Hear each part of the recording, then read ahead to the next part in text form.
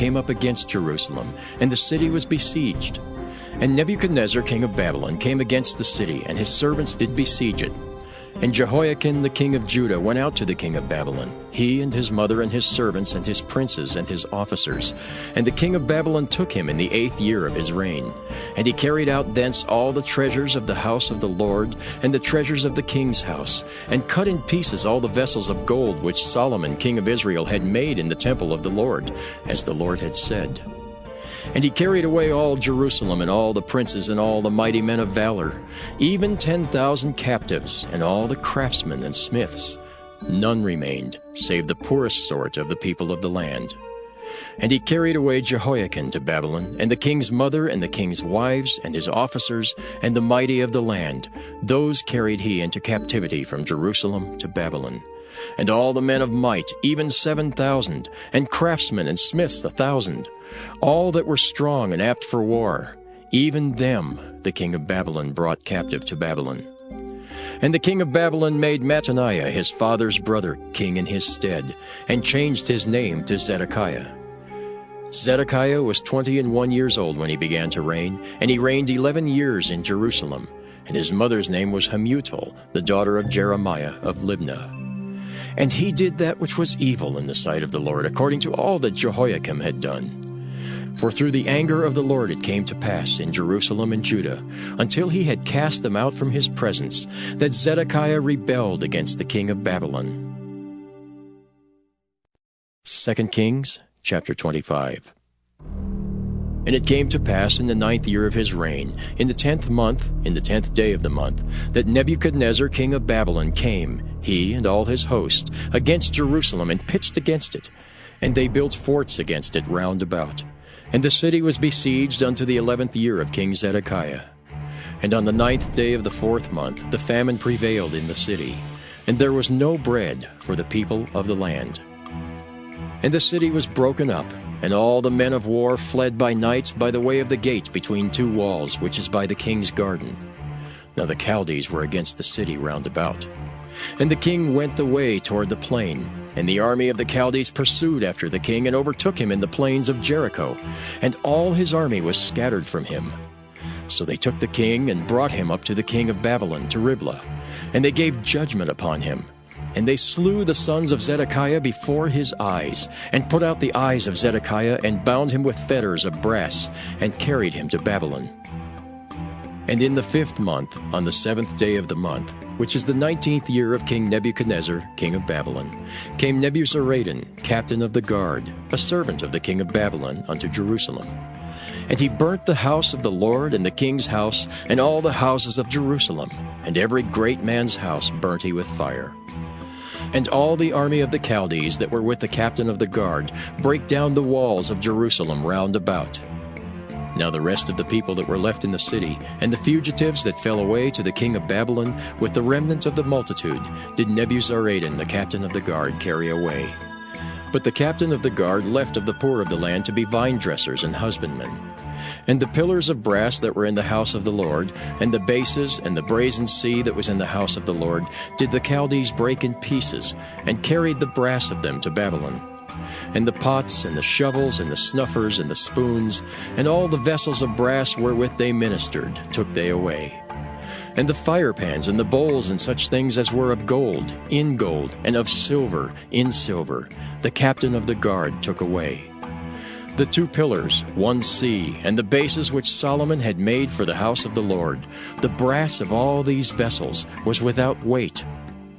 The height of 1 pillar was 18 cubits, and the chapiter upon it was brass, and the height of the chapiter 3 cubits, and the wreathen work and pomegranates upon the chapiter round about, all of brass. And like unto these had the 2nd pillar with wreathen work. And the captain of the guard took Seraiah the chief priest, and Zephaniah the 2nd priest, and the 3 keepers of the door. And out of the city he took an officer that was set over the men of war, and 5 men of them that were in the king's presence, which were found in the city, and the principal scribe of the host, which mustered the people of the land, and 60 men of the people of the land that were found in the city. And Nebuzaradan, captain of the guard, took these, and brought them to the king of Babylon to Riblah. And the king of Babylon smote them, and slew them at Riblah in the land of Hamath. So Judah was carried away out of their land. And as for the people that remained in the land of Judah, whom Nebuchadnezzar king of Babylon had left, even over them he made Gedaliah the son of Ahikam, the son of Shaphan, ruler. And when all the captains of the armies, they and their men, heard that the king of Babylon had made Gedaliah governor, there came to Gedaliah to Mizpah even Ishmael the son of Nethaniah, and Johanan the son of Kareah, and Seraiah the son of Tanhumeth the Netophathite, and Jaazaniah the son of a Maacathite, they and their men. And Gedaliah sware to them and to their men, and said unto them, Fear not to be the servants of the Chaldees. Dwell in the land, and serve the king of Babylon, and it shall be well with you. But it came to pass in the 7th month that Ishmael the son of Nethaniah, the son of Elishama of the seed royal, came, and 10 men with him, and smote Gedaliah, that he died, and the Jews and Chaldees that were with him at Mizpah. And all the people, both small and great, and the captains of the armies arose and came to Egypt, for they were afraid of the Chaldees.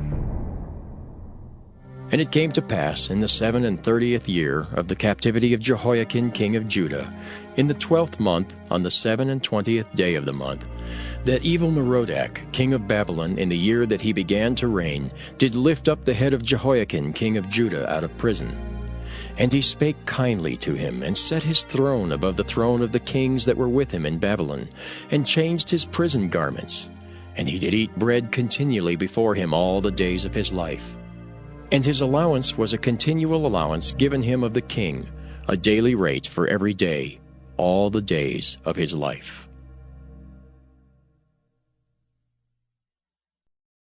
Chapter 26. By David.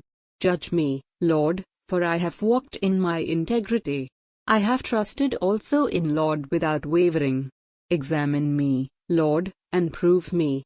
Try my heart and my mind. For your loving kindness is before my eyes. I have walked in your truth. I have not sat with deceitful men, neither will I go in with hypocrites. I hate the assembly of evildoers, and will not sit with the wicked. I will wash my hands in innocence, so I will go about your altar, Lord, that I may make the voice of thanksgiving to be heard, and tell of all your wondrous works. Lord, I love the habitation of your house, the place where your glory dwells. Do not gather my soul with sinners, nor my life with bloodthirsty men, in whose hands is wickedness, their right hand is full of bribes. But as for me, I will walk in my integrity. Redeem me, and be merciful to me. My foot stands in an even place. In the congregations I will. Chapter 4. Look, you are beautiful, my love. Look, you are beautiful. Your eyes are doves behind your veil. Your hair is as a flock of goats, that descend from Mount Gilead. Your teeth are like a newly shorn flock, which have come up from the washing, where every one of them has twins. None is bereaved among them. Your lips are like scarlet thread. Your mouth is lovely. Your temples are like a piece of a pomegranate behind your veil. Your neck is like David's tower built for an armory, whereon 1,000 shields hang, all the shields of the mighty men. Your 2 breasts are like 2 fawns that are twins of a gazelle, which feed among the lilies. Until the day is cool, and the shadows flee away, I will go to the mountain of myrrh, to the hill of frankincense. You are all beautiful, my love. There is no spot in you. Come with me from Lebanon, my bride, with me from Lebanon. Look from the top of Amana, from the top of Sinir and Hermon, from the lions' dens, from the mountains of the leopards. You have ravished my heart, my sister, my bride. You have ravished my heart with one of your eyes, with one chain of your neck. How beautiful is your love, my sister, my bride. How much better is your love than wine, the fragrance of your perfumes than all manner of spices. Your lips, my bride, drip like the honeycomb. Honey and milk are under your tongue. The smell of your garments is like the smell of Lebanon. A locked-up garden is my sister, my bride, a locked-up spring, a sealed fountain. Your shoots are an orchard of pomegranates, with precious fruits, henna with spikenard plants, spikenard and saffron, calamus and cinnamon, with every kind of incense tree, myrrh and aloes, with all the best spices, a fountain of gardens, a well of living waters, flowing streams from Lebanon. Awake, north wind, and come, you south. Blow on my garden, that its spices may flow out. Let my beloved come into his garden, and taste his precious. The second letter of John. The elder unto the elect lady and her children, whom I love in the truth, and not I only, but also all they that have known the truth. For the truth's sake which dwelleth in us, and shall be with us forever. Grace be with you, mercy and peace, from God the Father, and from the Lord Jesus Christ, the Son of the Father, in truth and love. I rejoiced greatly that I found of thy children walking in truth, as we have received a commandment from the Father. And now I beseech thee, lady, not as though I wrote a new commandment unto thee, but that which we had from the beginning, that we love one another. And this is love, that we walk after his commandments. This is the commandment, that as ye have heard from the beginning, ye should walk in it. For many deceivers are entered into the world, who confess not that Jesus Christ is come in the flesh. This is a deceiver and an antichrist. Look to yourselves that we lose not those things which we have wrought, but that we receive a full reward. Whosoever transgresseth and abideth not in the doctrine of Christ hath not God. He that abideth in the doctrine of Christ, he hath both the Father and the Son. If there come any unto you, and bring not this doctrine, receive him not into your house, neither bid him Godspeed. For he that biddeth him Godspeed is partaker of his evil deeds. Having many things to write unto you, I would not write with paper and ink, but I trust to come unto you, and speak face to face, that our joy may be full. The children of thy elect sister greet thee. Amen. 2 Thessalonians, chapter 1. Paul, Silvanus, and Timothy, to the church of the Thessalonians in God our Father, and the Lord Jesus Christ, grace to you and peace from God our Father and the Lord Jesus Christ. We are bound to always give thanks to God for you, brothers, even as it is appropriate, because your faith grows exceedingly, and the love of each and every one of you towards one another abounds, so that we ourselves boast about you in the churches of God for your patience and faith in all your persecutions and in the afflictions which you endure. This is an obvious sign of the righteous judgment of God, to the end that you may be counted worthy of the kingdom of God, for which you also suffer, since it is a righteous thing with God to repay affliction to those who afflict you, and to give relief to you who are afflicted with us, when the Lord Jesus is revealed from heaven with his mighty angels in flaming fire, giving vengeance to those who do not know God, and to those who do not obey the good news of our Lord Jesus, who will pay the penalty, everlasting destruction from the face of the Lord and from the glory of his might, when he comes to be glorified in his saints, and to be admired among all those who have believed, because our testimony to you was believed, in that day. To this end we also pray always for you, that our God may count you worthy of your calling, and fulfill every desire of goodness and work of faith, with power, that the name of our Lord Jesus may be glorified in you, and you in him, according to the grace of our God and the Lord Jesus. The Epistle of Paul the Apostle to the Hebrews, chapter 1. God, who at sundry times and in divers manners spake in time past unto the fathers by the prophets, hath in these last days spoken unto us by his Son, whom he hath appointed heir of all things, by whom also he made the worlds, who being the brightness of his glory and the express image of his person, and upholding all things by the word of his power, when he had by himself purged our sins, sat down on the right hand of the Majesty on high, being made so much better than the angels, as he hath by inheritance obtained a more excellent name than they. For unto which of the angels said he at any time, Thou art my son, this day have I begotten thee. And again, I will be to him a father, and he shall be to me a son. And again, when he bringeth in the first begotten into the world, he saith, And let all the angels of God worship him.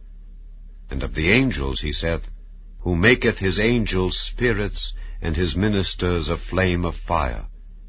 But unto the Son he saith, Thy throne, O God, is forever and ever. A scepter of righteousness is the scepter of thy kingdom. Thou hast loved righteousness and hated iniquity. Therefore God, even thy God, hath anointed thee with the oil of gladness above thy fellows.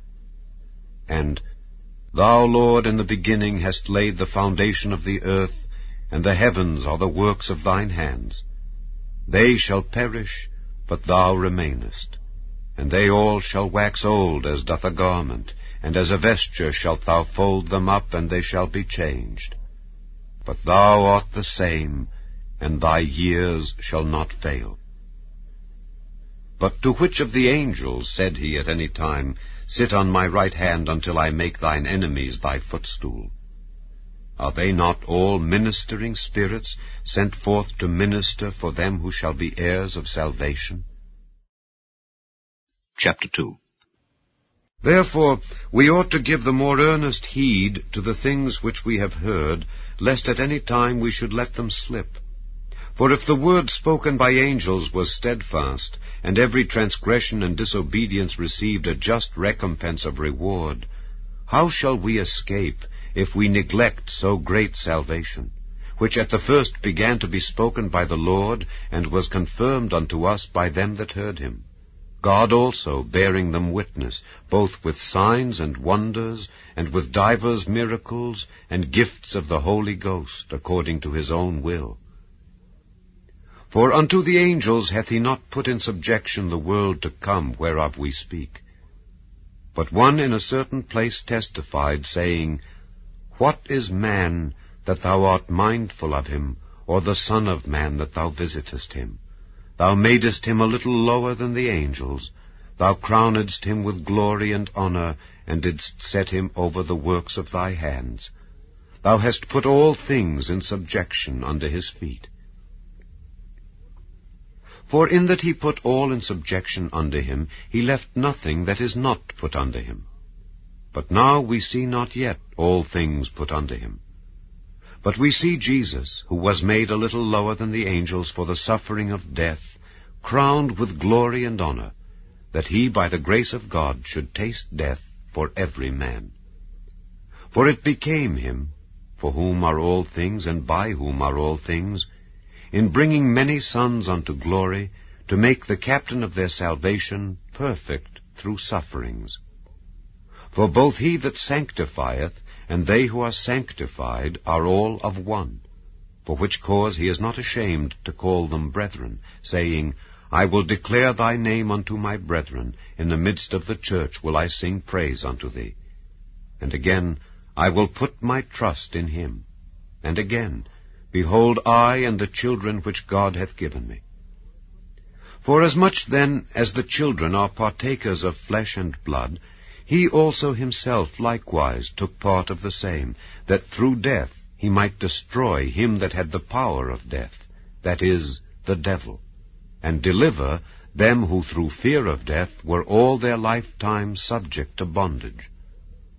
For verily he took not on him the nature of angels, but he took on him the seed of Abraham. Wherefore in all things it behooved him to be made like unto his brethren, that he might be a merciful and faithful high priest in things pertaining to God, to make reconciliation for the sins of the people.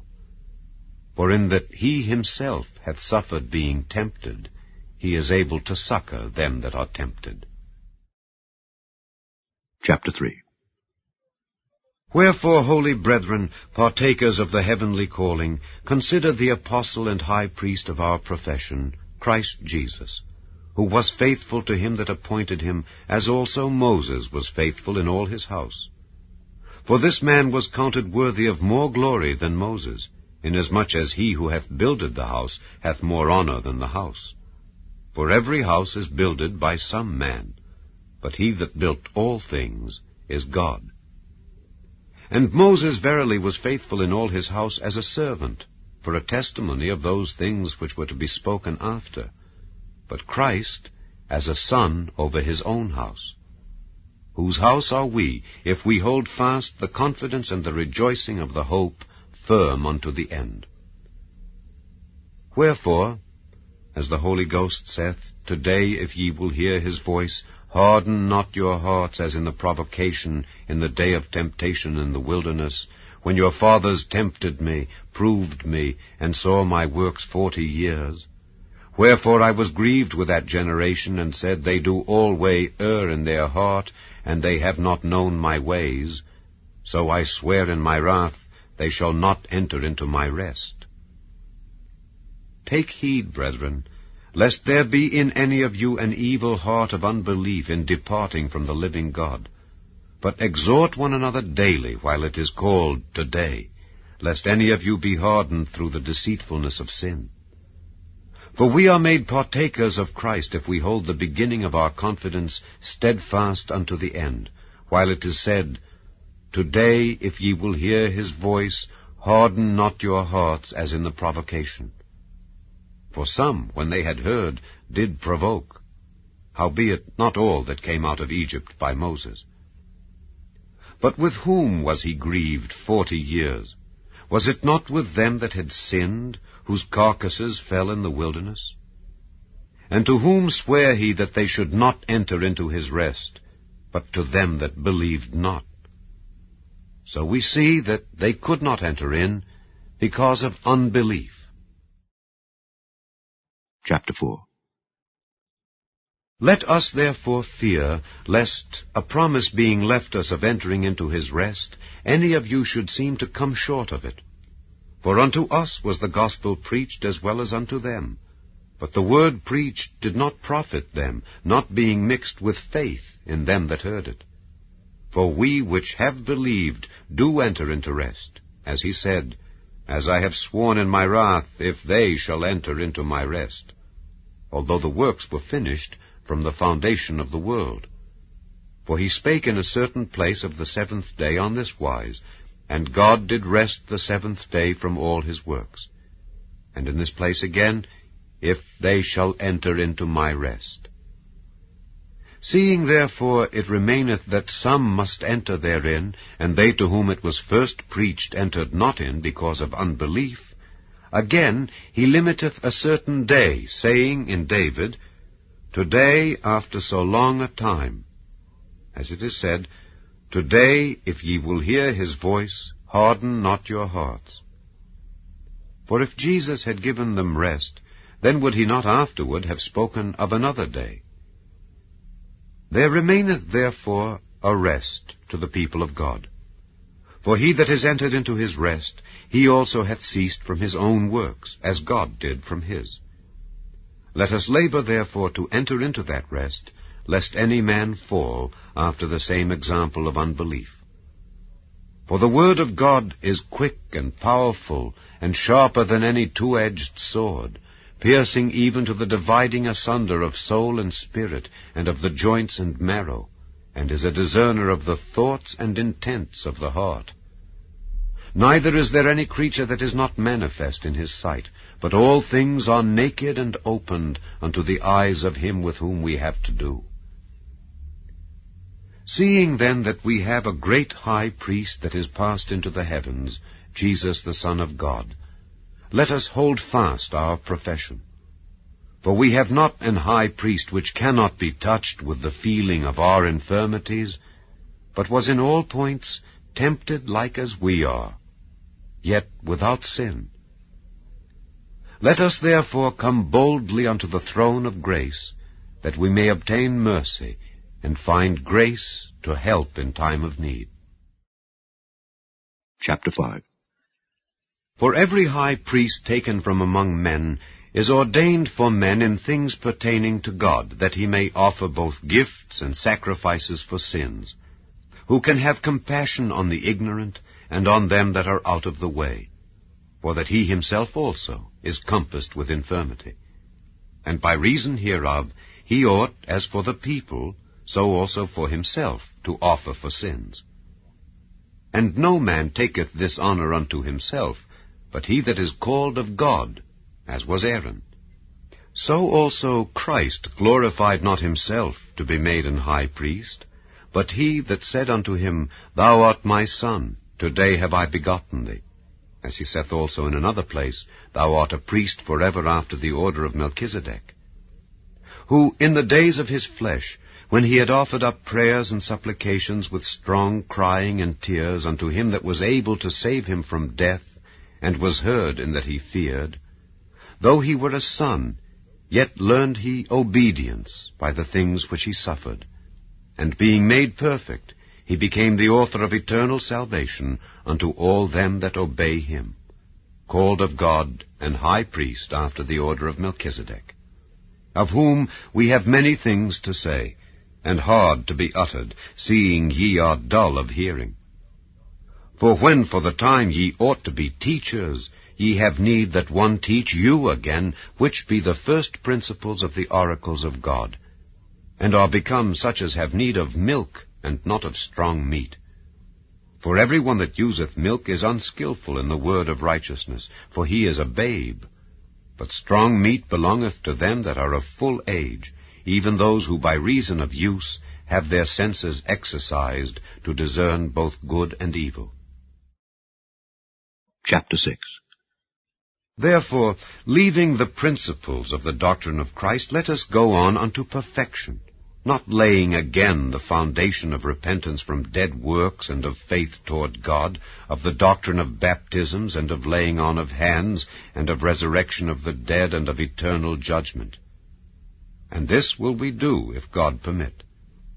For it is impossible for those who were once enlightened, and have tasted of the heavenly gift, and were made partakers of the Holy Ghost, and have tasted the good word of God and the powers of the world to come, if they shall fall away, to renew them again unto repentance, seeing they crucify to themselves the Son of God afresh, and put him to an open shame.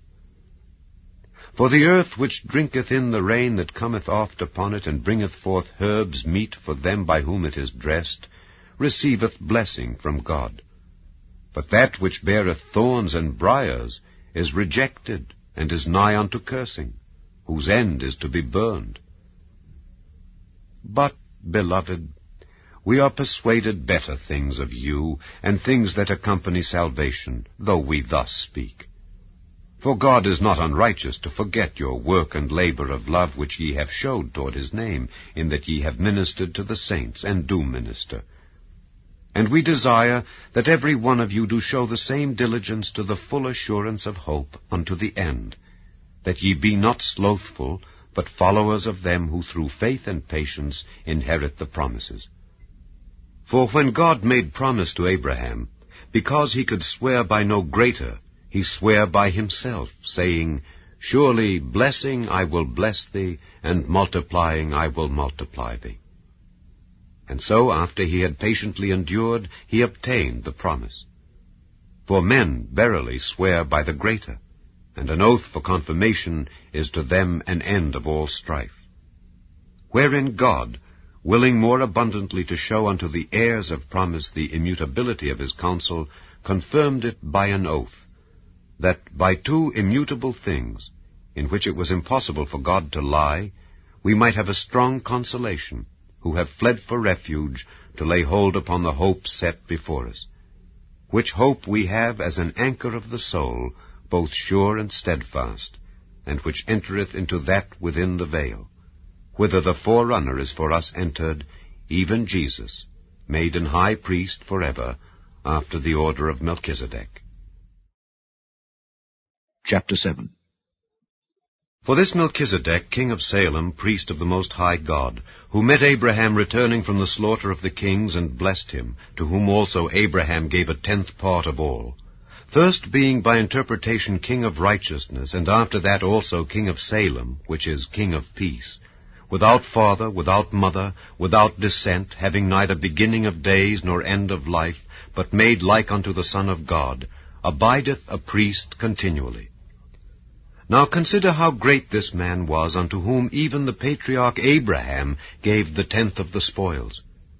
And verily they that are of the sons of Levi, who receive the office of the priesthood, have a commandment to take tithes of the people according to the law, that is, of their brethren, though they come out of the loins of Abraham. But he whose descent is not counted from them received tithes of Abraham, and blessed him that had the promises. And without all contradiction, the less is blessed of the better. And here men that die receive tithes, but there he receiveth them of whom it is witnessed that he liveth. And as I may so say, Levi also, who receiveth tithes, paid tithes in Abraham, for he was yet in the loins of his father when Melchizedek met him. If therefore perfection were by the Levitical priesthood, for under it the people received the law, what further need was there that another priest should rise after the order of Melchizedek, and not be called after the order of Aaron? For the priesthood being changed, there is made of necessity a change also of the law. For he of whom these things are spoken pertaineth to another tribe, of which no man gave attendance at the altar. For it is evident that our Lord sprang out of Judah, of which tribe Moses spake nothing concerning priesthood. And it is yet far more evident, for that after the similitude of Melchizedek there ariseth another priest, who is made not after the law of a carnal commandment, but after the power of an endless life. For he testifieth, Thou art a priest forever after the order of Melchizedek. For there is verily a disannulling of the commandment going before, for the weakness and unprofitableness thereof. For the law made nothing perfect, but the bringing in of a better hope did, by the which we draw nigh unto God. And inasmuch as not without an oath he was made priest, for those priests were made without an oath, but this with an oath by him that said unto him, The Lord sware and will not repent, Thou art a priest forever after the order of Melchizedek, by so much was Jesus made a surety of a better testament. And they truly were many priests, because they were not suffered to continue by reason of death. But this man, because he continueth ever, hath an unchangeable priesthood. Wherefore he is able also to save them to the uttermost that come unto God by him, seeing he ever liveth to make intercession for them. For such an high priest became us, who is holy, harmless, undefiled, separate from sinners, and made higher than the heavens, who needeth not daily as those high priests to offer up sacrifice, first for his own sins and then for the people's, for this he did once, when he offered up himself. For the law maketh men high priests which have infirmity, but the word of the oath which was since the law maketh the Son, who is consecrated forevermore. Chapter 8. Now of the things which we have spoken, this is the sum. We have such an high priest, who is set on the right hand of the throne of the majesty in the heavens, a minister of the sanctuary and of the true tabernacle, which the Lord pitched, and not man. For every high priest is ordained to offer gifts and sacrifices, wherefore it is of necessity that this man have somewhat also to offer. For if he were on earth, he should not be a priest, seeing that there are priests that offer gifts according to the law, who serve under the example and shadow of heavenly things, as Moses was admonished of God when he was about to make the tabernacle. For see, saith he, that thou make all things according to the pattern showed to thee in the mount. But now hath he obtained a more excellent ministry, by how much also he is the mediator of a better covenant, which was established upon better promises. For if that first covenant had been faultless, then should no place have been sought for the second. For finding fault with them, he saith, Behold, the days come, saith the Lord, when I will make a new covenant with the house of Israel and with the house of Judah, not according to the covenant that I made with their fathers, in the day when I took them by the hand to lead them out of the land of Egypt, because they continued not in my covenant, and I regarded them not, saith the Lord. For this is the covenant that I will make with the house of Israel after those days, saith the Lord. I will put my laws into their mind, and write them in their hearts, and I will be to them a God, and they shall be to me a people. And they shall not teach every man his neighbor and every man his brother, saying, Know the Lord, for all shall know me from the least to the greatest. For I will be merciful to their unrighteousness, and their sins and their iniquities will I remember no more. In that he saith, A new covenant, he hath made the first old. Now that which decayeth and waxeth old is ready to vanish away. Chapter 9. Then verily the first covenant had also ordinances of divine service and a worldly sanctuary. For there was a tabernacle made, the first wherein was the candlestick and the table and the showbread, which is called the sanctuary, and after the second veil the tabernacle which is called the holiest of all, which had the golden censer and the ark of the covenant overlaid round about with gold, wherein was the golden pot that had manna, and Aaron's rod that budded, and the tables of the covenant, and over it the cherubims of glory shadowing the mercy seat, of which we cannot now speak particularly. Now when these things were thus ordained, the priests went always into the first tabernacle, accomplishing the service of God. But into the second went the high priest alone once every year, not without blood, which he offered for himself and for the errors of the people. The Holy Ghost this signifying, that the way into the holiest of all was not yet made manifest, while as the first tabernacle was yet standing, which was a figure for the time then present, in which were offered both gifts and sacrifices that could not make him that did the service perfect as pertaining to the conscience, which stood only in meats and drinks and divers washings and carnal ordinances imposed on them until the time of Reformation.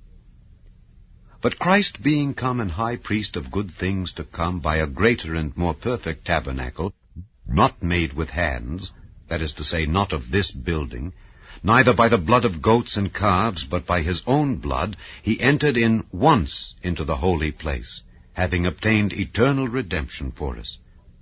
For if the blood of bulls and of goats and the ashes of an heifer sprinkling the unclean sanctifieth to the purifying of the flesh, how much more shall the blood of Christ, who through the eternal Spirit offered himself without spot to God, purge your conscience from dead works to serve the living God?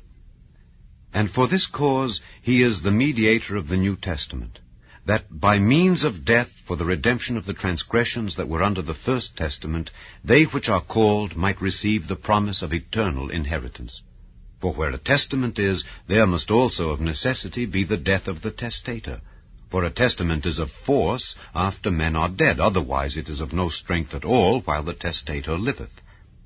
Whereupon neither the first testament was dedicated without blood. For when Moses had spoken every precept to all the people according to the law, he took the blood of calves and of goats, with water and scarlet wool and hyssop, and sprinkled both the book and all the people, saying, This is the blood of the testament which God hath enjoined unto you. Moreover, he sprinkled with blood both the tabernacle and all the vessels of the ministry. And almost all things are by the law purged with blood, and without shedding of blood is no remission.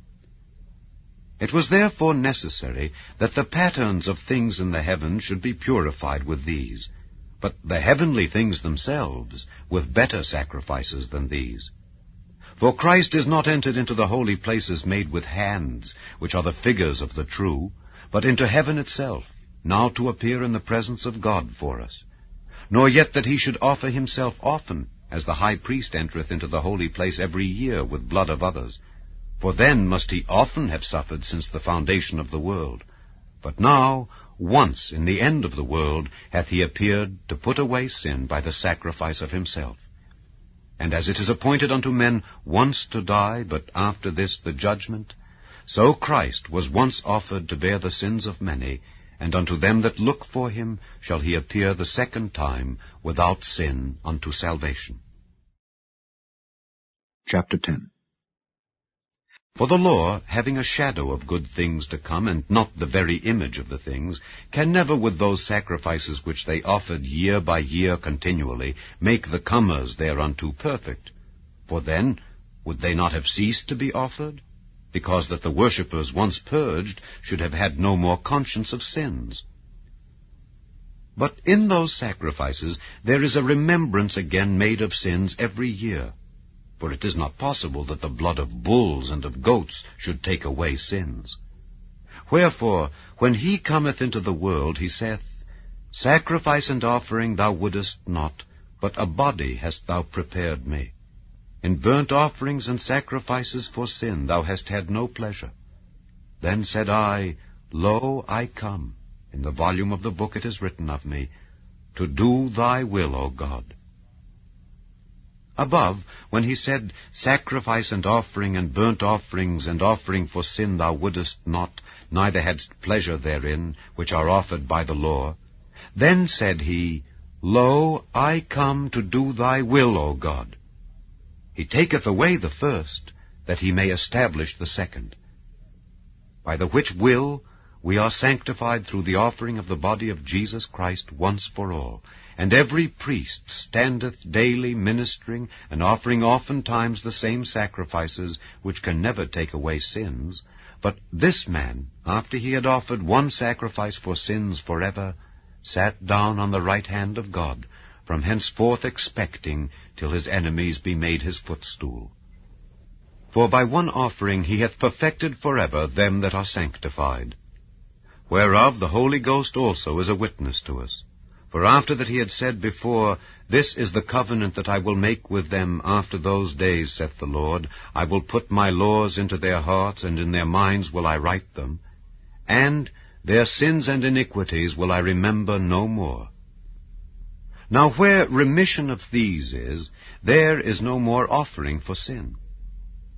Having therefore, brethren, boldness to enter into the holiest by the blood of Jesus, by a new and living way which he hath consecrated for us through the veil, that is to say, his flesh, and having an high priest over the house of God, let us draw near with a true heart and full assurance of faith, having our hearts sprinkled from an evil conscience, and our bodies washed with pure water. Let us hold fast the profession of our faith without wavering, for he is faithful that promised. And let us consider one another to provoke unto love and to good works, not forsaking the assembling of ourselves together, as the manner of some is, but exhorting one another, and so much the more as ye see the day approaching. For if we sin wilfully after that we have received the knowledge of the truth, there remaineth no more sacrifice for sins, but a certain fearful looking for of judgment and fiery indignation, which shall devour the adversaries. He that despised Moses' law died without mercy under 2 or 3 witnesses.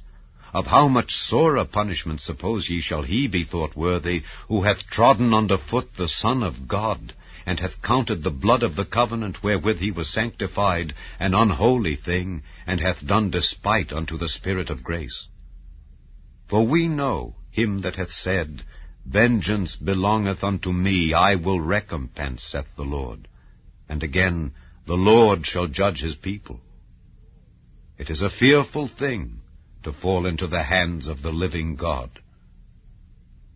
But call to remembrance the former days, in which, after ye were illuminated, ye endured a great fight of afflictions, partly whilst ye were made a gazing stock both by reproaches and afflictions, and partly whilst ye became companions of them that were so used.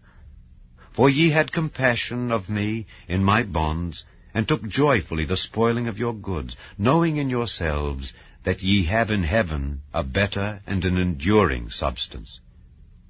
Cast not away therefore your confidence, which hath great recompense of reward. For ye have need of patience, that after ye have done the will of God, ye might receive the promise. For yet a little while, and he that shall come will come, and will not tarry.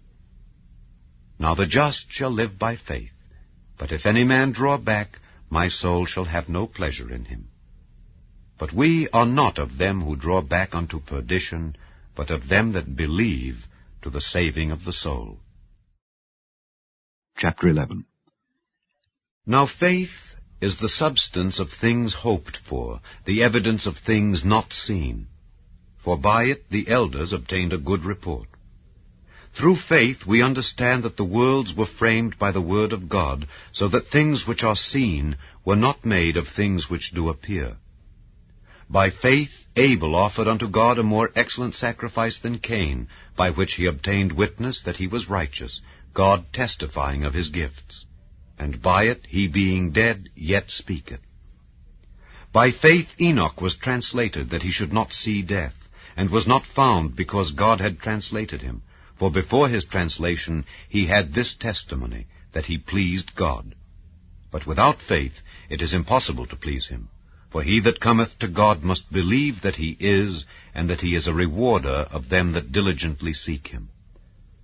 By faith Noah, being warned of God of things not seen as yet, moved with fear, prepared an ark to the saving of his house, by the which he condemned the world, and became heir of the righteousness which is by faith.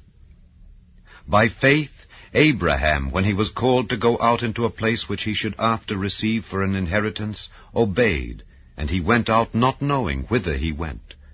By faith he sojourned in the land of promise, as in a strange country, dwelling in tabernacles with Isaac and Jacob, the heirs with him of the same promise.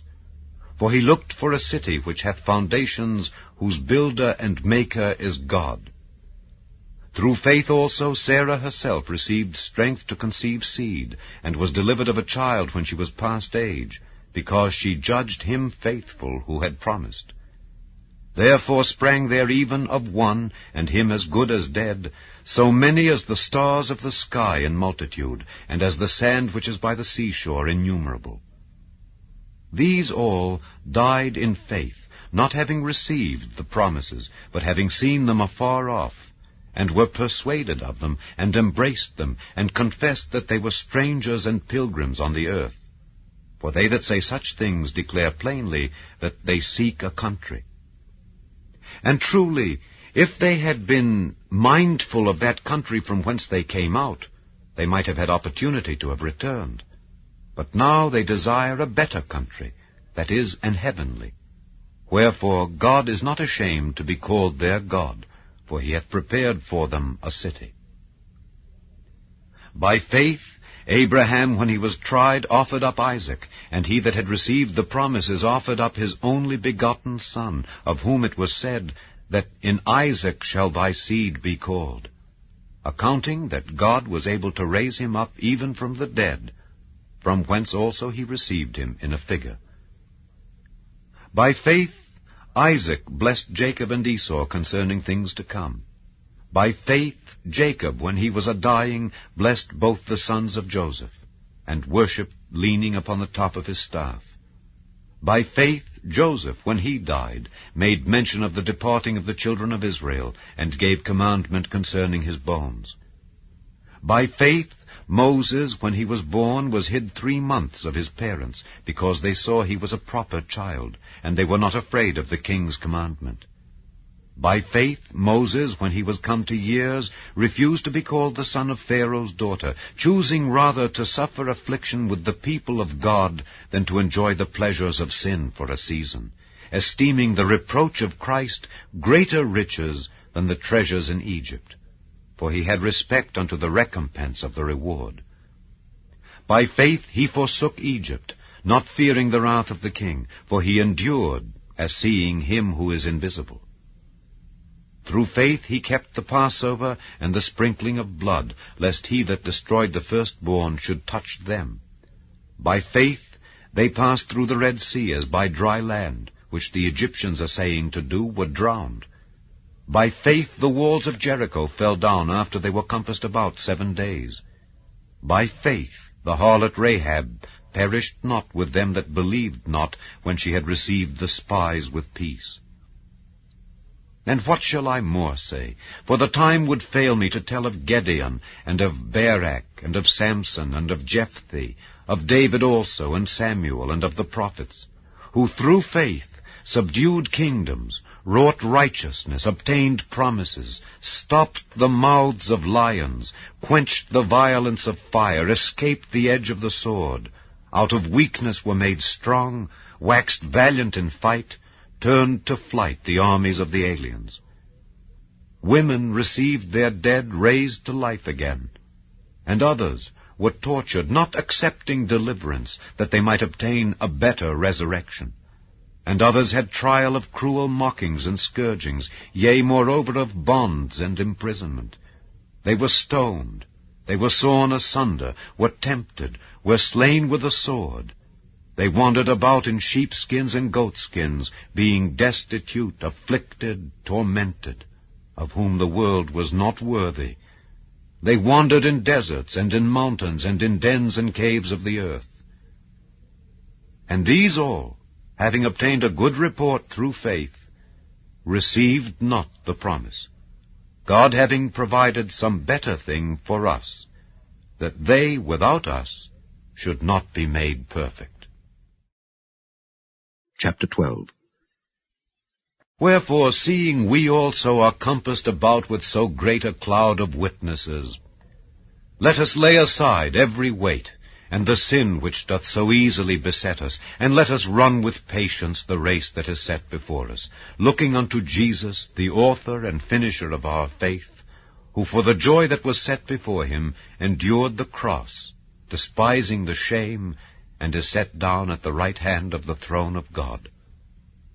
For consider him that endured such contradiction of sinners against himself, lest ye be wearied and faint in your minds. Ye have not yet resisted unto blood, striving against sin. And ye have forgotten the exhortation which speaketh unto you as unto children. My son, despise not thou the chastening of the Lord, nor faint when thou art rebuked of him. For whom the Lord loveth, he chasteneth, and scourgeth every son whom he receiveth.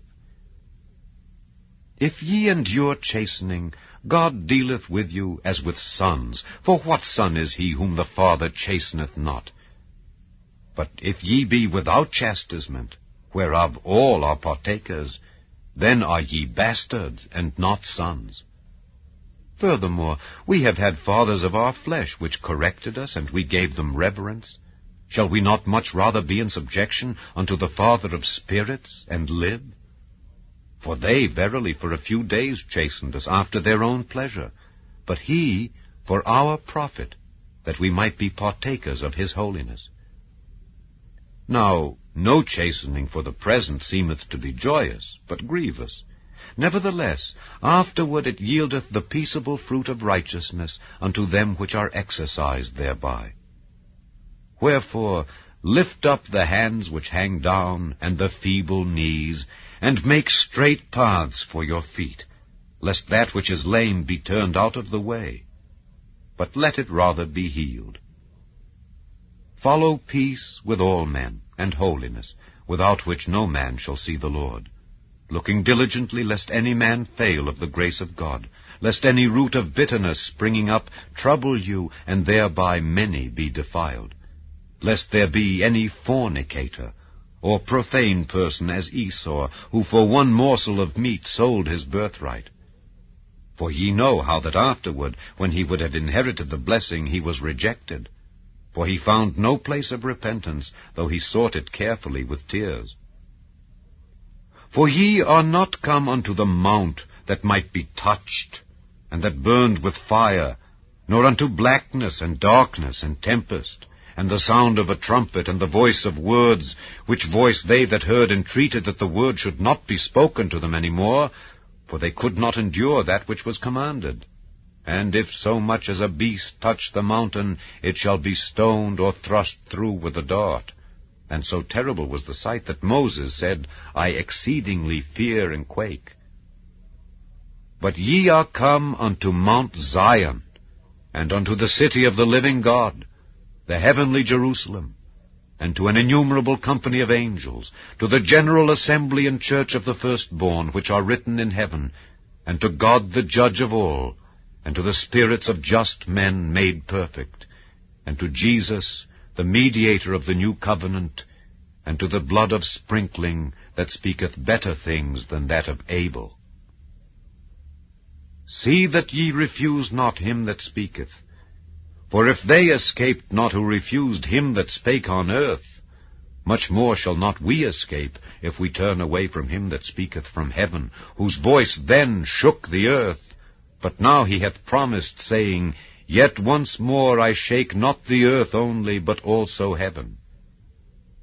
And this word, yet once more, signifieth the removing of those things that are shaken, as of things that are made, that those things which cannot be shaken may remain.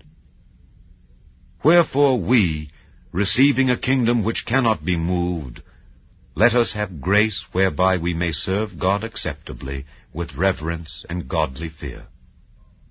For our God is a consuming fire. Chapter 13. Let brotherly love continue. Be not forgetful to entertain strangers, for thereby some have entertained angels unawares. Remember them that are in bonds, as bound with them, and them which suffer adversity, as being yourselves also in the body. Marriage is honorable in all, and the bed undefiled, but whoremongers and adulterers God will judge. Let your conversation be without covetousness, and be content with such things as ye have, for he hath said, I will never leave thee nor forsake thee, so that we may boldly say, The Lord is my helper, and I will not fear what man shall do unto me. Remember them which have the rule over you, who have spoken unto you the word of God, whose faith follow, considering the end of their conversation. Jesus Christ, the same yesterday and today and forever. Be not carried about with divers and strange doctrines, for it is a good thing that the heart be established with grace, not with meats which have not profited them that have been occupied therein. We have an altar whereof they have no right to eat which serve the tabernacle. For the bodies of those beasts whose blood is brought into the sanctuary by the high priest for sin are burned without the camp.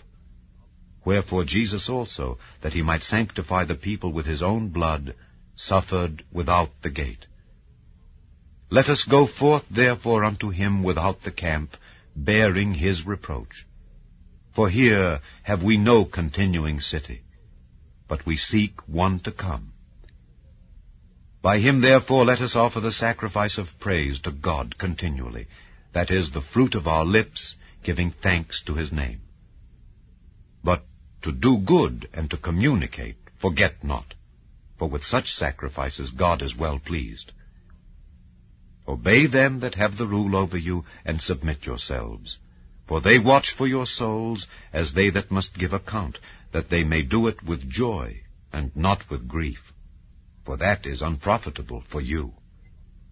Pray for us, for we trust we have a good conscience, in all things willing to live honestly. But I beseech you the rather to do this, that I may be restored to you the sooner. Now the God of peace that brought again from the dead our Lord Jesus, that great shepherd of the sheep, through the blood of the everlasting covenant, make you perfect in every good work to do his will, working in you that which is well-pleasing in his sight through Jesus Christ, to whom be glory forever and ever. Amen. And I beseech you, brethren, suffer the word of exhortation, for I have written a letter unto you in few words. Know ye that our brother Timothy is set at liberty, with whom, if he come shortly, I will see you. Salute all them that have the rule over you, and all the saints. They of Italy salute you. Grace be with you all. Amen. 2 Samuel. 2 Samuel, chapter 1. Now it came to pass, after the death of Saul, when David was returned from the slaughter of the Amalekites, and David had abode 2 days in Ziklag. It came even to pass on the 3rd day, that behold, a man came out of the camp from Saul with his clothes rent, and earth upon his head. And so it was, when he came to David, that he fell to the earth and did obeisance. And David said unto him, From whence comest thou? And he said unto him, Out of the camp of Israel am I escaped. And David said unto him, How went the matter? I pray thee, tell me. And he answered, That the people are fled from the battle, and many of the people also are fallen and dead. And Saul and Jonathan his son are dead also. And David said unto the young man that told him, How knowest thou that Saul and Jonathan his son be dead? And the young man that told him said, As I happened by chance upon Mount Gilboa, behold, Saul leaned upon his spear, and lo, the chariots and horsemen followed hard after him. And when he looked behind him, He saw me, and called unto me, and I answered, Here am I. And he said unto me, Who art thou? And I answered him, I am an Amalekite. He said unto me again, Stand, I pray thee, upon me, and slay me. For anguish is come upon me, because my life is yet whole in me. So I stood upon him, and slew him, because I was sure that he could not live after that he was fallen. And I took the crown that was upon his head, and the bracelet that was on his arm, and have brought them hither unto my lord. Then David took hold on his clothes and rent them, and likewise all the men that were with him. And they mourned and wept and fasted until even, for Saul and for Jonathan his son, and for the people of the Lord, and for the house of Israel, because they were fallen by the sword. And David said unto the young man that told him, Whence art thou? And he answered, I am the son of a stranger, an Amalekite. And David said unto him, How wast thou not afraid to stretch forth thine hand to destroy the Lord's anointed? And David called one of the young men and said, Go near, and fall upon him. And he smote him that he died. And David said unto him, Thy blood be upon thy head. For thy mouth hath testified against thee, saying, I have slain the Lord's anointed. And David lamented with his lamentation over Saul and over Jonathan his son. Also he bade them teach the children of Judah the use of the bow. Behold, it is written in the book of Jasher. The beauty of Israel is slain upon thy high places. How are the mighty fallen? Tell it not in Gath, publish it not in the streets of Askelon, lest the daughters of the Philistines rejoice, lest the daughters of the uncircumcised triumph. Ye mountains of Gilboa, let there be no dew, neither let there be rain upon you, nor fields of offerings, for there the shield of the mighty is vilely cast away, the shield of Saul, as though he had not been anointed with oil. From the blood of the slain, from the fat of the mighty, the bow of Jonathan turned not back, and the sword of Saul returned not empty. Saul and Jonathan were lovely and pleasant in their lives, and in their death they were not divided. They were swifter than eagles, they were stronger than lions. Ye daughters of Israel, weep over Saul, who clothed you in scarlet, with other delights, who put on ornaments of gold upon your apparel. How are the mighty fallen in the midst of the battle? O Jonathan, thou wast slain in thine high places. I am distressed for thee, my brother Jonathan. Very pleasant hast thou been unto me. Thy love to me was wonderful, passing the love of women. How are the mighty fallen, and the weapons of war perished? 2 Samuel chapter 2. And it came to pass after this that David inquired of the Lord, saying, Shall I go up into any of the cities of Judah? And the Lord said unto him, Go up. And David said, Whither shall I go up?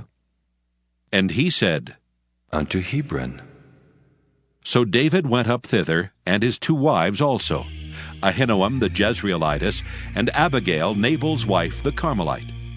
And his men that were with him did David bring up, every man with his household, and they dwelt in the cities of Hebron. And the men of Judah came, and there they anointed David king over the house of Judah. And they told David, saying, The men of Jabesh-Gilead were they that buried Saul. And David sent messengers unto the men of Jabesh-Gilead, and said unto them, Blessed be ye of the Lord, that ye have showed this kindness unto your Lord, even unto Saul, and have buried him. And now the Lord show kindness and truth unto you. And I also will requite you this kindness, because ye have done this thing. Therefore now let your hands be strengthened, and be ye valiant. For your master Saul is dead, and also the house of Judah have anointed me king over them. But Abner the son of Ner, captain of Saul's host, took Ishbosheth the son of Saul, and brought him over to Mahanaim, and made him king over Gilead, and over the Asherites, and over Jezreel, and over Ephraim, and over Benjamin, and over all Israel. Ishbosheth, Saul's son, was 40 years old when he began to reign over Israel, and reigned 2 years. but the house of Judah followed David. And the time that David was king in Hebron over the house of Judah was 7 years and 6 months. And Abner the son of Ner, and the servants of Ishbosheth the son of Saul, went out from Mahanaim to Gibeon. And Joab the son of Zeruiah, and the servants of David went out and met together by the pool of Gibeon. And they sat down, the one on the one side of the pool, and the other on the other side of the pool. And Abner said to Joab, Let the young men now arise and play before us. And Joab said, Let them arise. Then there arose and went over by number 12 of Benjamin, which pertained to Ishbosheth the son of Saul, and 12 of the servants of David. And they caught every one his fellow by the head, and thrust his sword in his fellow's side, so they fell down together. Wherefore that place was called Helkath-Hazurim, which is in Gibeon. And there was a very sore battle that day, and Abner was beaten, and the men of Israel before the servants of David. And there were 3 sons of Zeruiah there, Joab, and Abishai, and Asahel. And Asahel was as light of foot as a wild roe. And Asahel pursued after Abner, and in going he turned not to the right hand nor to the left from following Abner. Then Abner looked behind him and said, Art thou Asahel? And he answered, I am! And Abner said to him, Turn thee aside to thy right hand or to thy left, and lay thee hold on one of the young men, and take thee his armor. But Asahel would not turn aside from following him. And Abner said again to Asahel, Turn thee aside from following me. Wherefore shall I smite thee to the ground? How then shall I hold up my face to Joab thy brother? Howbeit he refused to turn aside. Wherefore Abner with the hinder end of the spear smote him under the 5th rib, that the spear came out behind him. And he fell down there and died in the same place. And it came to pass that as many as came to the place where Asahel fell down and died stood still. Joab also and Abishai pursued after Abner, and the sun went down when they were come to the hill of Ammah, that lieth before Giah, by the way of the wilderness of Gibeon. And the children of Benjamin gathered themselves together after Abner, and became one troop, and stood on the top of an hill. Then Abner called to Joab and said, Shall the sword devour forever? Knowest thou not that it will be bitterness in the latter end? How long shall it be then, ere thou bid the people return from following their brethren? And Joab said, As God liveth, unless thou hadst spoken, surely then in the morning the people had gone up every one from following his brother. So Joab blew a trumpet, and all the people stood still, and pursued after Israel no more, neither fought they any more. And Abner and his men walked all that night through the plain, and passed over Jordan, and went through all Bithron, and they came to Mahanaim. And Joab returned from following Abner. And when he had gathered all the people together, there lacked of David's servants 19 men and Asahel. But the servants of David had smitten of Benjamin and of Abner's men, so that 360 men died. And they took up Asahel and buried him in the sepulchre of his father, which was in Bethlehem.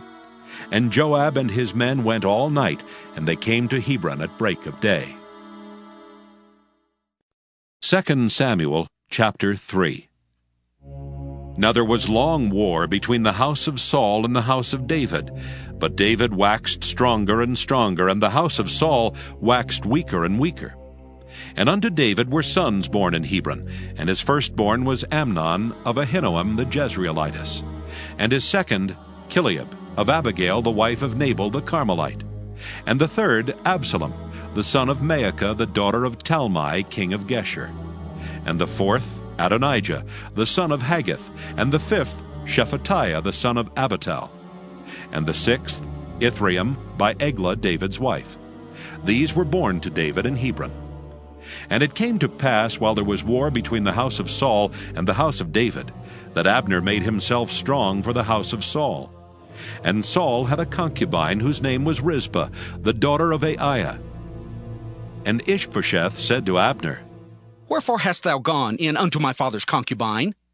Then was Abner very wroth for the words of Ishbosheth, and said, Am I a dog's head, which against Judah do show kindness this day unto the house of Saul thy father, to his brethren and to his friends, and have not delivered thee into the hand of David, that thou chargest me today with a fault concerning this woman? So do God to Abner, and more also, except as the Lord hath sworn to David. Even so I do to him, to translate the kingdom from the house of Saul, and to set up the throne of David over Israel and over Judah, from Dan even to Beersheba. And he could not answer Abner a word again, because he feared him. And Abner sent messengers to David on his behalf, saying, Whose is the land? Saying also, Make thy league with me, and behold, my hand shall be with thee, to bring about all Israel unto thee. And he said, Well, I will make a league with thee. But one thing I require of thee, that is, thou shalt not see my face, except thou first bring Michal, Saul's daughter, when thou comest to see my face. And David sent messengers to Ishbosheth, Saul's son, saying, Deliver me my wife Michal, which I espoused to me for 100 foreskins of the Philistines. And Ishbosheth sent and took her from her husband, even from Phaltiel the son of Laish. And her husband went with her along, weeping behind her, to Bahurim. Then said Abner unto him, Go, return. And he returned. And Abner had communication with the elders of Israel, saying, Ye sought for David in times past to be king over you. Now then do it. For the Lord hath spoken of David, saying, By the hand of my servant David I will save my people Israel out of the hand of the Philistines, and out of the hand of all their enemies. And Abner also spake in the ears of Benjamin. And Abner went also to speak in the ears of David in Hebron all that seemed good to Israel, and that seemed good to the whole house of Benjamin. So Abner came to David to Hebron, and 20 men with him. And David made Abner and the men that were with him a feast. And Abner said unto David, I will arise and go, and will gather all Israel unto my lord the king, that they may make a league with thee, and that thou mayest reign over all that thine heart desireth. And David sent Abner away, and he went in peace. And behold, the servants of David and Joab came from pursuing a troop, and brought in a great spoil with them. But Abner was not with David in Hebron, for he had sent him away, and he was gone in peace. When Joab and all the host that was with him were come, they told Joab, saying, Abner the son of Ner came to the king, and he hath sent him away, and he has gone in peace. Then Joab came to the king and said, What hast thou done? Behold, Abner came unto thee.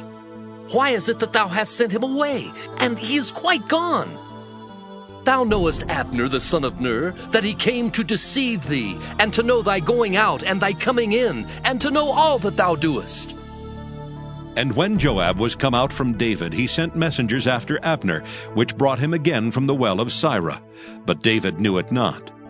And when Abner was returned to Hebron, Joab took him aside in the gate to speak with him quietly, and smote him there under the 5th rib, that he died, for the blood of Asahel his brother. And afterward, when David heard it, he said, I and my kingdom are guiltless before the Lord forever from the blood of Abner the son of Ner. Let it rest on the head of Joab, and on all his father's house. And let there not fail from the house of Joab one that hath an issue, or that is a leper, or that leaneth on a staff, or that falleth on the sword, or that lacketh bread. So Joab and Abishai his brother slew Abner, because he had slain their brother Asahel at Gibeon in the battle. And David said to Joab and to all the people that were with him, Rend your clothes, and gird you with sackcloth, and mourn before Abner. And King David himself followed the bier. And they buried Abner in Hebron. And the king lifted up his voice and wept at the grave of Abner, and all the people wept. And the king lamented over Abner and said, Died Abner as a fool dieth? Thy hands were not bound, nor thy feet put into fetters. As a man falleth before wicked men, so fellest thou. And all the people wept again over him. And when all the people came to cause David to eat meat while it was yet day, David sware, saying, so do God to me, and more also, if I taste bread or aught else till the sun be down. And all the people took notice of it, and it pleased them, as whatsoever the king did pleased all the people. For all the people and all Israel understood that day that it was not of the king to slay Abner the son of Ner.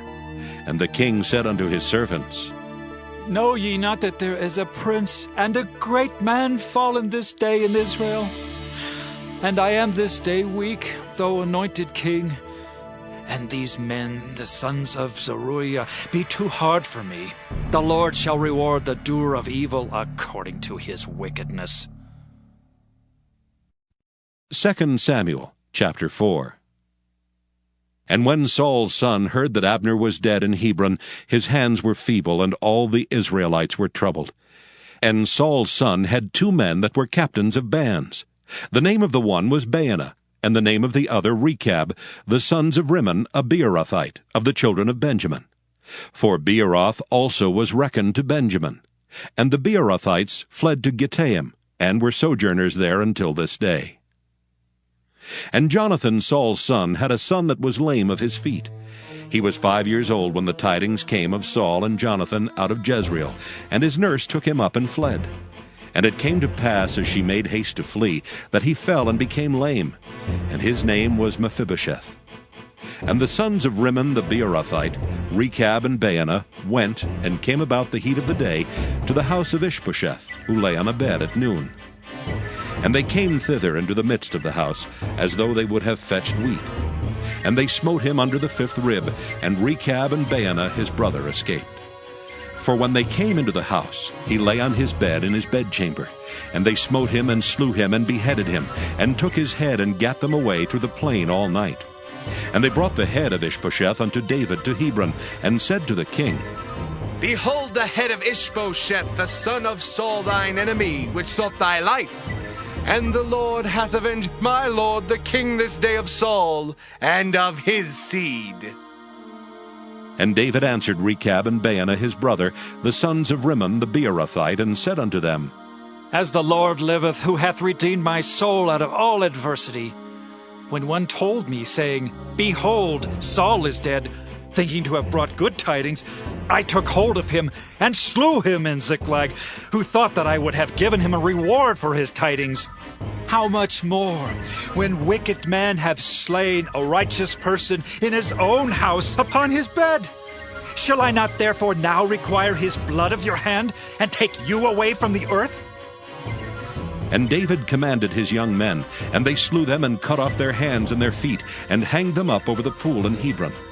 But they took the head of Ishbosheth and buried it in the sepulchre of Abner in Hebron.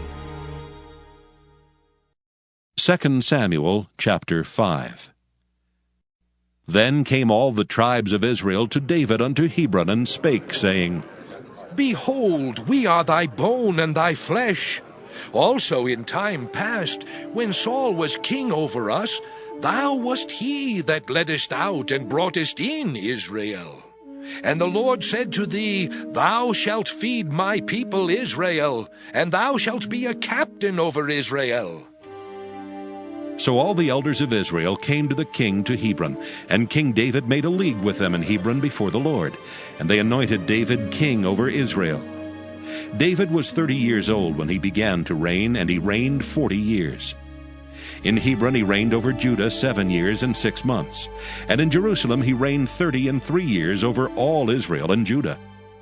And the king and his men went to Jerusalem unto the Jebusites, the inhabitants of the land, which spake unto David, saying, Except thou take away the blind and the lame, thou shalt not come in hither.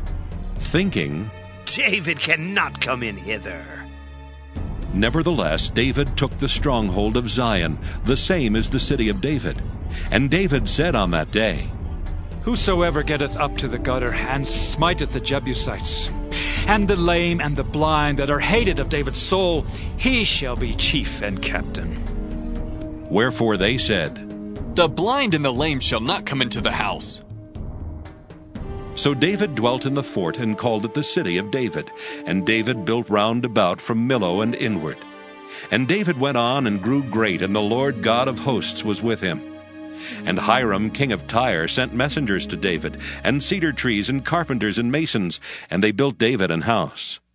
And David perceived that the Lord had established him king over Israel, and that he had exalted his kingdom for his people Israel's sake. And David took him more concubines and wives out of Jerusalem after he was come from Hebron. And there were yet sons and daughters born to David.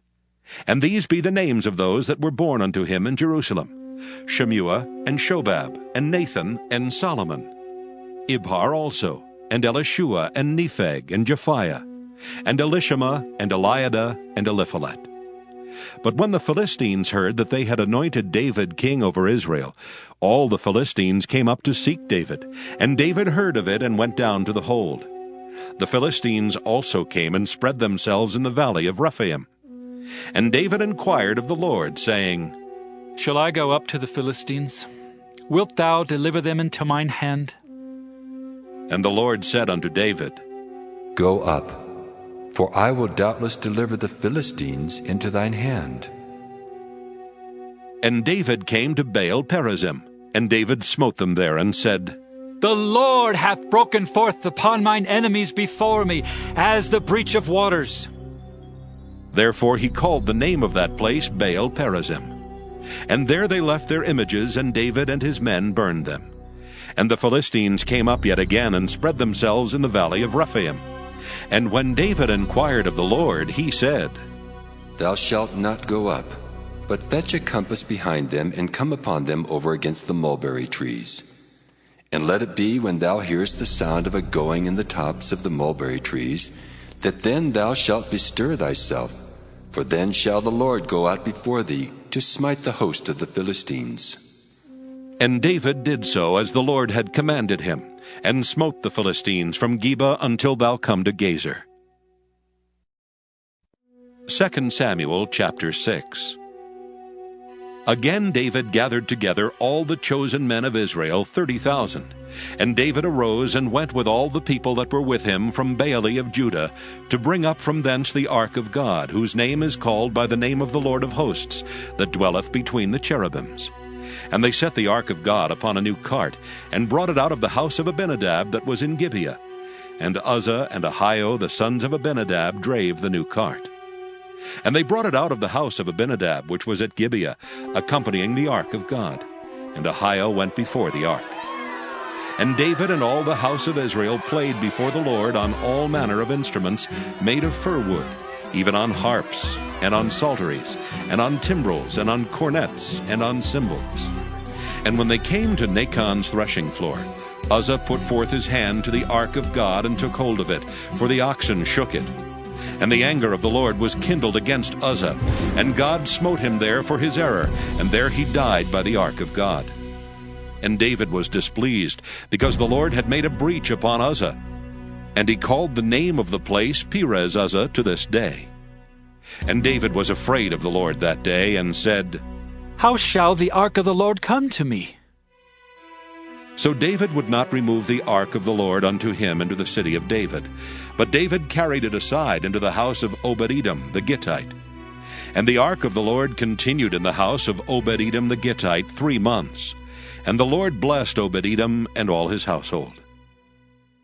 And it was told King David, saying, The Lord hath blessed the house of Obed-Edom, and all that pertaineth unto him, because of the ark of God. So David went and brought up the ark of God from the house of Obed-Edom into the city of David with gladness. And it was so that when they that bare the ark of the Lord had gone 6 paces, he sacrificed oxen and fatlings. And David danced before the Lord with all his might, and David was girded with a linen ephod. So David and all the house of Israel brought up the ark of the Lord with shouting, and with the sound of the trumpet. And as the ark of the Lord came into the city of David, Michal, Saul's daughter, looked through a window, and saw King David leaping and dancing before the Lord. And she despised him in her heart. And they brought in the ark of the Lord, and set it in his place, in the midst of the tabernacle that David had pitched for it. And David offered burnt offerings and peace offerings before the Lord. And as soon as David had made an end of offering burnt offerings and peace offerings, he blessed the people in the name of the Lord of hosts.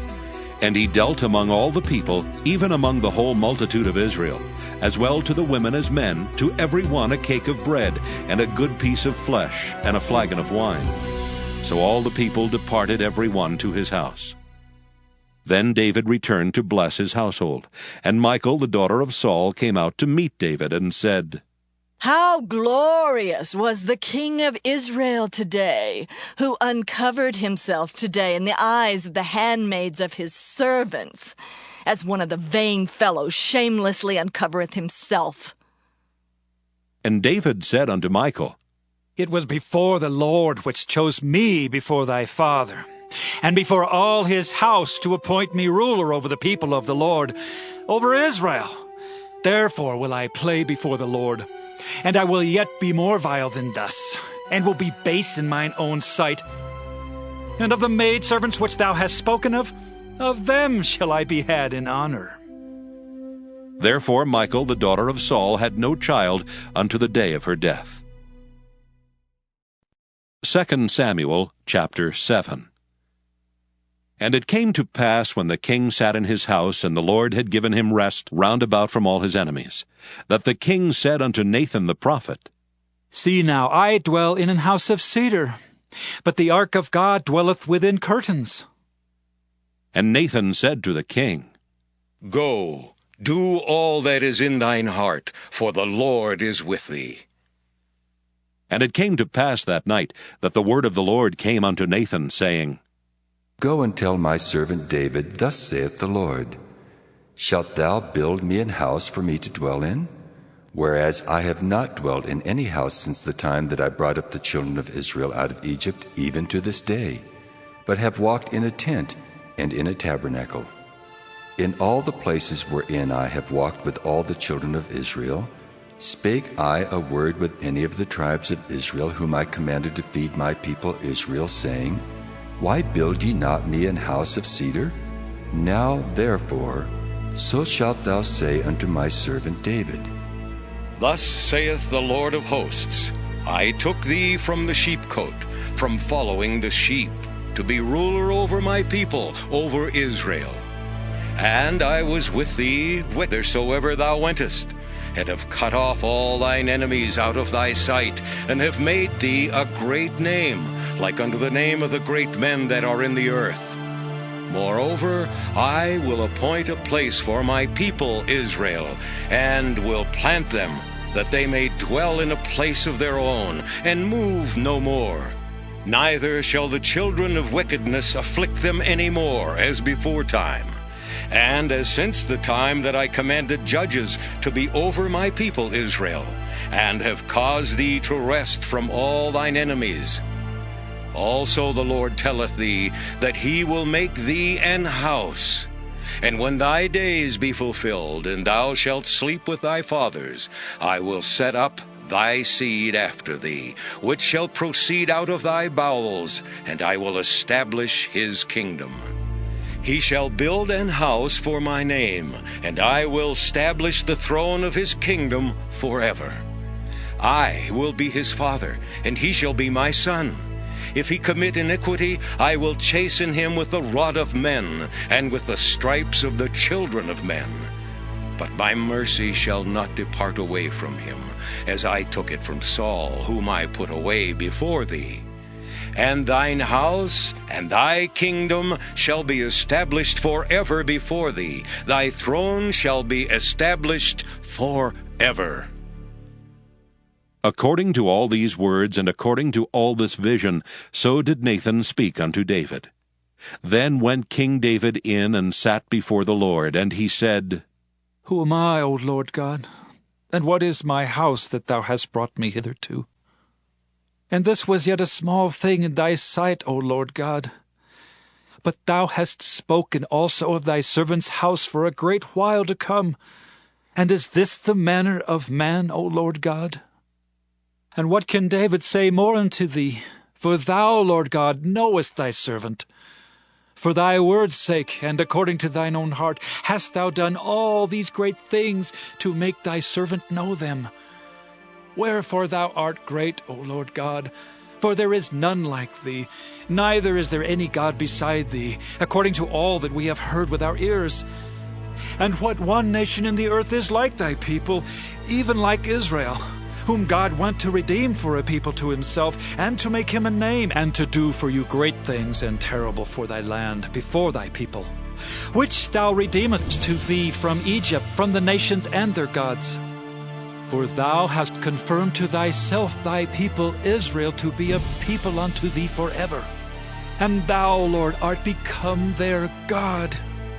And now, O Lord God, the word that thou hast spoken concerning thy servant and concerning his house, establish it forever, and do as thou hast said. And let thy name be magnified forever, saying, The Lord of hosts is the God over Israel. And let the house of thy servant David be established before thee. For thou, O Lord of hosts, God of Israel, hast revealed to thy servant, saying, I will build thee an house. Therefore hath thy servant found in his heart to pray this prayer unto thee. And now, O Lord God, thou art that God, and thy words be true, and thou hast promised this goodness unto thy servant. Therefore, now let it please thee to bless the house of thy servant, that it may continue forever before thee. For thou, O Lord God, hast spoken it. And with thy blessing let the house of thy servant be blessed forever. 2 Samuel chapter 8. And after this it came to pass that David smote the Philistines and subdued them. And David took Metheg-ammah out of the hand of the Philistines. And he smote Moab, and measured them with a line, casting them down to the ground. Even with 2 lines measured he to put to death, and with 1 full line to keep alive. And so the Moabites became David's servants, and brought gifts. David smote also Hadadezer the son of Rehob, king of Zobah, as he went to recover his border at the river Euphrates. And David took from him 1,000 chariots, and 700 horsemen, and 20,000 footmen. And David hocked all the chariot horses, but reserved of them for 100 chariots. And when the Syrians of Damascus came to succor Hadadezer king of Zobah, David slew of the Syrians 22,000 men. Then David put garrisons in Syria of Damascus, and the Syrians became servants to David and brought gifts. And the Lord preserved David whithersoever he went. And David took the shields of gold that were on the servants of Hadadezer, and brought them to Jerusalem. And from Betah and from Berothai, cities of Hadadezer, King David took exceeding much brass. When Toi, king of Hamath, heard that David had smitten all the host of Hadadezer, then Toi sent Joram his son unto King David, to salute him and to bless him, because he had fought against Hadadezer and smitten him. For Hadadezer had wars with Toi. And Joram brought with him vessels of silver, and vessels of gold, and vessels of brass, which also King David did dedicate unto the Lord, which the silver and gold that he had dedicated of all nations which he subdued. Of Syria, and of Moab, and of the children of Ammon, and of the Philistines, and of Amalek, and of the spoil of Hadadezer, son of Rehob, king of Zobah. And David gat him a name when he returned from smiting of the Syrians in the valley of Salt, being 18,000 men. And he put garrisons in Edom, throughout all Edom put he garrisons, and all they of Edom became David's servants. And the Lord preserved David whithersoever he went. And David reigned over all Israel, and David executed judgment and justice unto all his people. And Joab the son of Zeruiah was over the host, and Jehoshaphat the son of Ahilud was recorder, and Zadok the son of Ahitub, and Ahimelech the son of Abiathar were the priests, and Seraiah was the scribe. And Benaiah the son of Jehoiada was over both the Kerethites and the Pelethites, and David's sons were chief rulers. 2 Samuel chapter 9. And David said, Is there yet any that is left of the house of Saul, that I may show him kindness for Jonathan's sake? And there was of the house of Saul a servant whose name was Ziba. And when they had called him unto David, the king said unto him, Art thou Ziba? And he said, Thy servant is he. And the king said, Is there not yet any of the house of Saul, that I may show the kindness of God unto him? And Ziba said unto the king, Jonathan hath yet a son, which is lame on his feet. And the king said unto him, Where is he? And Ziba said unto the king, Behold, he is in the house of Machir, the son of Amiel in Lodebar. Then King David sent and fetched him out of the house of Machir, the son of Amiel, from Lodebar. Now when Mephibosheth, the son of Jonathan, the son of Saul, was come unto David, he fell on his face and did reverence. And David said, Mephibosheth? And he answered, Behold, thy servant. And David said unto him, Fear not, for I will surely show thee kindness for Jonathan thy father's sake, and will restore thee all the land of Saul thy father, and thou shalt eat bread at my table continually. And he bowed himself and said, What is thy servant, that thou shouldest look upon such a dead dog as I am? Then the king called to Ziba, Saul's servant, and said unto him, I have given unto thy master's son all that pertained to Saul and to all his house. Thou therefore, and thy sons, and thy servant shall till the land for him, and thou shalt bring in the fruits, that thy master's son may have food to eat. But Mephibosheth, thy master's son, shall eat bread always at my table. Now Ziba had 15 sons and 20 servants. Then said Ziba unto the king, According to all that my lord the king hath commanded his servant, so shall thy servant do. As for Mephibosheth, said the king, he shall eat at my table, as one of the king's sons. And Mephibosheth had a young son, whose name was Micah, and all that dwelt in the house of Ziba were servants unto Mephibosheth. So Mephibosheth dwelt in Jerusalem, for he did eat continually at the king's table, and was lame on both his feet. 2 Samuel chapter 10. And it came to pass after this that the king of the children of Ammon died, and Hanun his son reigned in his stead. Then said David, I will show kindness unto Hanun the son of Nahash, as his father showed kindness unto me. And David sent to comfort him by the hand of his servants for his father. And David's servants came into the land of the children of Ammon. And the princes of the children of Ammon said unto Hanun their lord, Thinkest thou that David doth honor thy father, that he hath sent comforters unto thee? Hath not David rather sent his servants unto thee, to search the city, and to spy it out, and to overthrow it? Wherefore Hanun took David's servants, and shaved off the one half of their beards, and cut off their garments in the middle, even to their buttocks, and sent them away. When they told it unto David, he sent to meet them, because the men were greatly ashamed. And the king said, Tarry at Jericho until your beards be grown, and then return. And when the children of Ammon saw that they stank before David, the children of Ammon sent and hired the Syrians of Beth-rehob, and the Syrians of Zobah, 20,000 footmen, and of King Maacah 1,000 men, and of Ishtob 12,000 men. And when David heard of it, he sent Joab and all the host of the mighty men. And the children of Ammon came out, and put the battle in array at the entering in of the gate. And the Syrians of Zobah and of Rehob and Ishtob and Maacah were by themselves in the field. When Joab saw that the front of the battle was against him before and behind, he chose of all the choice men of Israel, and put them in array against the Syrians. And the rest of the people he delivered into the hand of Abishai his brother, that he might put them in array against the children of Ammon. And he said, If the Syrians be too strong for me, then thou shalt help me. But if the children of Ammon be too strong for thee, then I will come and help thee. Be of good courage, and let us play the men for our people and for the cities of our God, and the Lord do that which seemeth him good. And Joab drew nigh, and the people that were with him, unto the battle against the Syrians, and they fled before him. And when the children of Ammon saw that the Syrians were fled, then fled they also before Abishai, and entered into the city. So Joab returned from the children of Ammon, and came to Jerusalem. And when the Syrians saw that they were smitten before Israel, they gathered themselves together.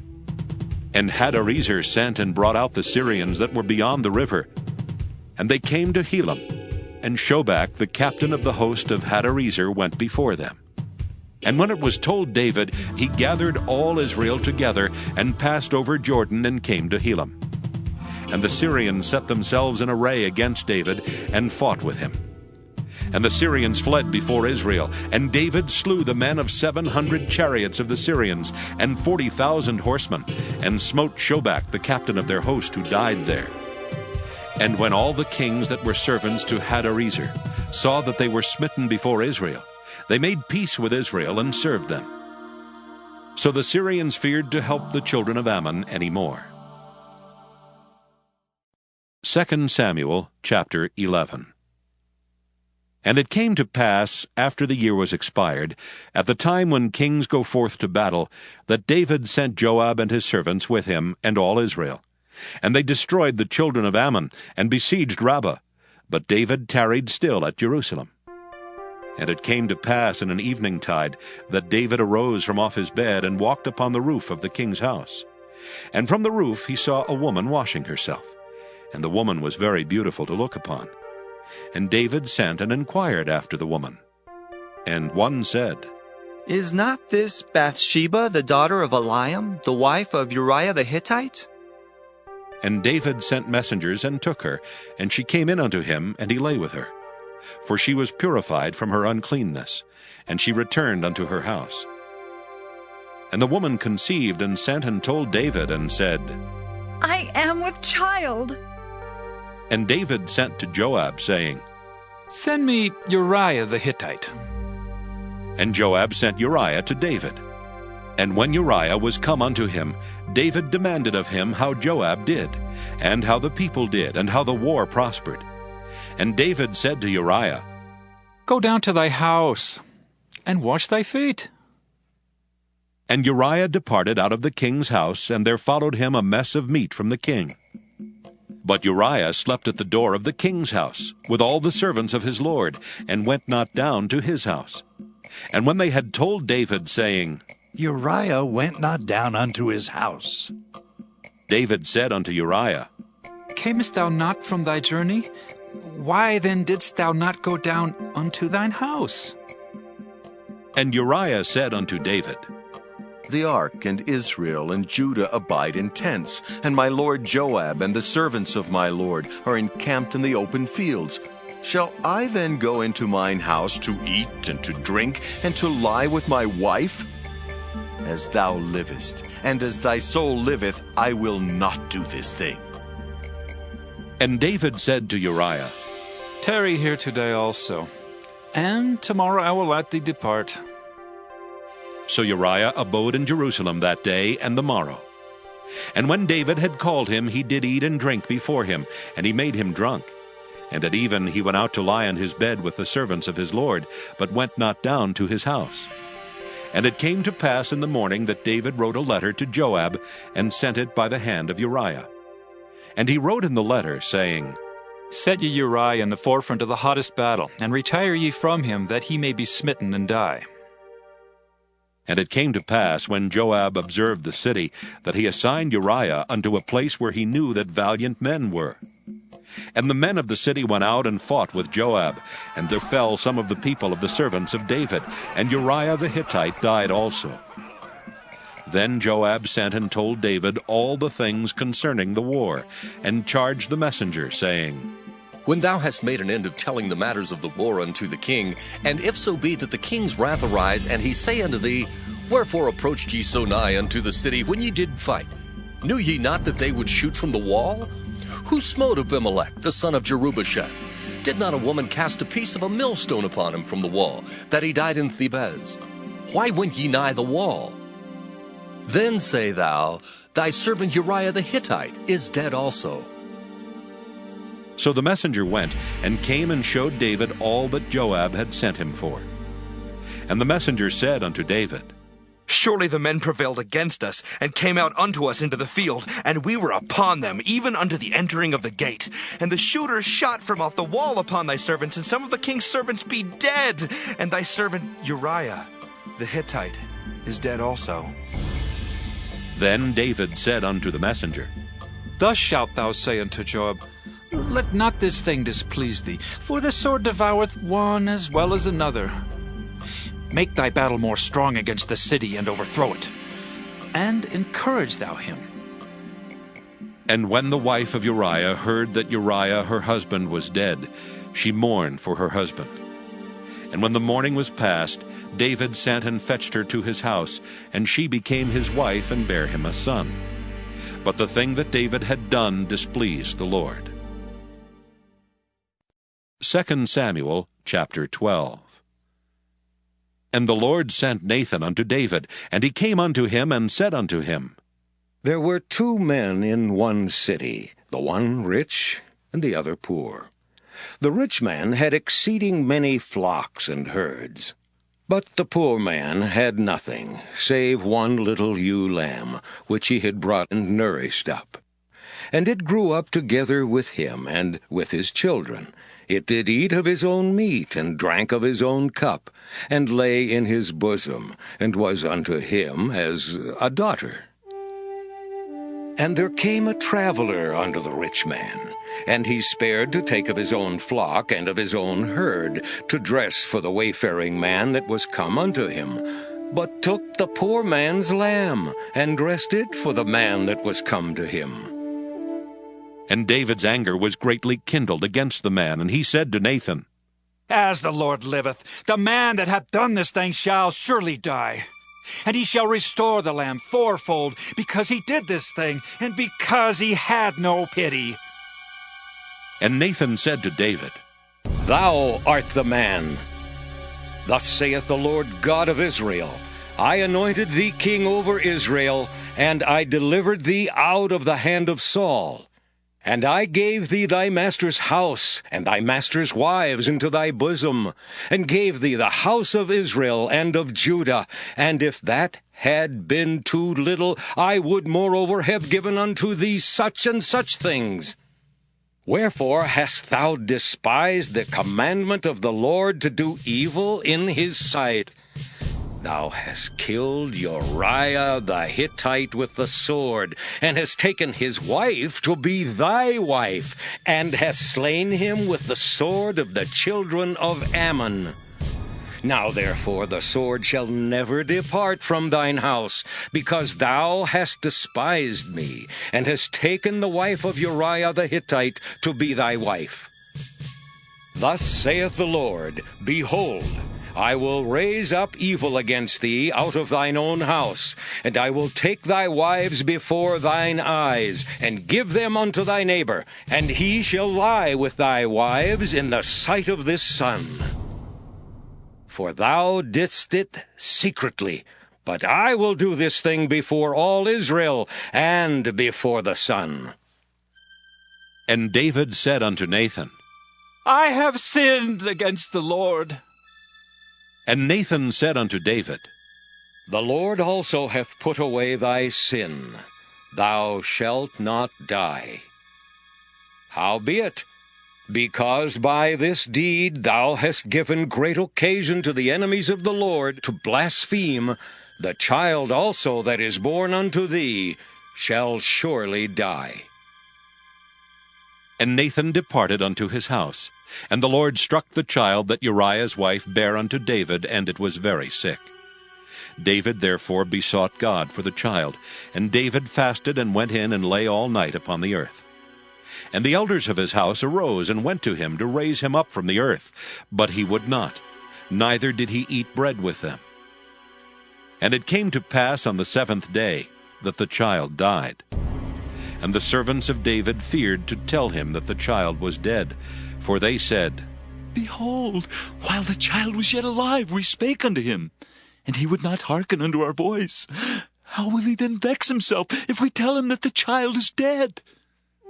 But when David saw that his servants whispered, David perceived that the child was dead.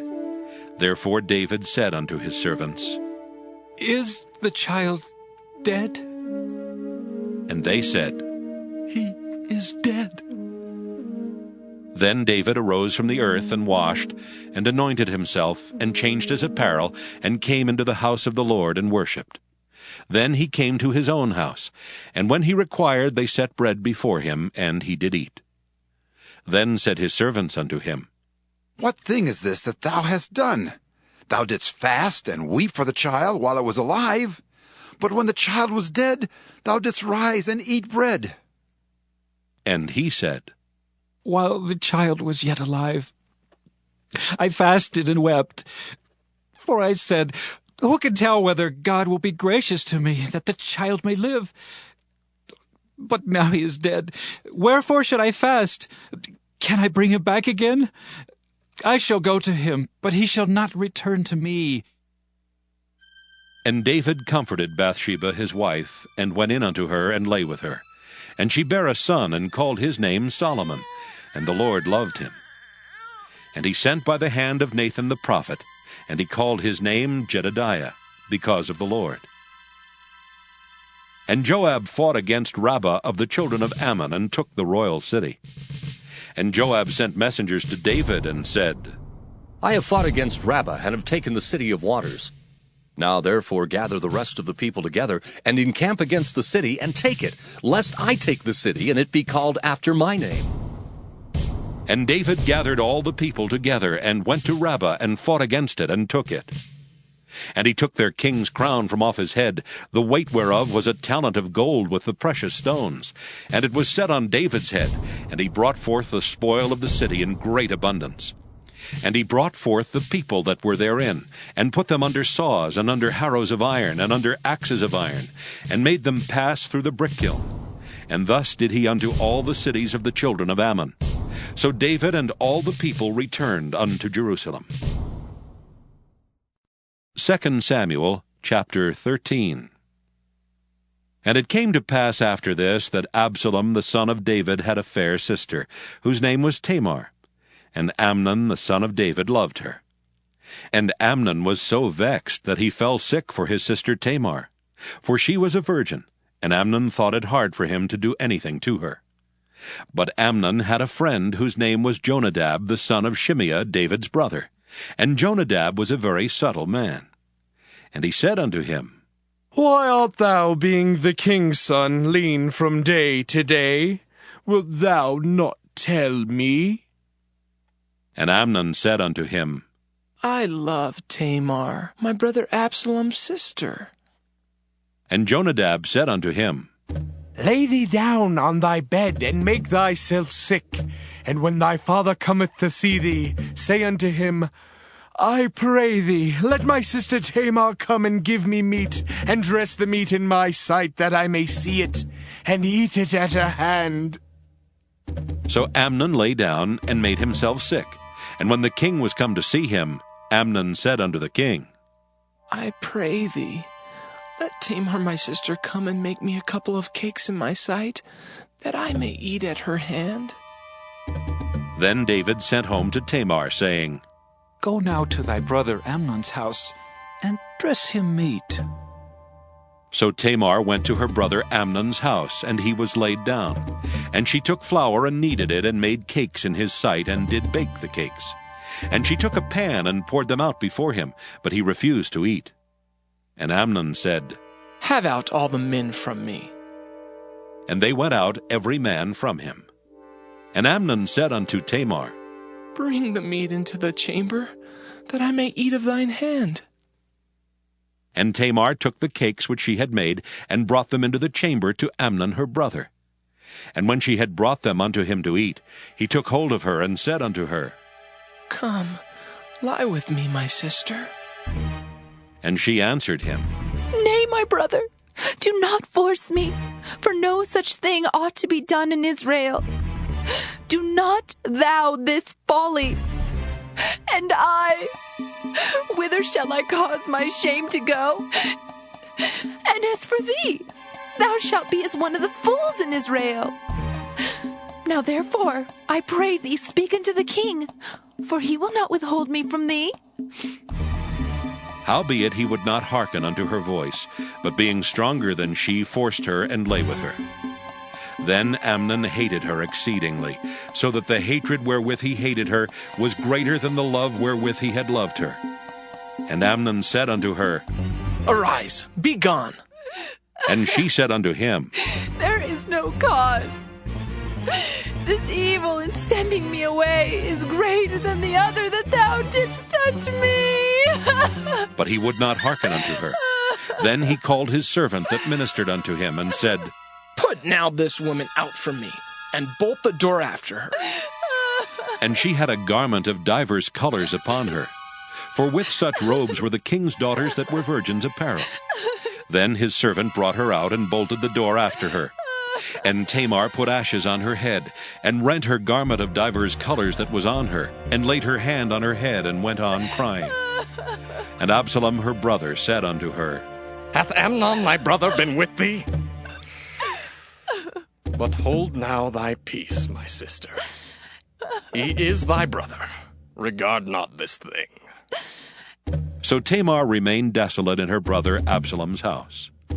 But when King David heard of all these things, he was very wroth. And Absalom spake unto his brother Amnon neither good nor bad, for Absalom hated Amnon, because he had forced his sister Tamar. And it came to pass after 2 full years that Absalom had sheep shearers in Baal Hazor, which is beside Ephraim, and Absalom invited all the king's sons. And Absalom came to the king and said, Behold now, thy servant hath sheep shearers. Let the king, I beseech thee, and his servant go with thy servant. And the king said to Absalom, Nay, my son, let us not all now go, lest we be chargeable unto thee. And he pressed him. Howbeit he would not go, but blessed him. Then said Absalom, If not, I pray thee, let my brother Amnon go with us. And the king said unto him, Why should he go with thee? But Absalom pressed him, that he let Amnon and all the king's sons go with him. Now Absalom had commanded his servants, saying, Mark ye, now when Amnon's heart is merry with wine, and when I say unto you, Smite Amnon, then kill him. Fear not, have I not commanded you? Be courageous, and be valiant. And the servants of Absalom did unto Amnon as Absalom had commanded. Then all the king's sons arose, and every man gat him up upon his mule and fled. And it came to pass, while they were in the way, that tidings came to David, saying, Absalom has slain all the king's sons, and there's not one of them left. Then the king arose and tare his garments and lay on the earth. And all his servants stood by with their clothes rent. And Jonadab the son of Shimeah, David's brother, answered and said, Let not my lord suppose that they have slain all the young men, the king's sons. For Amnon only is dead. For by the appointment of Absalom, this hath been determined from the day that he forced his sister Tamar. Now therefore, let not my lord the king take the thing to his heart, to think that all the king's sons are dead, for Amnon only is dead. But Absalom fled, and the young man that kept the watch lifted up his eyes and looked, and behold, there came much people by the way of the hillside behind him. And Jonadab said unto the king, Behold, the king's sons come. As thy servant said, so it is. And it came to pass, as soon as he had made an end of speaking, that behold, the king's sons came and lifted up their voice and wept. And the king also and all his servants wept very sore. But Absalom fled and went to Talmai the son of Ammihud, king of Geshur. And David mourned for his son every day. So Absalom fled and went to Geshur, and was there 3 years. And the soul of King David longed to go forth unto Absalom, for he was comforted concerning Amnon, seeing he was dead. 2 Samuel chapter 14. Now Joab the son of Zeruiah perceived that the king's heart was toward Absalom. And Joab sent to Tekoa, and fetched thence a wise woman, and said unto her, I pray thee, feign thyself to be a mourner, and put on now mourning apparel, and anoint not thyself with oil, but be as a woman that had a long time mourned for the dead, and come to the king, and speak on this manner unto him. So Joab put the words in her mouth. And when the woman of Tekoa spake to the king, she fell on her face to the ground, and did obeisance, and said, Help, O king! And the king said unto her, What aileth thee? And she answered, I I am indeed a widow woman, and mine husband is dead. And thy handmaid had 2 sons, and they 2 strove together in the field, and there was none to part them. But the one smote the other and slew him. And behold, the whole family is risen against thine handmaid. And they said, Deliver him that smote his brother, that we may kill him for the life of his brother whom he slew, and we will destroy the heir also. And so they shall quench my coal which is left, and shall not leave to my husband neither name nor remainder upon the earth. And the king said unto the woman, Go to thine house, and I will give charge concerning thee. And the woman of Tekoa said unto the king, My lord, O king, the iniquity be on me and on my father's house, and the king and his throne be guiltless. And the king said, Whosoever saith aught unto thee, bring him to me, and he shall not touch thee any more. Then said she, I pray thee, let the king remember the Lord thy God, that thou wouldest not suffer the revengers of blood to destroy any more, lest they destroy my son. And he said, As the Lord liveth, there shall not one hair of thy son fall to the earth. Then the woman said, Let thine handmaid, I pray thee, speak one word unto my lord the king. And he said, Say on. And the woman said, Wherefore then hast thou thought such a thing against the people of God?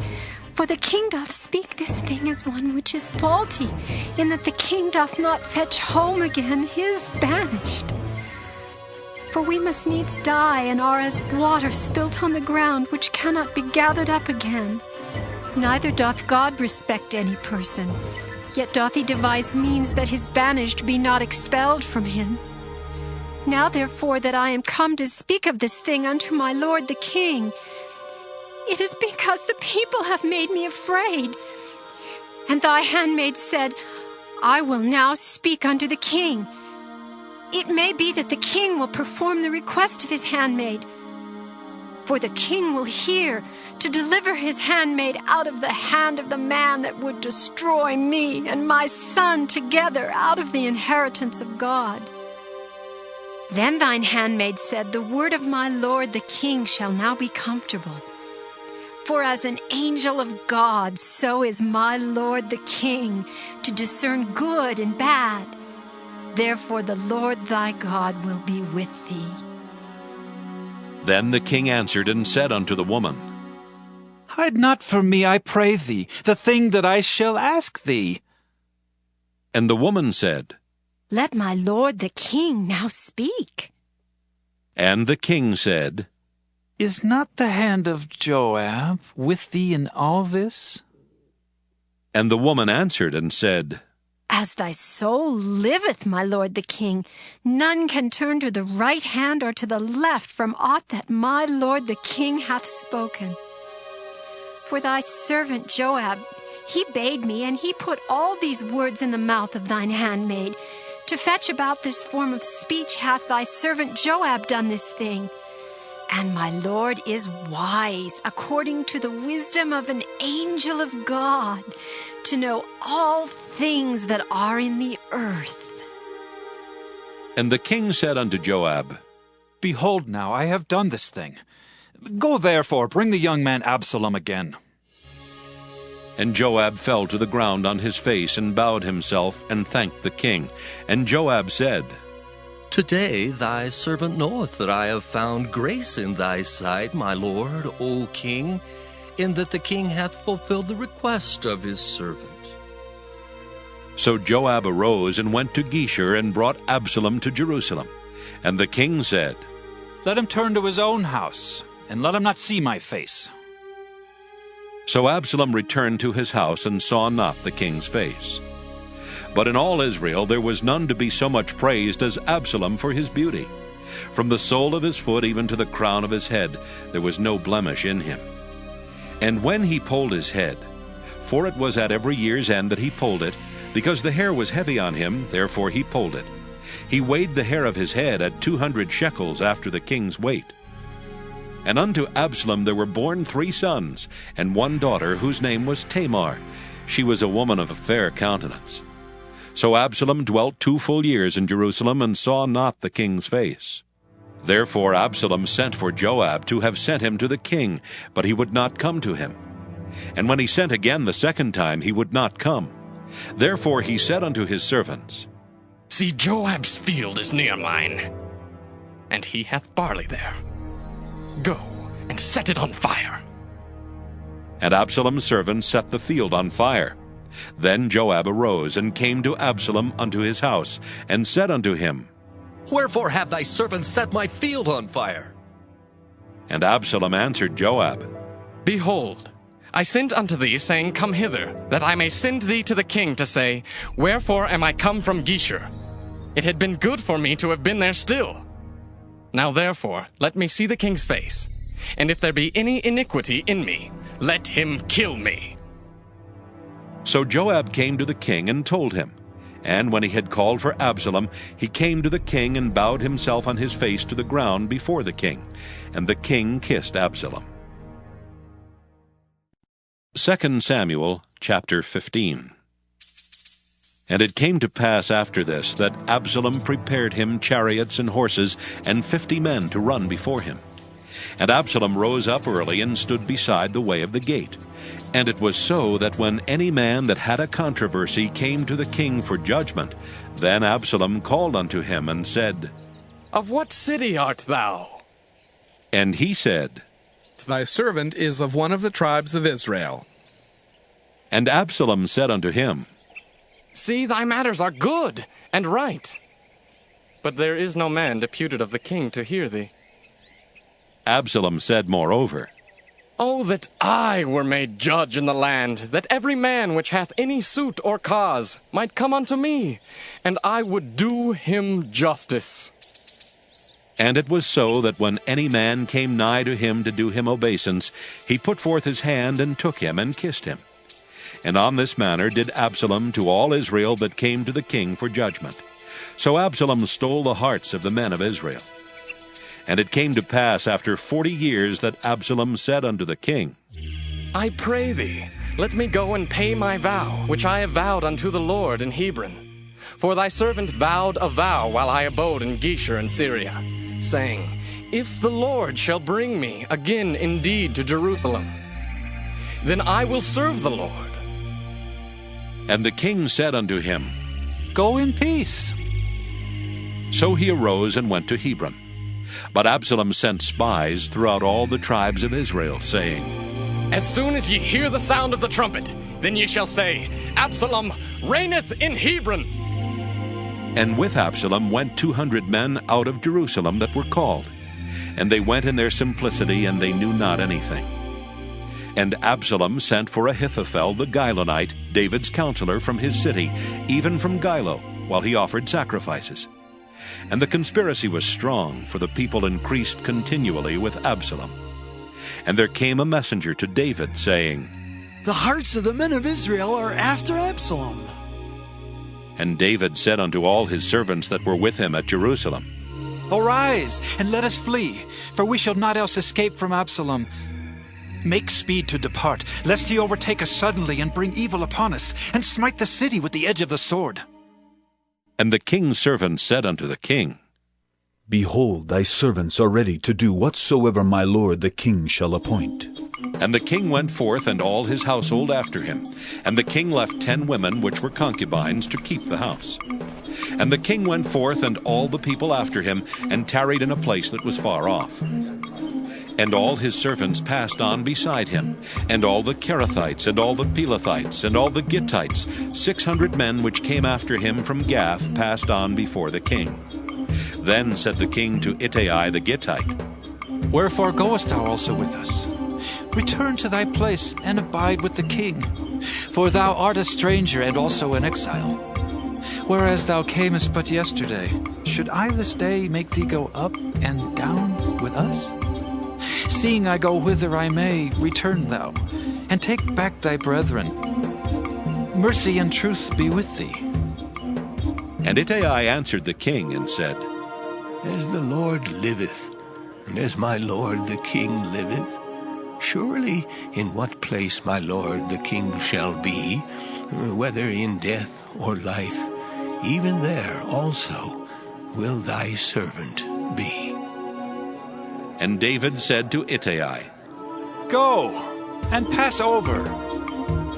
And Ittai the Gittite passed over, and all his men, and all the little ones that were with him. And all the country wept with a loud voice, and all the people passed over. The king also himself passed over the brook Kidron, and all the people passed over toward the way of the wilderness. And lo, Zadok also and all the Levites were with him, bearing the ark of the covenant of God. And they set down the ark of God. And Abiathar went up until all the people had done passing out of the city. And the king said unto Zadok, Carry back the ark of God into the city. If I shall find favor in the eyes of the Lord, he will bring me again and show me both it and his habitation.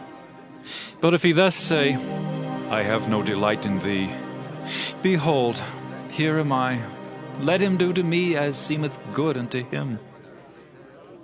The king said also unto Zadok the priest, Art not thou a seer? Return into the city in peace, and your 2 sons with you, Ahimaaz thy son, and Jonathan the son of Abiathar. See, I will tarry in the plain of the wilderness, until there come word from you to certify me. Zadok therefore and Abiathar carried the ark of God again to Jerusalem, and they tarried there. And David went up by the ascent of Mount Olivet, and wept as he went up, and had his head covered, and he went barefoot. And all the people that was with him covered every man his head, and they went up weeping as they went up. And one told David, saying, Ahithophel is among the conspirators with Absalom. And David said, O Lord, I pray thee, turn the counsel of Ahithophel into foolishness. And it came to pass that when David was come to the top of the mount where he worshipped God, behold, Hushai the Archite came to meet him with his coat rent and earth upon his head. Unto whom David said, If thou passest on with me, then thou shalt be a burden unto me. But if thou return to the city and say unto Absalom, I will be thy servant, O king, as I have been thy father's servant hitherto, so will I now also be thy servant. Then mayest thou for me defeat the counsel of Ahithophel. And hast thou not there with thee Zadok and Abiathar the priests? Therefore it shall be, that what thing soever thou shalt hear out of the king's house, thou shalt tell it to Zadok and Abiathar the priests. Behold, they have there with them their 2 sons, Ahimaaz, Zadok's son, and Jonathan, Abiathar's son. And by them ye shall send unto me everything that ye can hear. So Hushai, David's friend, came into the city, and Absalom came into Jerusalem. 2 Samuel chapter 16.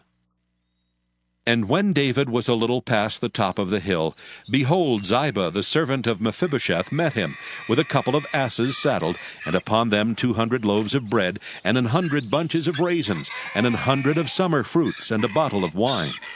And the king said unto Ziba, What meanest thou by these?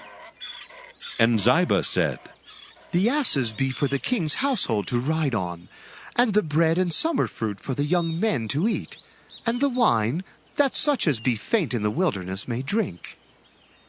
And the king said, And where is thy master's son? And Ziba said unto the king, Behold, he abideth at Jerusalem, for he said, Today shall the house of Israel restore me the kingdom of my father. Then said the king to Ziba, Behold, thine are all that pertaineth unto Mephibosheth. And Ziba said, I humbly beseech thee, that I may find grace in thy sight, my lord, O king. And when King David came to Bahurim, behold, thence came out a man of the family of the house of Saul, whose name was Shimei, the son of Gera. He came forth and cursed still as he came. And he cast stones at David and at all the servants of King David.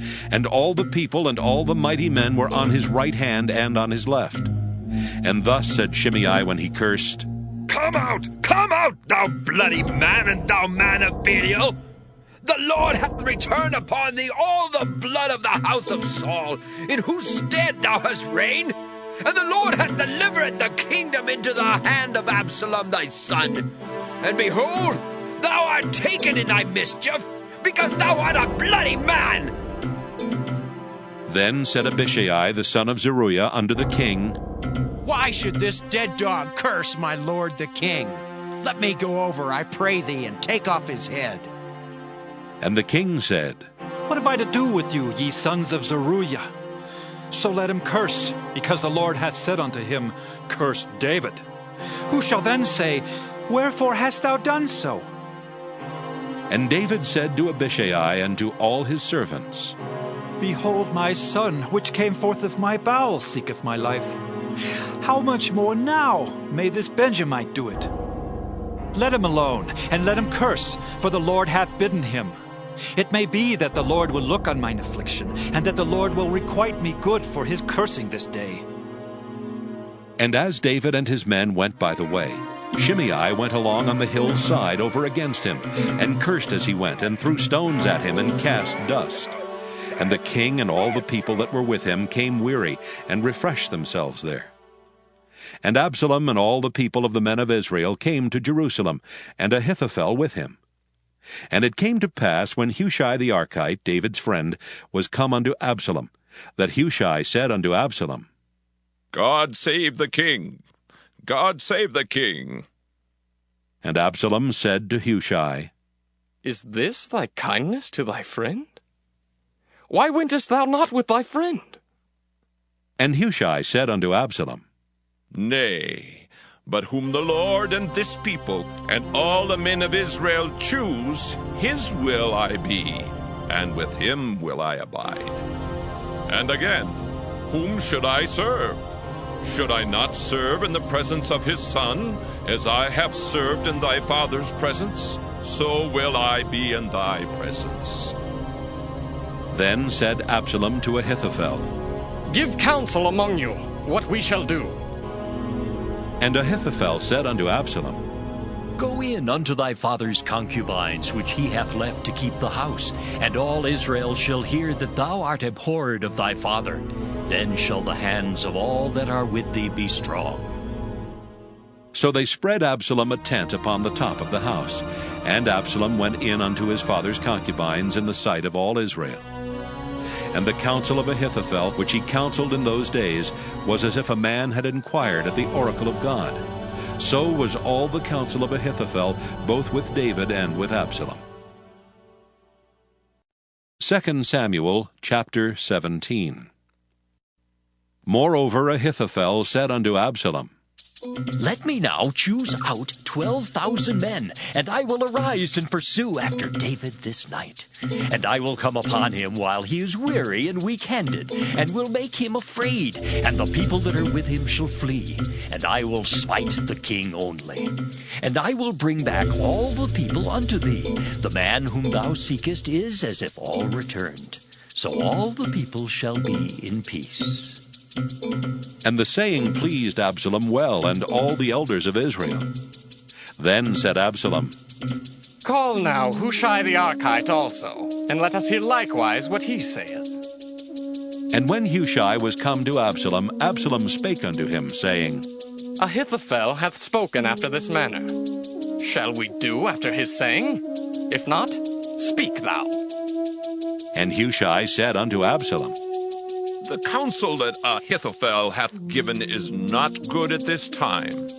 For, said Hushai, thou knowest thy father and his men, that they be mighty men, and they be chafed in their minds, as a bear robbed of her whelps in the field. And thy father is a man of war, and will not lodge with the people. Behold, he is hid now in some pit, or in some other place, and it will come to pass, when some of them be overthrown at the first, that whosoever heareth it will say, There is a slaughter among the people that follow Absalom. And he also that is valiant, whose heart is as a heart of a lion, shall utterly melt.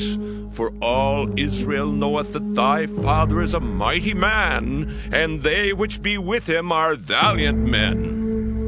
Therefore, I counsel that all Israel be generally gathered unto thee, from Dan even to Beersheba, as the sand that is by the sea for multitude, and that thou go to battle in thine own person. So shall we come upon him in some place where he shall be found, and we will light upon him as the dew falleth on the ground, and of him and of all the men that are with him there shall not be left so much as one.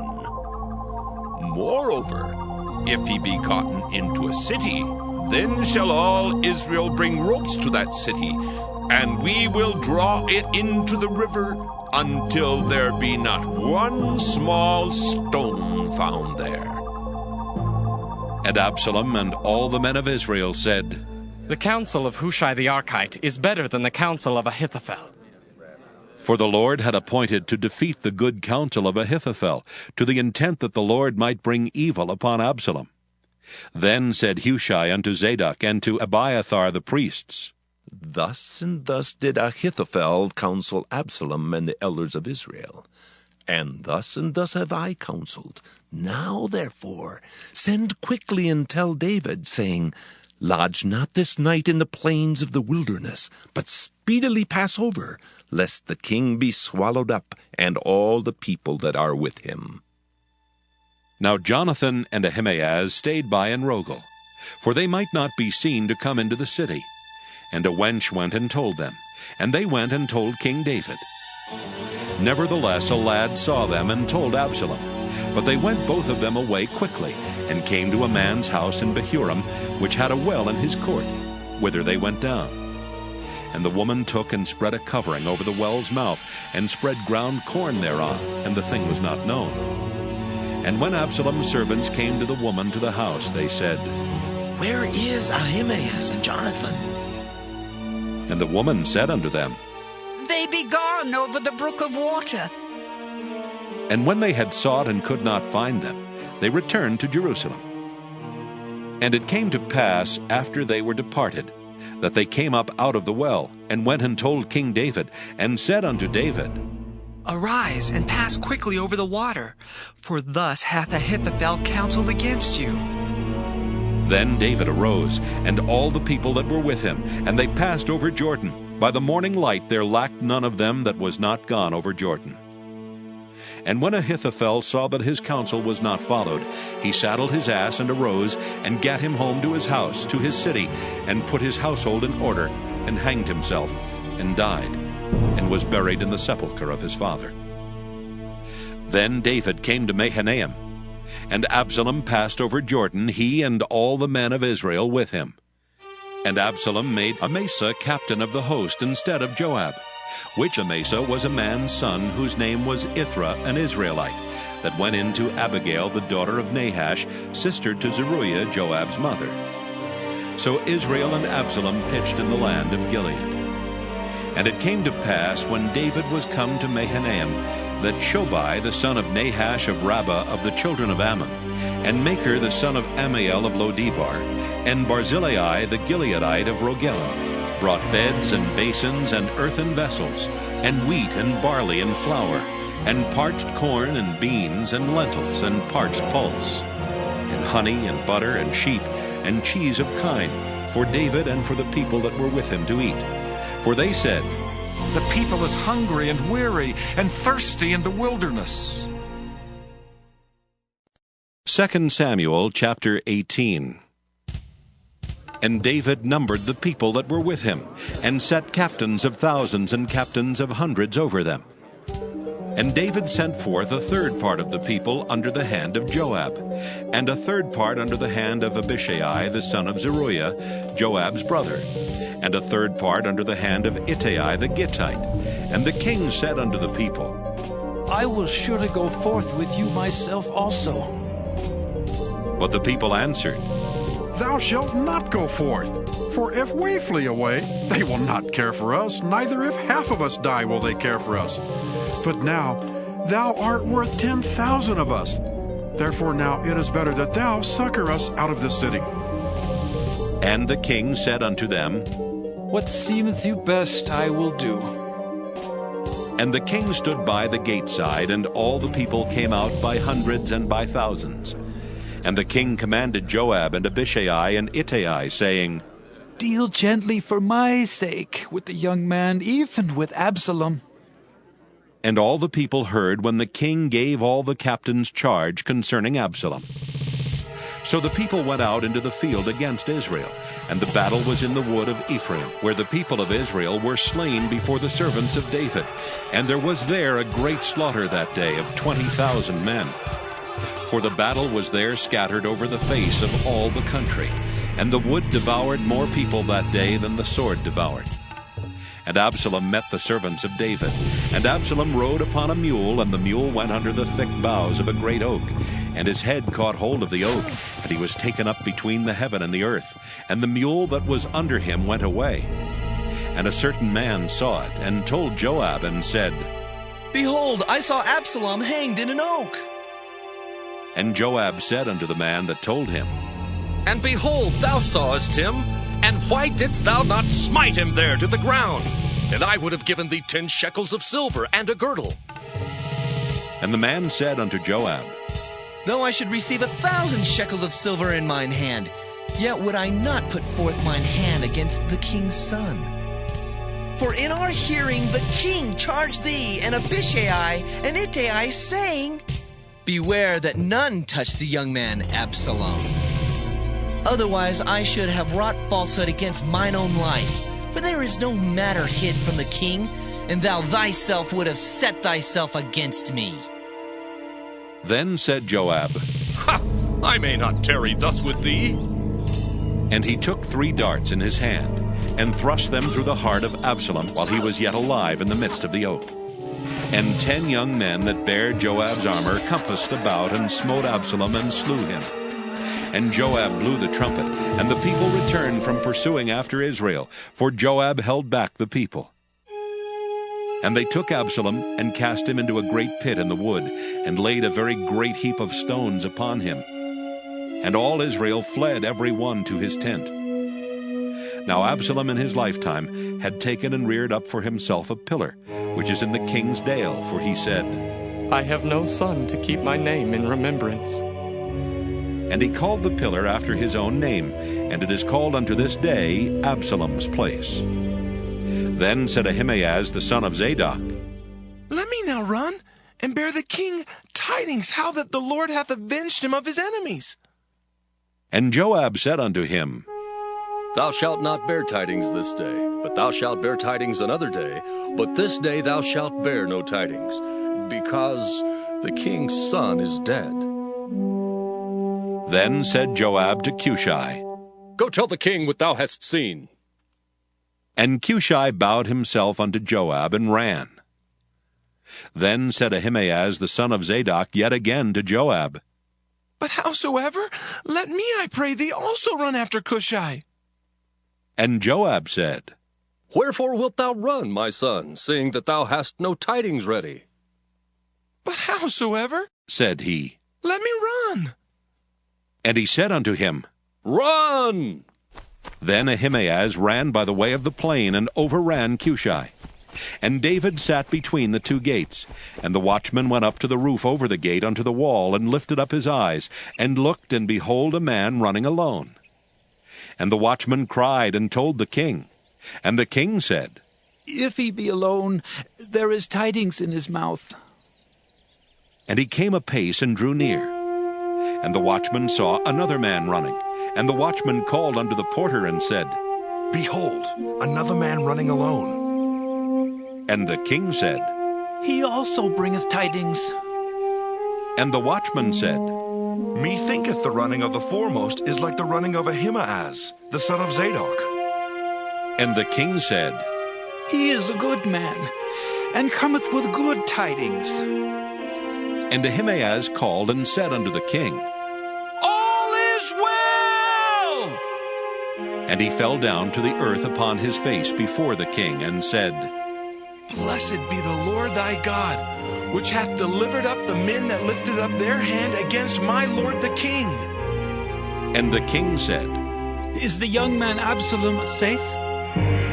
And Ahimaaz answered, When When Joab sent the king's servant, and me thy servant, I saw a great tumult, but I knew not what it was. And the king said unto him, Turn aside, and stand here. And he turned aside and stood still. And behold, Cushai came, and Cushai said, Tidings, my lord the king, for the Lord has avenged thee this day of all them that rose up against thee. And the king said unto Cushai, Is the young man Absalom safe? And Cushai answered, The enemies of my lord the king, and all that rise against thee to do thee hurt, be as that young man is. And the king was much moved, and went up to the chamber over the gate and wept. And as he went, thus he said, Oh, my son Absalom, my son Absalom. Oh, would God I had died for thee. Oh, Absalom, my son, my son. 2 Samuel chapter 19. And it was told Joab, Behold, the king weepeth and mourneth for Absalom. And the victory that day was turned into mourning unto all the people. For the people heard say that day how the king was grieved for his son. And the people gat them by stealth that day into the city, as people being ashamed steal away when they flee in battle. But the king covered his face, and the king cried with a loud voice, Oh, my son Absalom! Oh, Absalom, my son, my son! And Joab came into the house to the king and said, Thou hast shamed this day the faces of all thy servants, which this day hast saved thy life, and the lives of thy sons and of thy daughters, and the lives of thy wives, and the lives of thy concubines, in that thou lovest thine enemies, and hatest thy friends. For thou hast declared this day that thou regardest neither princes nor servants. For this day I perceive that if Absalom had lived, and all we had died this day, then it had pleased thee well. Now therefore arise, go forth, and speak comfortably unto thy servants. For I swear by the Lord, if thou go not forth, there will not tarry one with thee this night, and that will be worse unto thee than all the evil that befell thee from thy youth until now. Then the king arose and sat in the gate, and they told unto all the people, saying, Behold, the king doth sit in the gate. And all the people came before the king, for Israel had fled every man to his tent. And all the people were at strife throughout all the tribes of Israel, saying, The king saved us out of the hand of our enemies, and he delivered us out of the hand of the Philistines. And now he is fled out of the land for Absalom. And Absalom, whom we anointed over us, is dead in battle. Now therefore, why speak ye not a word of bringing the king back? And King David sent to Zadok and to Abiathar the priest, saying, Speak unto the elders of Judah, saying, Why are ye the last to bring the king back to his house? Seeing the speech of all Israel is come to the king, even to his house. Ye are my brethren, ye are my bones and my flesh. Wherefore then are ye the last to bring back the king? And say ye to Amasa, Art thou not of my bone and of my flesh? God do so to me, and more also, if thou be not captain of the host before me continually in the room of Joab. And he bowed the heart of all the men of Judah, even as the heart of one man, so that they sent this word unto the king, Return thou, and all thy servants. So the king returned and came to Jordan, and Judah came to Gilgal to go to meet the king, to conduct the king over Jordan.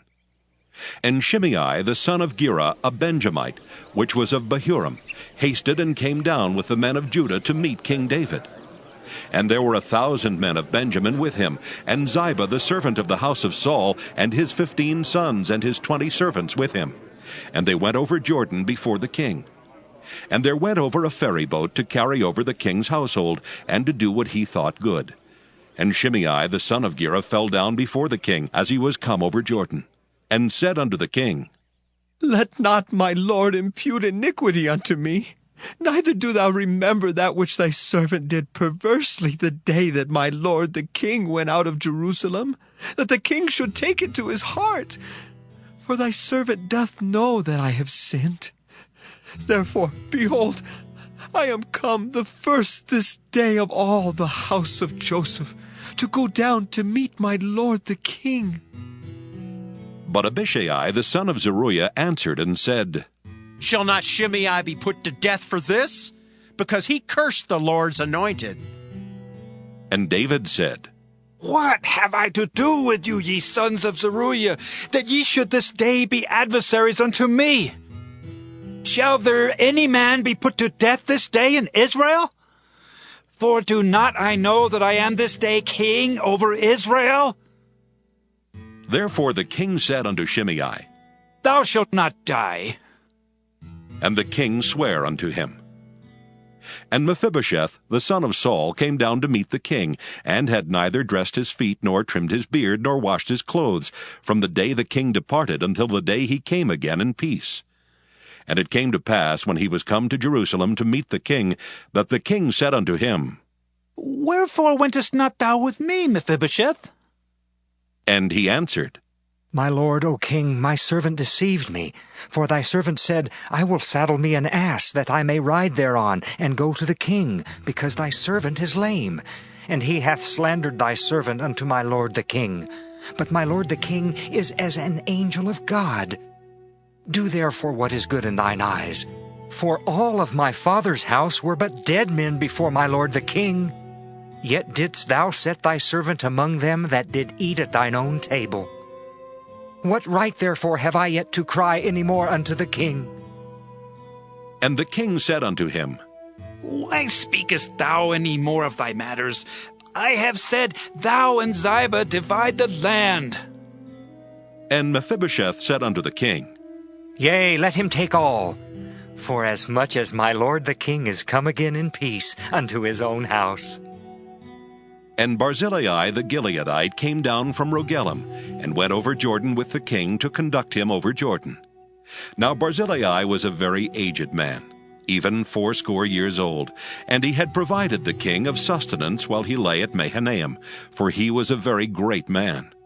And the king said unto Barzillai, Come thou over with me, and I will feed thee with me in Jerusalem. And Barzillai said unto the king, How long have I to live, that I should go up with the king unto Jerusalem? I am this day 80 years old. And can I discern between good and evil? Can thy servant taste what I eat, or what I drink? Can I hear any more the voice of singing men and singing women? Wherefore then should thy servant be yet a burden unto my lord the king? Thy servant will go a little way over Jordan with the king, and why should the king recompense it me with such a reward? Let thy servant, I pray thee, turn back again, that I may die in mine own city, and be buried by the grave of my father and of my mother. But behold thy servant Kimham, let him go over with my lord the king, and do to him what shall seem good unto thee. And the king answered, Kimham shall go over with me, and I will do to him that which shall seem good unto thee. And whatsoever thou shalt require of me, that will I do for thee. And all the people went over Jordan. And when the king was come over, the king kissed Barzillai and blessed him, and he returned unto his own place. Then the king went on to Gilgal, and Kimham went on with him. And all the people of Judah conducted the king, and also half the people of Israel. And behold, all the men of Israel came to the king, and said unto the king, Why have our brethren, the men of Judah, stolen thee away, and have brought the king and his household, and all David's men with him, over Jordan? And all the men of Judah answered the men of Israel, Because the king is near of kin to us. Wherefore then be ye angry for this matter? Have we eaten at all of the king's cost, or hath he given us any gift? And the men of Israel answered the men of Judah, and said, We have 10 parts in the king, and we have also more right in David than ye. Why then did ye despise us, that our advice should not be first had in bringing back our king? And the words of the men of Judah were fiercer than the words of the men of Israel. 2 Samuel chapter 20.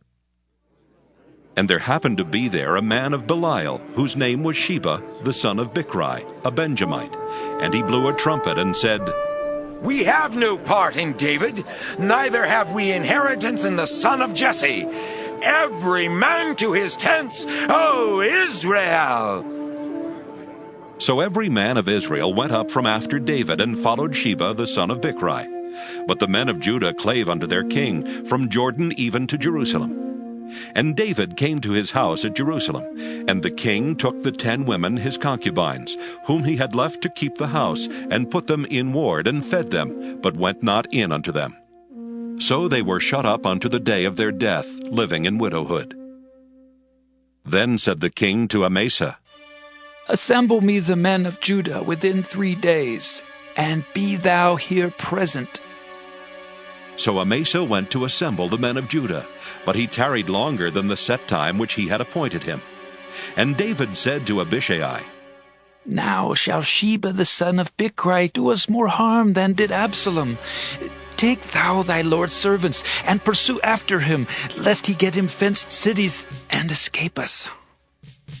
And there went out after him Joab's men, and the Kerethites, and the Pelethites, and all the mighty men.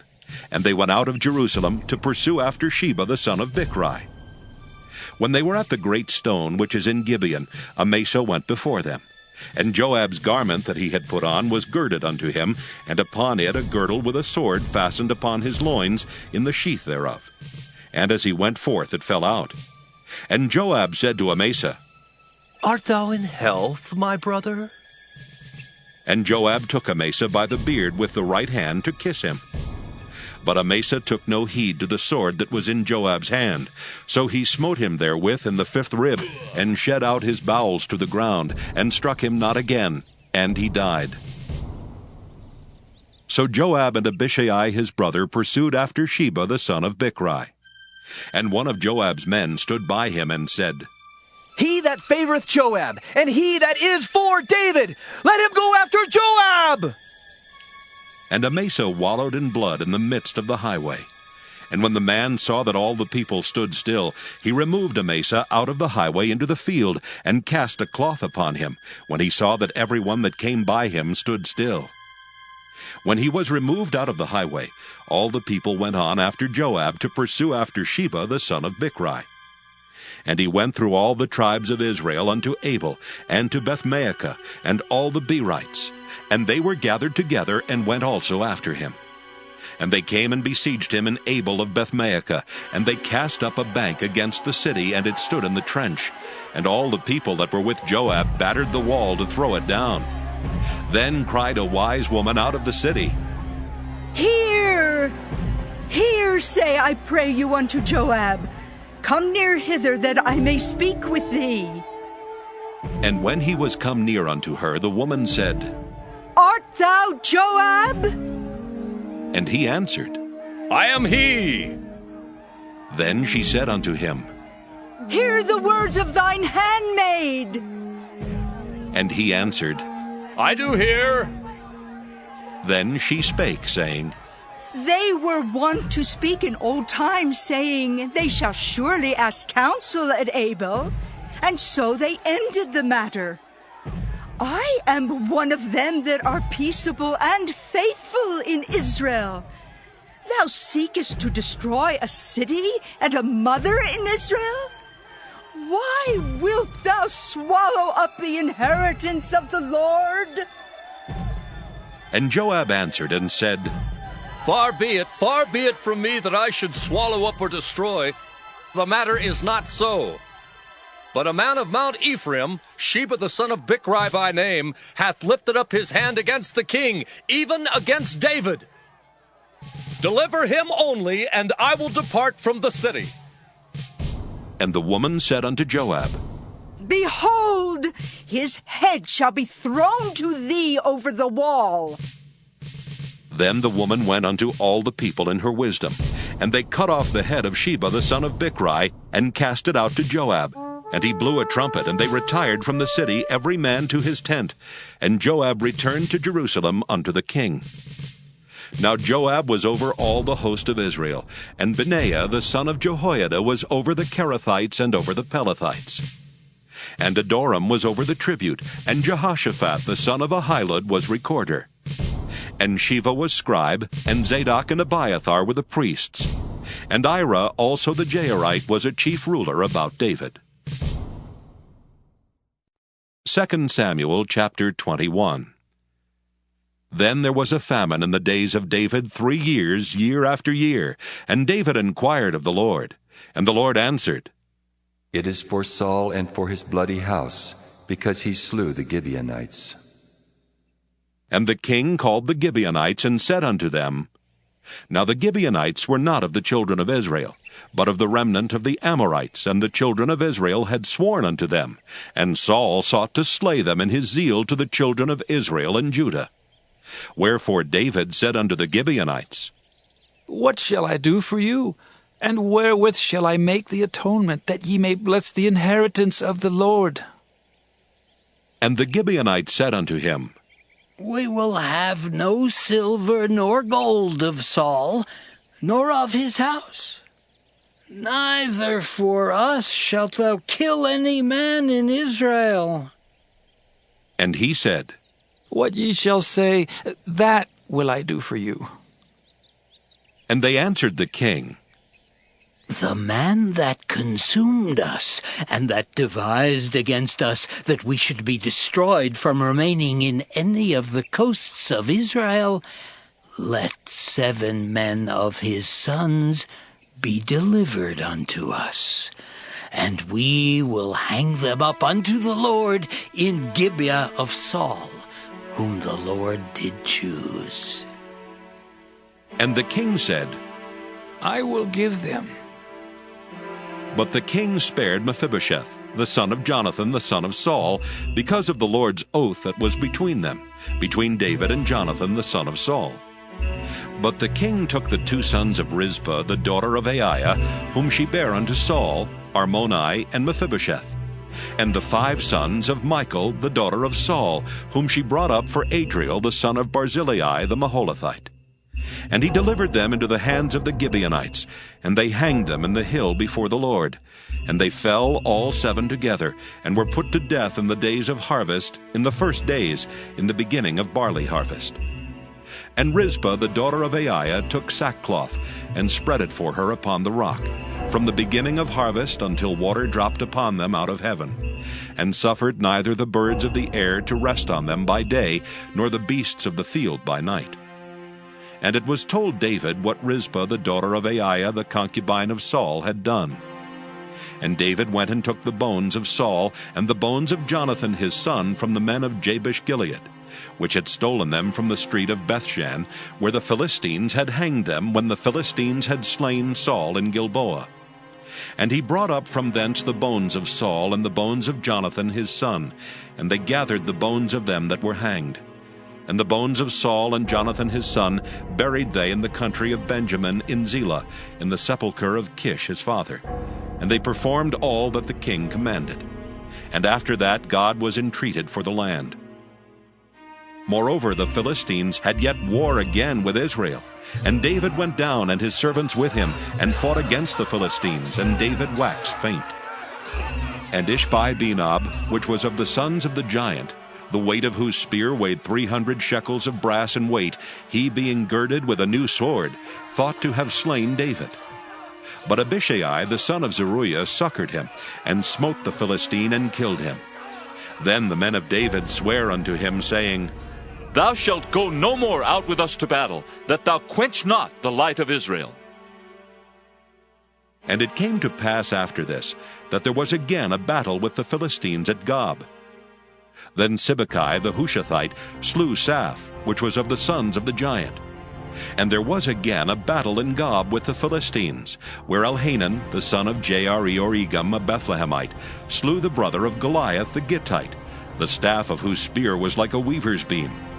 And there was yet a battle in Gath, where was a man of great stature, that had on every hand 6 fingers, and on every foot 6 toes, 24 in number, and he also was born to the giant. And when he defied Israel, Jonathan the son of Shimeah, the brother of David, slew him. These 4 were born to the giant in Gath, and fell by the hand of David and by the hand of his servants. 2 Samuel chapter 22. And David spake unto the Lord the words of this song in the day that the Lord had delivered him out of the hands of all his enemies, and out of the hand of Saul. And he said, The Lord is my rock and my fortress and my deliverer, the God of my rock. In him will I trust. He is my shield and the horn of my salvation, my high tower and my refuge, my Savior. Thou savest me from violence. I will call on the Lord, who is worthy to be praised. So shall I be saved from mine enemies. When the waves of death compassed me, the floods of ungodly men made me afraid. The sorrows of hell compassed me about. The snares of death prevented me. In my distress I called upon the Lord, and cried to my God. And he did hear my voice out of his temple, and my cry did enter into his ears. Then the earth shook and trembled. The foundations of heaven moved and shook, because he was wroth. There went up a smoke out of his nostrils, and fire out of his mouth devoured. Coals were kindled by it. He bowed the heavens also and came down, and darkness was under his feet. And he rode upon a cherub and did fly, and he was seen upon the wings of the wind. And he made darkness pavilions round about him, dark waters and thick clouds of the skies. Through the brightness before him were coals of fire kindled. The Lord thundered from heaven, and the Most High uttered his voice, and he sent out arrows, and scattered them, lightning, and discomfited them.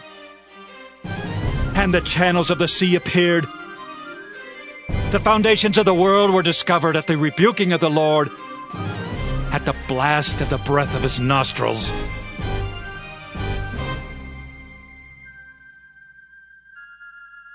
He sent from above.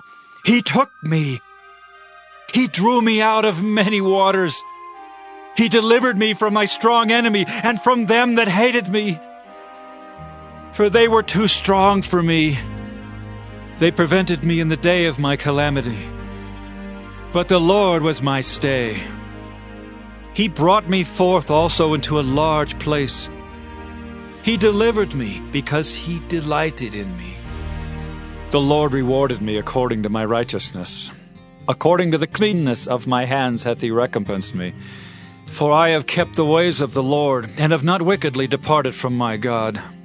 For all his judgments were before me, and as for his statutes, I did not depart from them. I was also upright before him, and have kept myself from mine iniquity. Therefore the Lord hath recompensed me according to my righteousness, according to my cleanness in his eyesight. With the merciful thou wilt show thyself merciful, and with the upright man thou wilt show thyself upright. With the pure thou wilt show thyself pure, and with the froward thou wilt show thyself unsavory. And the afflicted people thou wilt save, but thine eyes are upon the haughty, that thou mayest bring them down. For thou art my lamp, O Lord, and the Lord will lighten my darkness. For by thee I have run through a troop, by my God have I leaped over a wall. As for God, his way is perfect. The word of the Lord is tried. He is a buckler to all them that trust in him. For who is God save the Lord? And who is a rock save our God? God is my strength and power, and he maketh my way perfect. He maketh my feet like hinds' feet, and setteth me upon my high places. He teacheth my hands to war, so that a bow of steel is broken by mine arms. Thou hast also given me the shield of thy salvation, and thy gentleness hath made me great. Thou hast enlarged my steps under me, so that my feet did not slip. I have pursued mine enemies and destroyed them, and turned not again until I had consumed them. And I have consumed them, and wounded them, that they could not arise. Yea, they are fallen under my feet. For thou hast girded me with strength to battle. Them that rose up against me hast thou subdued under me.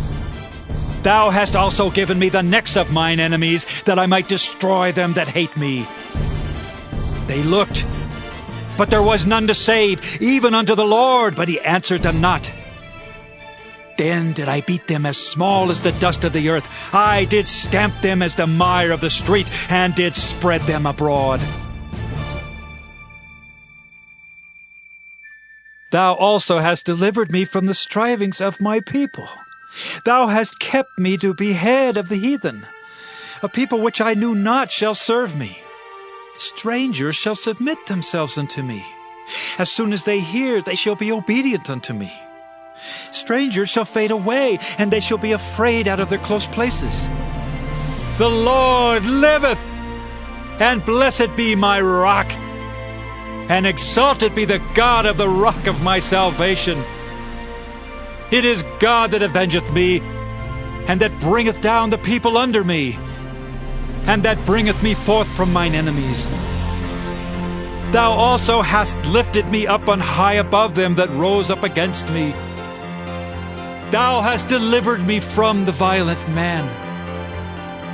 Therefore I will give thanks unto thee, O Lord, among the heathen, and I will sing praises unto thy name.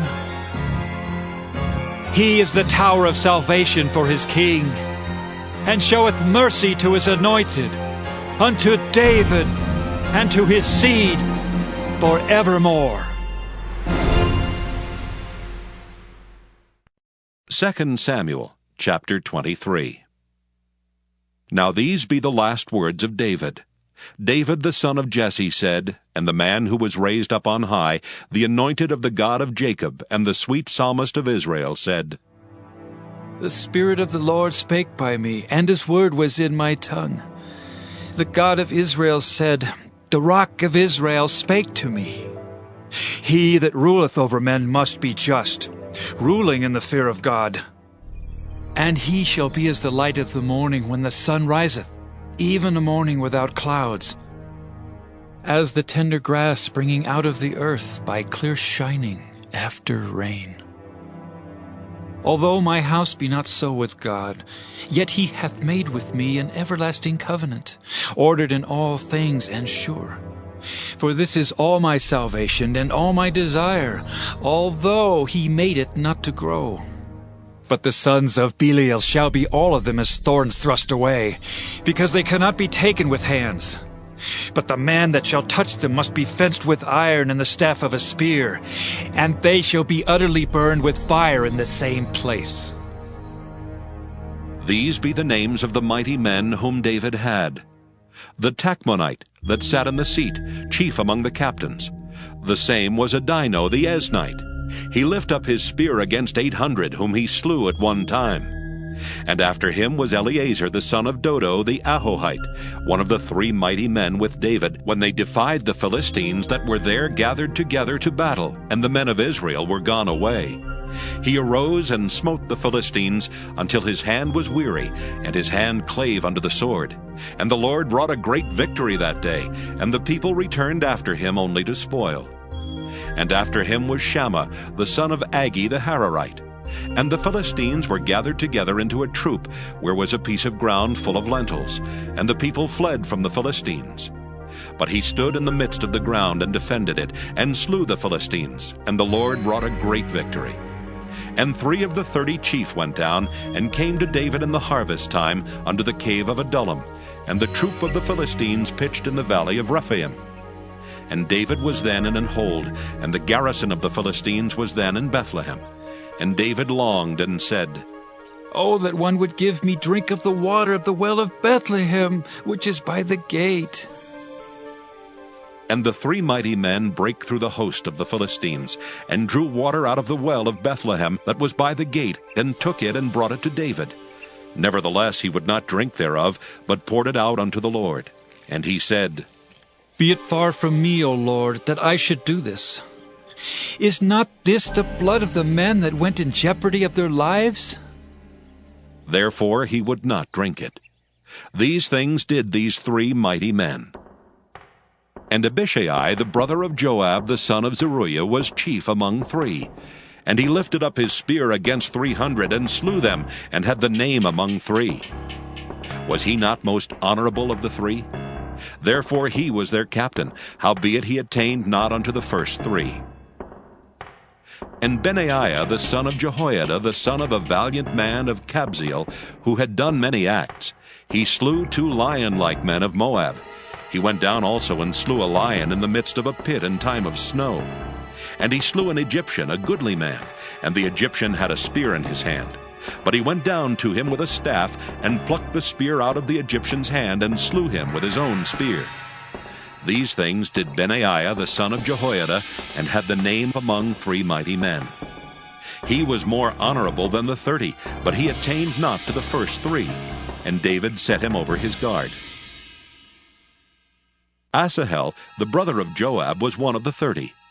Elhanan the son of Dodo of Bethlehem, Shammah the Haradite, Eliakah the Haradite, Helez the Paltite, Ira the son of Ikesh the Tekoite, Abiezer the Anathothite, Mabunai the Hushathite, Zalman the Ahohite, Maharai the Netophathite, Heleb the son of Baanah, a Netophathite, Ittai the son of Ribai out of Gibeah of the children of Benjamin, Benaiah the Pirathonite, Hiddai of the brooks of Gaash, Abialbon the Arbathite, Asmaveth the Barhumite, Eliabah the Shaalbonite of the sons of Jashan, Jonathan, Shammah the Hararite, Ahiam the son of Sharar the Hararite, Eliphalet the son of Ahasbai, the son of the Maacathite, Eliam the son of Ahithophel the Gilonite, Hezrai the Carmelite, Pearai the Arbite,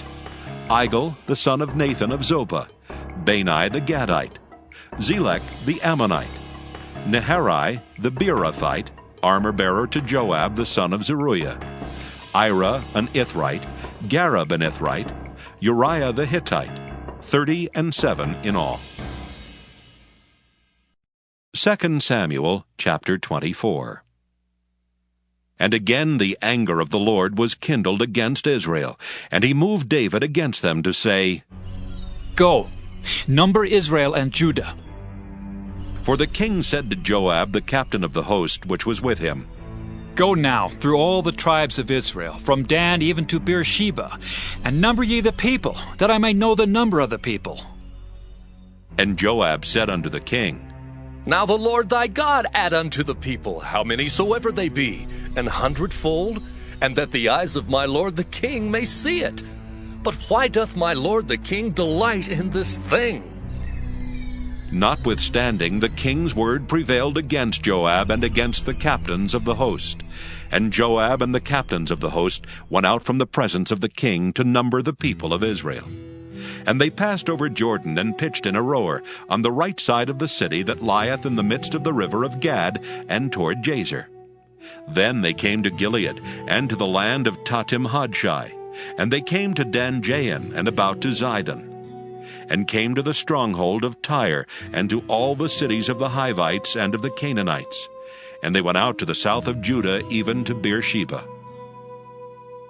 So when they had gone through all the land, they came to Jerusalem at the end of 9 months and 20 days. And Joab gave up the sum of the number of the people unto the king. And there were in Israel 800,000 valiant men that drew the sword, and the men of Judah were 500,000 men. And David's heart smote him after that he had numbered the people. And David said unto the Lord, I have sinned greatly in that I have done. And now I beseech thee, O Lord, take away the iniquity of thy servant. for I have done very foolishly. For when David was up in the morning, the word of the Lord came unto the prophet Gad, David's seer, saying, Go and say unto David, Thus saith the Lord, I offer thee 3 things.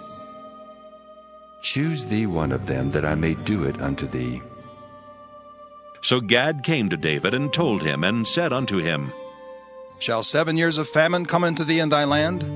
Or wilt thou flee 3 months before thine enemies while they pursue thee?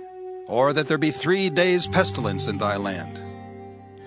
Now advise, and see what answer I shall return to him that sent me. And David said unto Gad, I am in a great strait. Let us fall now into the hand of the Lord, for his mercies are great, and let me not fall into the hand of man. So the Lord sent a pestilence upon Israel from the morning even to the time appointed, and there died of the people from Dan even to Beersheba 70,000 men. And when the angel stretched out his hand upon Jerusalem to destroy it, the Lord repented him of the evil, and said to the angel that destroyed the people, It is enough. Stay now thine hand. And the angel of the Lord was by the threshing place of Araunah the Jebusite.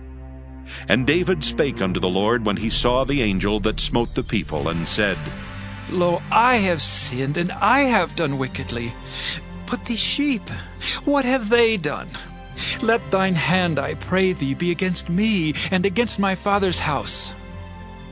And Gad came that day to David, and said unto him, Go up, rear an altar unto the Lord in the threshing floor of Araunah the Jebusite. And David, according to the saying of Gad, went up as the Lord commanded. And Araunah looked, and saw the king and his servants coming on toward him. And Araunah went out, and bowed himself before the king on his face upon the ground. And Araunah said, Wherefore is my lord the king come to his servant?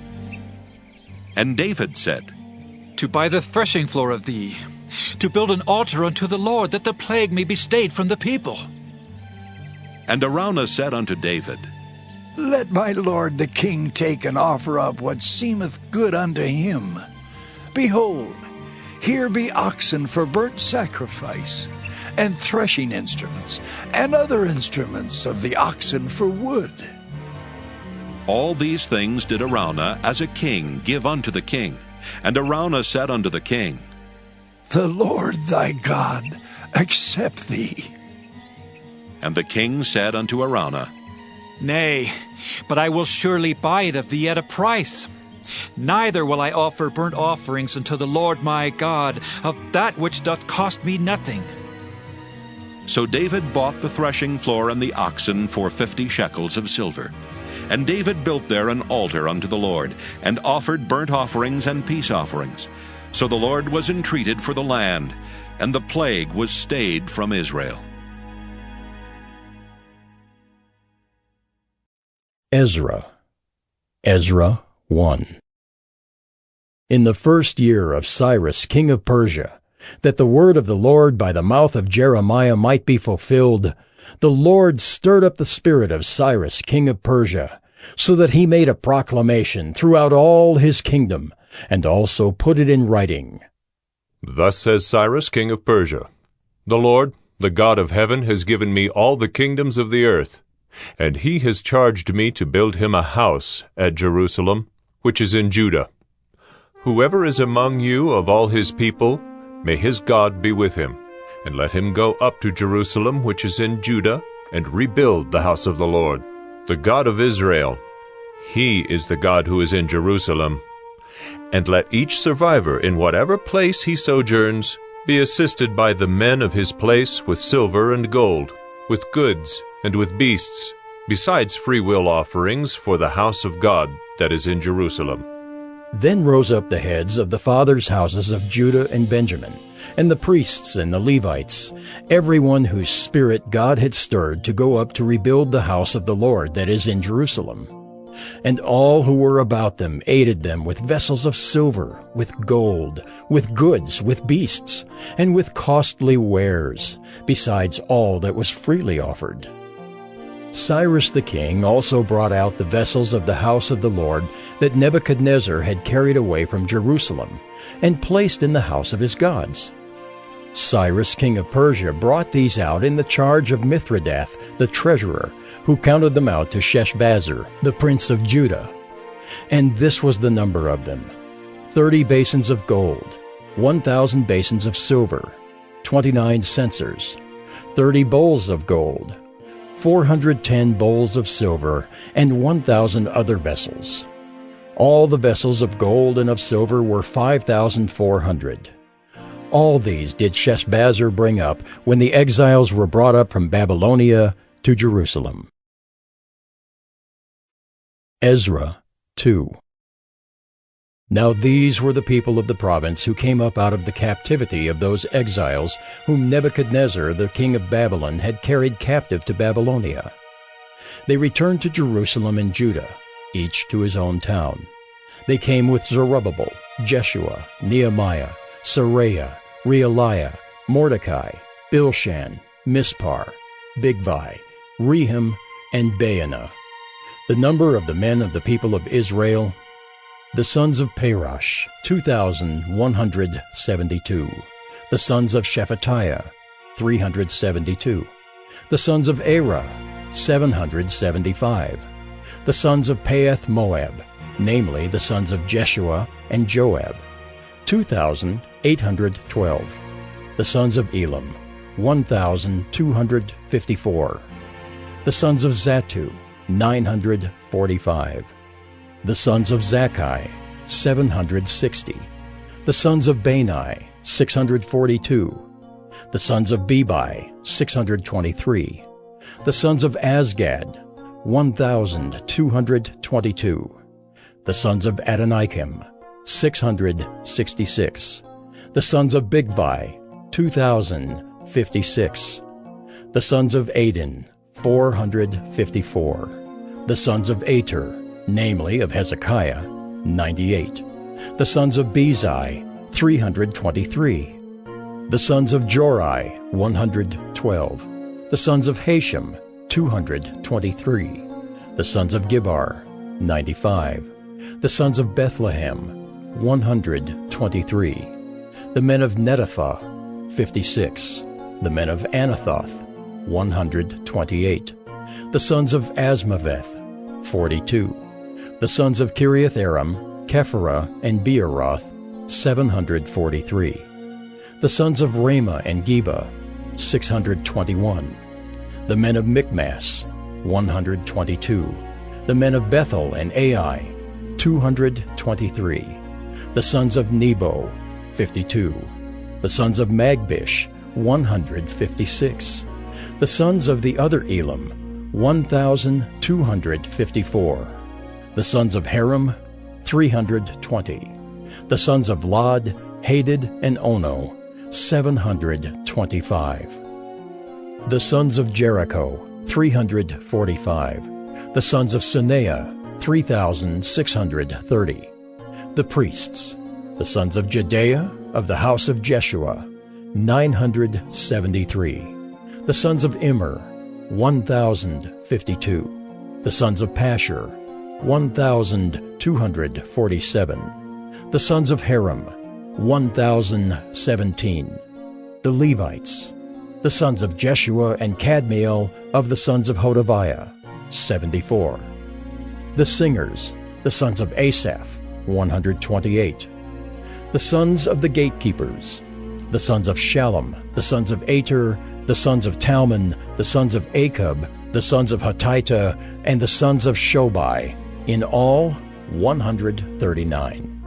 The temple servants, the sons of Ziha, the sons of Hasupha, the sons of Tebaeth, the sons of Keros, the sons of Siaha, the sons of Padon, the sons of Labana, the sons of Hagabah, the sons of Akab, the sons of Hagab, the sons of Shamlai, the sons of Hanan, the sons of Giddel, the sons of Gahar, the sons of Reaiah, the sons of Rezin, the sons of Nekoda, the sons of Gazam, the sons of Uzzah, the sons of Paseah, the sons of Besai, the sons of Asna, the sons of Meunim, the sons of Nephisim, the sons of Bakbuk, the sons of Hakupha, the sons of Harhur, the sons of Bazluth, the sons of Mahida, the sons of Harsha, the sons of Barkos, the sons of Sisera, the sons of Tema, the sons of Neziah, and the sons of Hatipha, the sons of Solomon's servants, the sons of Sotai, the sons of Hasothereth, the sons of Peruda, the sons of Jaala, the sons of Darkon, the sons of Giddel, the sons of Shephatiah, the sons of Hattil, the sons of Pochereth-Hazzebaim, and the sons of Amai. All the temple servants and the sons of Solomon's servants were 392. The following were those who came up from Tel Melah, Tel Harsha, Kirib, Adon, and Immer, though they could not prove their fathers' houses or their descent, whether they belonged to Israel. The sons of Delaiah, the sons of Tobiah, and the sons of Nekoda, 652. Also of the sons of the priests, the sons of Habeah, the sons of Hakaz, the sons of Barzillai, who had taken a wife from the daughters of Barzillai the Gileadite and was called by their name. These sought their registration among those enrolled in the genealogies, but they were not found there, and so they were excluded from the priesthood as unclean. The governor told them that they were not to partake of the most holy food until there should be a priest to consult Urim and Thummim. The whole assembly together was 42,360, besides their male and female servants, of whom there were 7,337, and they had 200 male and female singers. Their horses were 736, their mules were 245, their camels were 435, and their donkeys were 6,720. Some of the heads of families, when they came to the house of the Lord that is in Jerusalem, made free will offerings for the house of God to erect it on its site. According to their ability, they gave to the treasury of the work 61,000 derricks of gold, 5,000 minas of silver, and 100 priests' garments. Now the priests, the Levites, some of the people, the singers, the gatekeepers, and the temple servants lived in their towns, and all the rest of Israel in their towns. Ezra 3. When the 7th month came, and the children of Israel were in the towns, the people gathered as one man to Jerusalem. Then arose Jeshua the son of Jozadak with his fellow priests, and Zerubbabel the son of Shealtiel with his kinsmen. And they built the altar of the God of Israel, to offer burnt offerings on it, as it is written in the law of Moses, the man of God. They set the altar in its place, for fear was on them because of the peoples of the lands, and they offered burnt offerings on it to the Lord, burnt offerings morning and evening.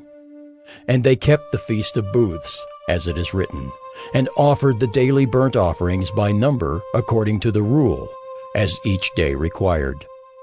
And after that the regular burnt offerings, the offerings at the new moon, and at all the appointed feasts of the Lord, and the offerings of everyone who made a free will offering to the Lord. From the first day of the 7th month they began to offer burnt offerings to the Lord. But the foundation of the temple of the Lord was not yet laid. So they gave money to the masons and the carpenters, and food, drink, and oil to the Sidonians and the Tyrians, to bring cedar trees from Lebanon to the sea, to Joppa, according to the grant that they had from Cyrus king of Persia. Now, in the 2nd year after their coming to the house of God at Jerusalem, in the 2nd month, Zerubbabel the son of Shealtiel, and Jeshua the son of Jozadak made a beginning, together with the rest of their kinsmen, the priests, and the Levites, and all who had come to Jerusalem from the captivity. They appointed the Levites from 20 years old and upward to supervise the work of the house of the Lord. And Jeshua with his sons and his brothers, and Kadmiel and his sons, the sons of Judah, together supervised the workmen in the house of God, along with the sons of Henadad and the Levites, their sons and brothers. And when the builders laid the foundation of the temple of the Lord, the priests in their vestments came forward with trumpets, and the Levites, the sons of Asaph, with cymbals, to praise the Lord according to the directions of David, king of Israel. And they sang responsively, praising and giving thanks to the Lord. For he is good, for his steadfast love endures forever toward Israel. And all the people shouted with a great shout when they praised the Lord, because the foundation of the house of the Lord was laid. But many of the priests and Levites and heads of fathers' houses, old men who had seen the first house, wept with a loud voice when they saw the foundation of this house being laid, though many shouted aloud for joy, so that the people could not distinguish the sound of the joyful shout from the sound of the people's weeping. For the people shouted with a great shout, and the sound was heard far away. Ezra 4. Now when the adversaries of Judah and Benjamin heard that the returned exiles were building a temple to the Lord, the God of Israel, they approached Zerubbabel and the heads of fathers' houses, and said to them, Let us build with you, for we worship your God as you do, and we have been sacrificing to him ever since the days of Esarhaddon, king of Assyria, who brought us here. But Zerubbabel, Jeshua, and the rest of the heads of fathers' houses in Israel said to them, You have nothing to do with us in building a house to our God, but we alone will build to the Lord, the God of Israel, as King Cyrus, the king of Persia, has commanded us. Then the people of the land discouraged the people of Judah, and made them afraid to build, and bribed counselors against them to frustrate their purpose all the days of Cyrus, king of Persia, even until the reign of Darius, king of Persia. And in the reign of Ahasuerus, in the beginning of his reign, they wrote an accusation against the inhabitants of Judah and Jerusalem. In the days of Artaxerxes, Bishlam and Mithridath and Tabeel and the rest of their associates wrote to Artaxerxes, king of Persia. The letter was written in Aramaic and translated. Rehum the commander and Shimshai the scribe wrote a letter against Jerusalem to Artaxerxes the king, as follows. Rehum the commander, Shimshai the scribe, and the rest of their associates, the judges, the governors, the officials, the Persians, the men of Erech, the Babylonians, the men of Susa, that is, the Elamites, and the rest of the nations whom the great and noble Osnappar deported and settled in the cities of Samaria and in the rest of the province beyond the river. This is a copy of the letter that they sent. To Artaxerxes the king, your servants, the men of the province beyond the river, send greeting. And now be it known to the king that the Jews who came up from you to us have gone to Jerusalem. They are rebuilding that rebellious and wicked city. They are finishing the walls and repairing the foundations. Now be it known to the king that if this city is rebuilt and the walls finished, they will not pay tribute, custom, or toll, and the royal revenue will be impaired. Now, because we eat the salt of the palace, and it is not fitting for us to witness the king's dishonor, therefore we send and inform the king, in order that search may be made in the book of the records of your fathers. You will find in the book of the records and learn that this city is a rebellious city, hurtful to kings and provinces, and that sedition was stirred up in it from of old. That was why this city was laid waste. We make known to the king that if this city is rebuilt and its walls finished, you will then have no possession in the province beyond the river. The king sent an answer. To Rehum the commander and Shimshai the scribe, and the rest of their associates who live in Samaria, and in the rest of the province beyond the river, greeting. And now the letter that you sent to us has been plainly read before me. And I made a decree, and search has been made, and it has been found that this city from of old has risen against kings, and that rebellion and sedition have been made in it. And mighty kings have been over Jerusalem, who ruled over the whole province beyond the river, to whom tribute, custom, and toll were paid.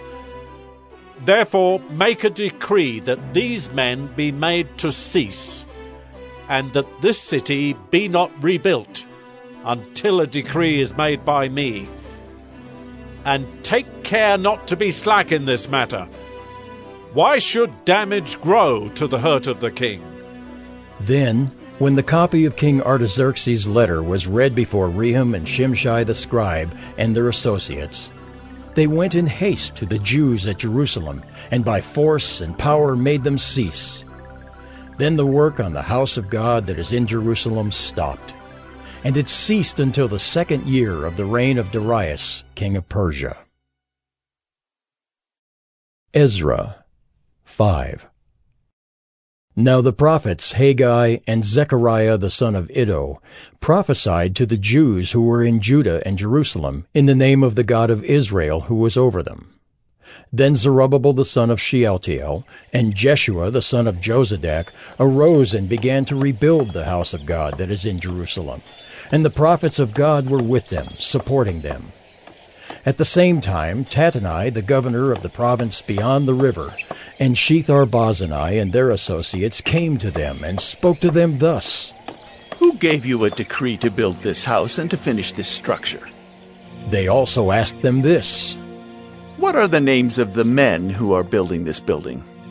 But the eye of their God was on the elders of the Jews, and they did not stop them until the report should reach Darius, and then an answer be returned by letter concerning it.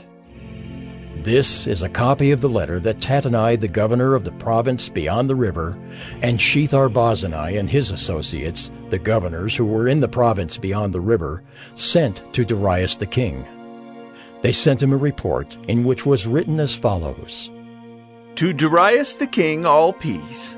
Be it known to the king that we went to the province of Judah to the house of the great God. It is being built with huge stones, and timber is laid in the walls. This work goes on diligently and prospers in their hands. Then we asked those elders and spoke to them thus: Who gave you a decree to build this house and to finish this structure?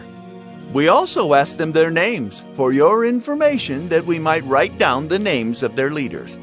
And this was their reply to us: We are the servants of the God of heaven and earth, and we are rebuilding the house that was built many years ago, which a great king of Israel built and finished. But because our fathers had angered the God of heaven, he gave them into the hand of Nebuchadnezzar, king of Babylon, the Chaldean, who destroyed this house and carried away the people to Babylonia. However, in the 1st year of Cyrus, king of Babylon, Cyrus the king made a decree that this house of God should be rebuilt, and the gold and silver vessels of the house of God, which Nebuchadnezzar had taken out of the temple that was in Jerusalem and brought into the temple of Babylon. These Cyrus the king took out of the temple of Babylon, and they were delivered to one whose name was Sheshbazzar, whom he had made governor. And he said to him, Take these vessels, go and put them in the temple that is in Jerusalem, and let the house of God be rebuilt on its site. Then this Sheshbazzar came and laid the foundations of the house of God that is in Jerusalem. And from that time until now it has been in building, and it is not yet finished. Therefore, if it seems good to the king, let search be made in the royal archives there in Babylon to see whether a decree was issued by Cyrus the king for the rebuilding of this house of God in Jerusalem. And let the king send us his pleasure in this matter. Ezra 6. Then Darius the king made a decree, and search was made in Babylonia, in the house of the archives where the documents were stored. And in Ecbatana, the capital that is in the province of Media, a scroll was found on which this was written: A record. In the 1st year of Cyrus the king issued a decree. Concerning the house of God at Jerusalem, let the house be rebuilt, the place where sacrifices were offered, and let its foundations be retained. Its height shall be 60 cubits, and its breadth 60 cubits, with 3 layers of great stones, and 1 layer of timber. Let the cost be paid from the royal treasury. And also let the gold and silver vessels of the house of God, which Nebuchadnezzar took out of the temple that is in Jerusalem and brought to Babylon, be restored and brought back to the temple that is in Jerusalem, each to its place. You shall put them in the house of God. Now therefore, Tatnai, governor of the province beyond the river, Shethar-Boznai, and your associates, the governors who are in the province beyond the river, keep away. Let the work on this house of God alone. Let the governor of the Jews and the elders of the Jews rebuild this house of God on its site. Moreover, I make a decree regarding what you shall do for these elders of the Jews for the rebuilding of this house of God. The cost is to be paid to these men in full and without delay from the royal revenue, the tribute of the province from beyond the river. And whatever is needed, bulls, rams, or sheep for burnt offerings to the God of heaven, wheat, salt, wine, or oil, as the priests at Jerusalem require, let that be given to them day by day without fail, that they may offer pleasing sacrifices to the God of heaven and pray for the life of the king and his sons. Also, I make a decree that if anyone alters this edict, a beam shall be pulled out of his house, and he shall be impaled on it, and his house shall be made a dunghill. May the God who has caused his name to dwell there overthrow any king or people who shall put out a hand to alter this, or to destroy this house of God that is in Jerusalem. I, Darius, make a decree. Let it be done with all diligence. Then, according to the word sent by Darius the king, Tatnai, the governor of the province beyond the river, Shethar-Boznai and their associates did with all diligence what Darius the king had ordered. And the elders of the Jews built and prospered through the prophesying of Haggai the prophet and Zechariah the son of Iddo. They finished their building by decree of the God of Israel, and by decree of Cyrus and Darius and Artaxerxes king of Persia. And this house was finished on the 3rd day of the month of Adar, in the 6th year of the reign of Darius the king. And the people of Israel, the priests and the Levites, and the rest of the returned exiles, celebrated the dedication of this house of God with joy. They offered at the dedication of this house of God 100 bulls, 200 rams, 400 lambs, and as a sin offering for all Israel, 12 male goats, according to the number of the tribes of Israel. And they set the priests in their divisions and the Levites in their divisions for the service of God at Jerusalem, as it is written in the book of Moses. On the 14th day of the 1st month, the returned exiles kept the Passover. For the priests and the Levites had purified themselves together. All of them were clean. So they slaughtered the Passover lamb for all the returned exiles, for their fellow priests, and for themselves. It was eaten by the people of Israel who had returned from exile, and also by everyone who had joined them and separated himself from the uncleanness of the peoples of the land to worship the Lord, the God of Israel. And they kept the feast of unleavened bread 7 days with joy, for the Lord had made them joyful, and had turned the heart of the king of Assyria to them, so that he aided them in the work of the house of God, the God of Israel. Ezra 7. Now after this, in the reign of Artaxerxes king of Persia, Ezra the son of Seraiah, son of Azariah, son of Hilkiah, son of Shallum, son of Zadok, son of Ahitub, son of Amariah, son of Azariah, son of Meraioth, son of Zerahiah, son of Uzzi, son of Buckai, son of Abishua, son of Phinehas, son of Eleazar, son of Aaron the chief priest. This Ezra went up from Babylonia. He was a scribe skilled in the law of Moses that the Lord, the God of Israel, had given, and the king granted him all that he asked, for the hand of the Lord his God was on him. And there went up also to Jerusalem, in the 7th year of Artaxerxes the king, some of the people of Israel, and some of the priests and Levites, the singers and gatekeepers, and the temple servants. And Ezra came to Jerusalem in the 5th month, which was in the 7th year of the king.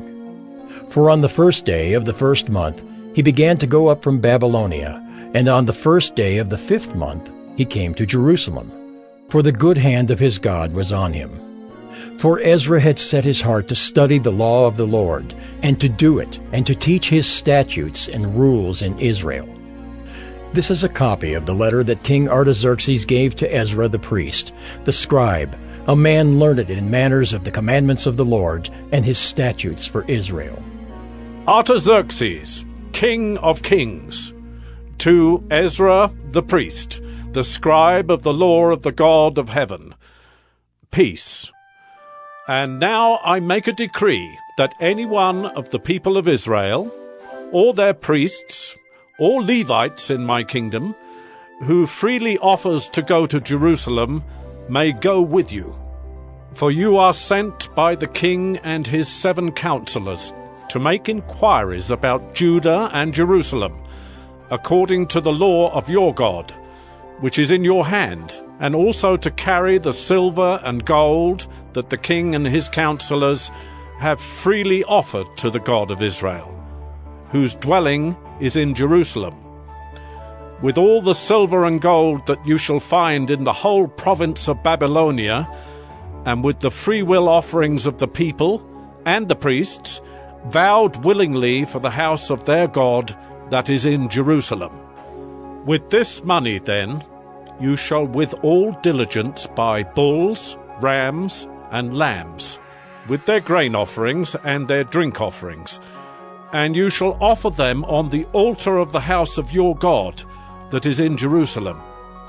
Whatever seems good to you and your brothers to do with the rest of the silver and gold, you may do, according to the will of your God. The vessels that have been given you for the service of the house of your God, you shall deliver before the God of Jerusalem. And whatever else is required for the house of your God, which it falls to you to provide, you may provide it out of the king's treasury. And I, Artaxerxes the king, make a decree to all the treasurers in the province beyond the river, whatever Ezra the priest, the scribe of the law of the God of heaven, requires of you, let it be done with all diligence, up to 100 talents of silver, 100 cores of wheat, 100 baths of wine, 100 baths of oil, and salt without prescribing how much. Whatever is decreed by the God of heaven, let it be done in full for the house of the God of heaven, lest his wrath be against the realm of the king and his sons. We also notify you that it shall not be lawful to impose tribute, custom, or toll on any one of the priests, the Levites, the singers, the doorkeepers, the temple servants, or other servants of this house of God. And you, Ezra, according to the wisdom of your God that is in your hand, appoint magistrates and judges, who may judge all the people in the province beyond the river, all such as know the laws of your God, and those who do not know them you shall teach. Whoever will not obey the law of your God and the law of the king, let judgment be strictly executed on him, whether for death, or for banishment, or for confiscation of his goods, or for imprisonment.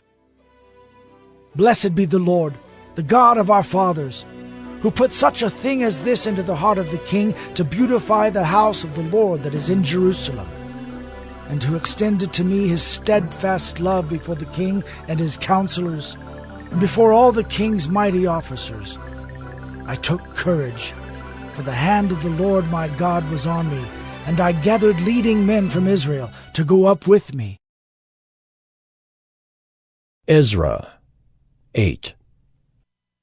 These are the heads of their fathers' houses, and this is the genealogy of those who went up with me from Babylonia in the reign of Artaxerxes the king. Of the sons of Phinehas, Gershom. Of the sons of Ithamar, Daniel. Of the sons of David, Hattush. Of the sons of Shechaniah, who was of the sons of Perish, Zechariah, with whom were registered 150 men. Of the sons of Pahath Moab, Eliahoenai, the son of Zerahiah, and with him 200 men. Of the sons of Zattu, Shechaniah, the son of Jehaziel, and with him 300 men. Of the sons of Adin, Ebed, the son of Jonathan, and with him 50 men. Of the sons of Elam, Jeshiah the son of Athaliah, and with him 70 men. Of the sons of Shephatiah, Zebadiah the son of Michael, and with him 80 men. Of the sons of Joab, Obadiah the son of Jehiel, and with him 218 men. Of the sons of Bani, Shelomith the son of Josephiah, and with him 160 men. Of the sons of Bebai, Zechariah the son of Bebai, and with him 28 men. Of the sons of Azgad, Johanan the son of Hakatan, and with him 110 men. Of the sons of Adonikam, those who came later, their names being Eliphalet, Jeuel, and Shemaiah, and with them 60 men. Of the sons of Bigvai, Uthai and Zachar, and with them 70 men. I gathered them to the river that runs to Ahava, and there we camped 3 days. As I reviewed the people and the priests, I found there none of the sons of Levi. Then I sent for Eleazar, Ariel, Shemaiah, Elnathan, Jerib, Elnathan, Nathan, Zechariah, and Meshullam, leading men, and for Joiarib and Elnathan, who were men of insight, and sent them to Iddo, the leading man at the place Casiphia, telling them what to say to Iddo and his brothers and the temple servants at the place Casiphia, namely, to send us ministers for the house of our God. And by the good hand of our God on us, they brought us a man of discretion of the sons of Malai, the son of Levi, son of Israel, namely Sherebiah, with his sons and kinsmen 18, also Hashabiah, and with him Jeshiah, of the sons of Merari, with his kinsmen and their sons 20. Besides 220 of the temple servants, whom David and his officials had set apart to attend the Levites. These were all mentioned by name. Then I proclaimed a fast there, at the river Ahava, that we might humble ourselves before our God, to seek from him a safe journey for ourselves, our children, and all our goods. For I was ashamed to ask the king for a band of soldiers and horsemen to protect us against the enemy in our way, since we had told the king, "The hand of our God is for good on all who seek him, and the power of his wrath is against all who forsake him." So we fasted and implored our God for this, and he listened to our entreaty. Then I set apart 12 of the leading priests, Sherebiah, Hashabiah, and 10 of their kinsmen with them. And I weighed out to them the silver and the gold and the vessels, the offering for the house of our God, that the king and his counselors and his lords and all Israel there present had offered. I weighed out into their hands 650 talents of silver, and silver vessels worth 200 talents, and 100 talents of gold, 20 bowls of gold worth 1,000 derricks, and 2 vessels of fine bright bronze as precious as gold. And I said to them, "You are holy to the Lord, and the vessels are holy, and the silver and the gold are a free will offering to the Lord, the God of your fathers. Guard them and keep them until you weigh them before the chief priests and the Levites and the heads of fathers' houses in Israel at Jerusalem, within the chambers of the house of the Lord."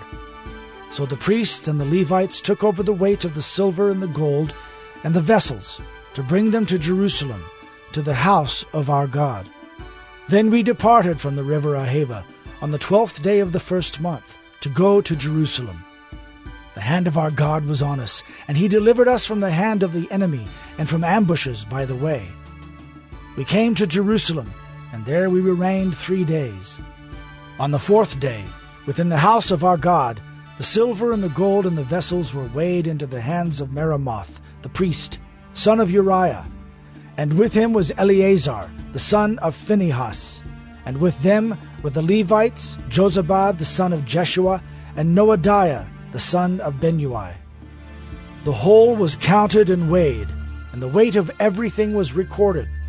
At that time those who had come from captivity, the returned exiles, offered burnt offerings to the God of Israel, 12 bulls for all Israel, 96 rams, 77 lambs, and as a sin offering 12 male goats. All of this was a burnt offering to the Lord.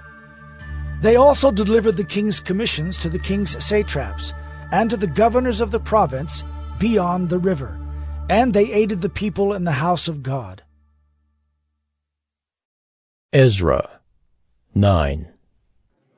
After these things had been done, the officials approached me and said, The people of Israel and the priests and the Levites have not separated themselves from the peoples of the lands with their abominations, from the Canaanites, the Hittites, the Perizzites, the Jebusites, the Ammonites, the Moabites, the Egyptians, and the Amorites. For they have taken some of their daughters to be wives for themselves and for their sons, so that the holy race has mixed itself with the peoples of the lands. And in this faithlessness the hand of the officials and chief men has been foremost. As soon as I heard this, I tore my garment and my cloak, and pulled hair from my head and beard, and sat appalled. Then all who trembled at the words of the God of Israel, because of the faithlessness of the returned exiles, gathered around me while I sat appalled until the evening sacrifice. And at the evening sacrifice I rose from my fasting, with my garment and my cloak torn, and fell upon my knees and spread out my hands to the Lord my God, saying, O my God, I am ashamed, and blush to lift my face to you, my God. For our iniquities have risen higher than our heads, and our guilt has mounted up to the heavens. From the days of our fathers to this day we have been in great guilt. And for our iniquities we, our kings and our priests, have been given into the hand of the kings of the lands, to the sword, to captivity, to plundering, and to utter shame, as it is today. But now, for a brief moment, favor has been shown by the Lord our God, to leave us a remnant and to give us a secure hold within his holy place, that our God may brighten our eyes and grant us a little reviving in our slavery. For we are slaves. Yet our God has not forsaken us in our slavery, but has extended to us his steadfast love before the kings of Persia, to grant us some reviving, to set up the house of our God, to repair its ruins, and to give us protection in Judea and Jerusalem. And now, O our God, what shall we say after this?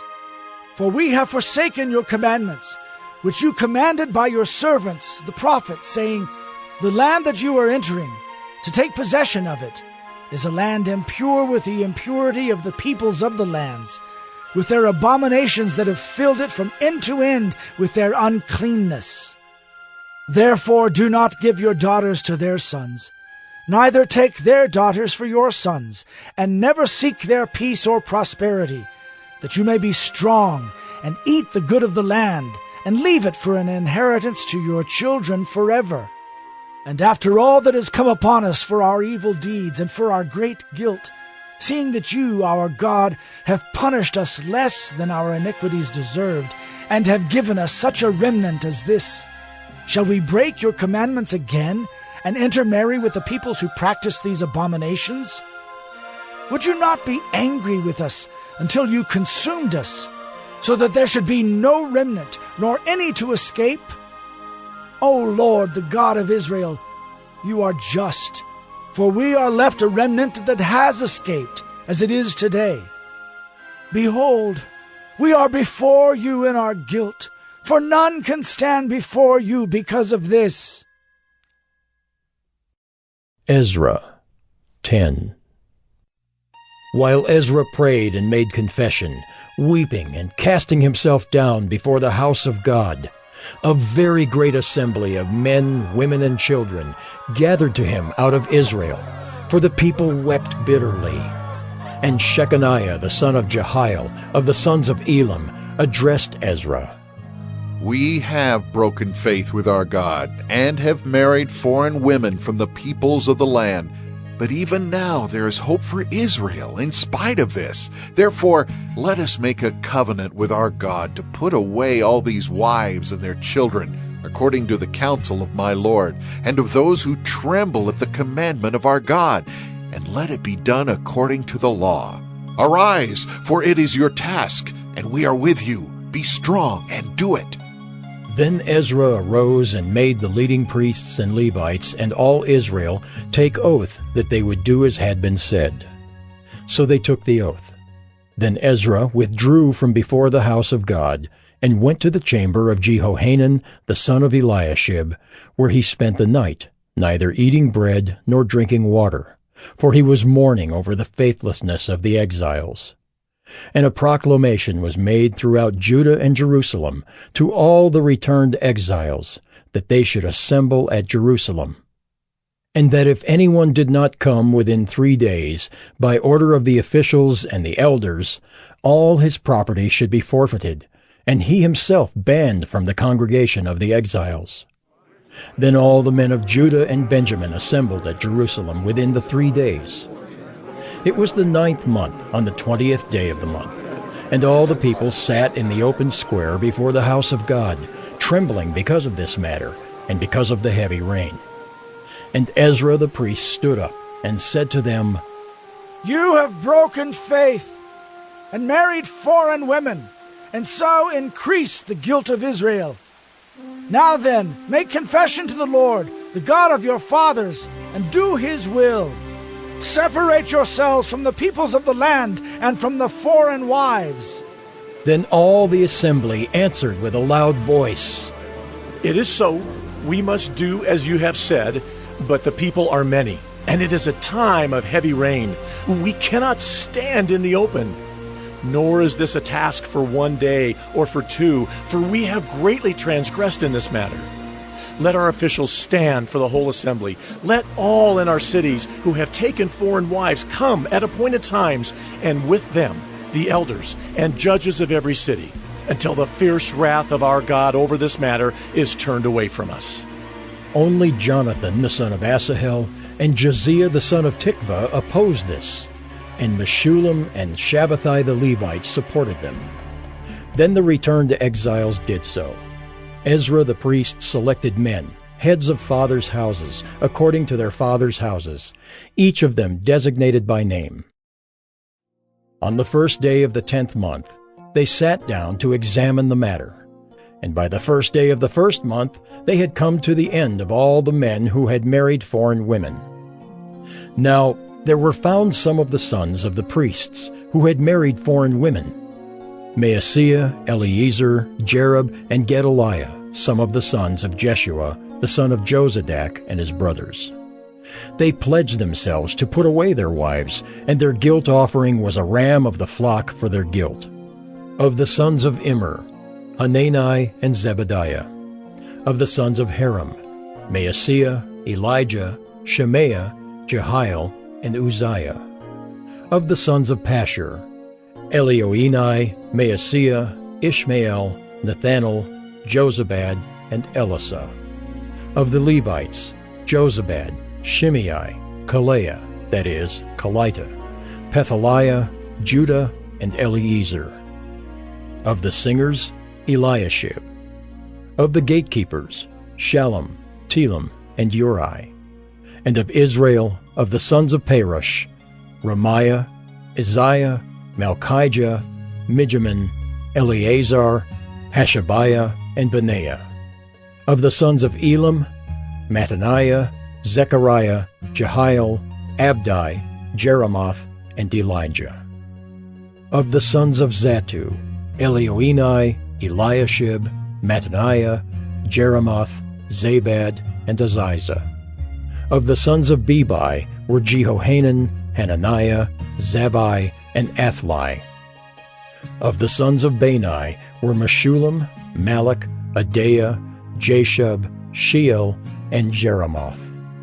Of the sons of Pahath Moab, Adnah, Kelal, Benaiah, Maaseiah, Mattaniah, Bezalel, Benui, and Manasseh. Of the sons of Haram, Eliezer, Ishijah, Malchijah, Shemaiah, Shimeon, Benjamin, Malach, and Shemariah.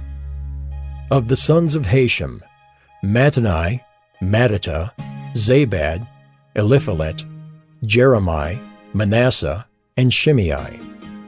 Of the sons of Bani, Maadai, Amram, Ul, Benaiah, Bediah, Kelahai, Benaiah, Meremoth, Eliashib, Mattaniah, Mattanai, Jaasu. Of the sons of Binnui, Shimei, Shelemiah, Nathan, Adaiah, Mechnadabai, Shashai, Sherai, Azarel, Shelemiah, Shemariah, Shallum, Amariah, and Joseph. Of the sons of Nebo, Jeiel, Mattathiah, Zabad, Zabina, Jaddai, Joel, and Benaiah. All these had married foreign women, and some of the women had even borne children. Jonah, chapter 1. Now Yahweh's word came to Jonah, the son of Amittai, saying, Arise, go to Nineveh, that great city, and preach against it, for their wickedness has come up before me. But Jonah rose up to flee to Tarshish from the presence of Yahweh. He went down to Joppa and found a ship going to Tarshish. So he paid its fare and went down into it to go with them to Tarshish from the presence of Yahweh. But Yahweh sent out a great wind on the sea, and there was a mighty storm on the sea, so that the ship was likely to break up. Then the mariners were afraid, and every man cried to his God. They threw the cargo that was in the ship into the sea to lighten the ship. But Jonah had gone down into the innermost parts of the ship, and he was laying down and was fast asleep. So the shipmaster came to him and said to him, What do you mean, sleeper? Arise, call on your God. Maybe your God will notice us, so that we won't perish. They all said to each other, Come, let's cast lots, that we may know who is responsible for this evil that is on us. So they cast lots, and the lot fell on Jonah. Then they asked him, Tell us, please, for whose cause this evil is on us? What is your occupation? Where do you come from? What is your country? Of what people are you? He said to them, I am a Hebrew, and I fear Yahweh, the God of heaven, who has made the sea and the dry land.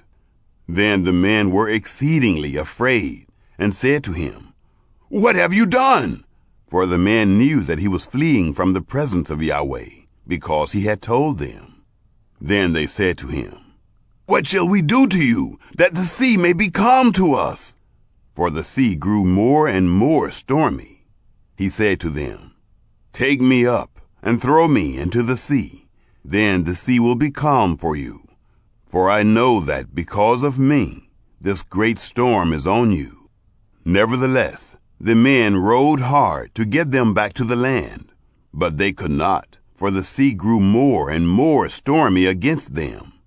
Therefore they cried to Yahweh and said, We beg you, Yahweh, we beg you, don't let us die for this man's life, and don't lay on us innocent blood.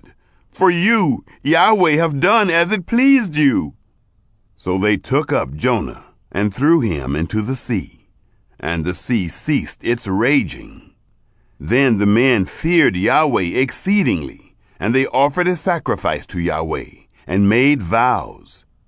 Yahweh prepared a great fish to swallow up Jonah, and Jonah was in the belly of the fish 3 days and 3 nights. Chapter 2. Then Jonah prayed to Yahweh, his God, out of the fish's belly. He said, I called because of my affliction to Yahweh. He answered me. Out of the belly of Sheol I cried. You heard my voice, for you threw me into the depths, in the heart of the seas. The flood was all around me. All your waves and your billows passed over me. I said, I have been banished from your sight, yet I will look again toward your holy temple. The waters surrounded me, even to the soul. The deep was around me. The weeds were wrapped around my head. I went down to the bottoms of the mountains. The earth barred me in forever. Yet have you brought up my life from the pit, Yahweh my God. When my soul fainted within me, I remembered Yahweh. My prayer came into you, into your holy temple. Those who regard lying vanities forsake their own mercy. But I will sacrifice to you with the voice of thanksgiving. I will pay that which I have vowed. Salvation belongs to Yahweh. Then Yahweh spoke to the fish, and it vomited out Jonah on the dry land. Chapter 3. Yahweh's word came to Jonah the second time, saying, Arise, go to Nineveh, that great city, and preach to it the message that I give you. So Jonah arose and went to Nineveh, according to Yahweh's word. Now Nineveh was an exceedingly great city, 3 days' journey across. Jonah began to enter into the city a day's journey, and he cried out and said, In 40 days Nineveh will be overthrown. The people of Nineveh believed God, and they proclaimed a fast, and put on sackcloth, from their greatest even to their least. The news reached the king of Nineveh, and he arose from his throne, and took off his royal robe, covered himself with sackcloth, and sat in ashes. He made a proclamation, and published through Nineveh, by the decree of the king and his nobles, saying, Let neither man nor animal, herd nor flock, taste anything. Let them not feed, nor drink water, but let them be covered with sackcloth, both man and animal. And let them cry mightily to God. Yes, let them turn everyone from his evil way, and from the violence that is in his hands. Who knows whether God will not turn and relent, and turn away from his fierce anger, so that we might not perish? God saw their works, that they turned from their evil way. God relented of the disaster which he said he would do to them, and he didn't do it. Chapter 4. But it displeased Jonah exceedingly, and he was angry.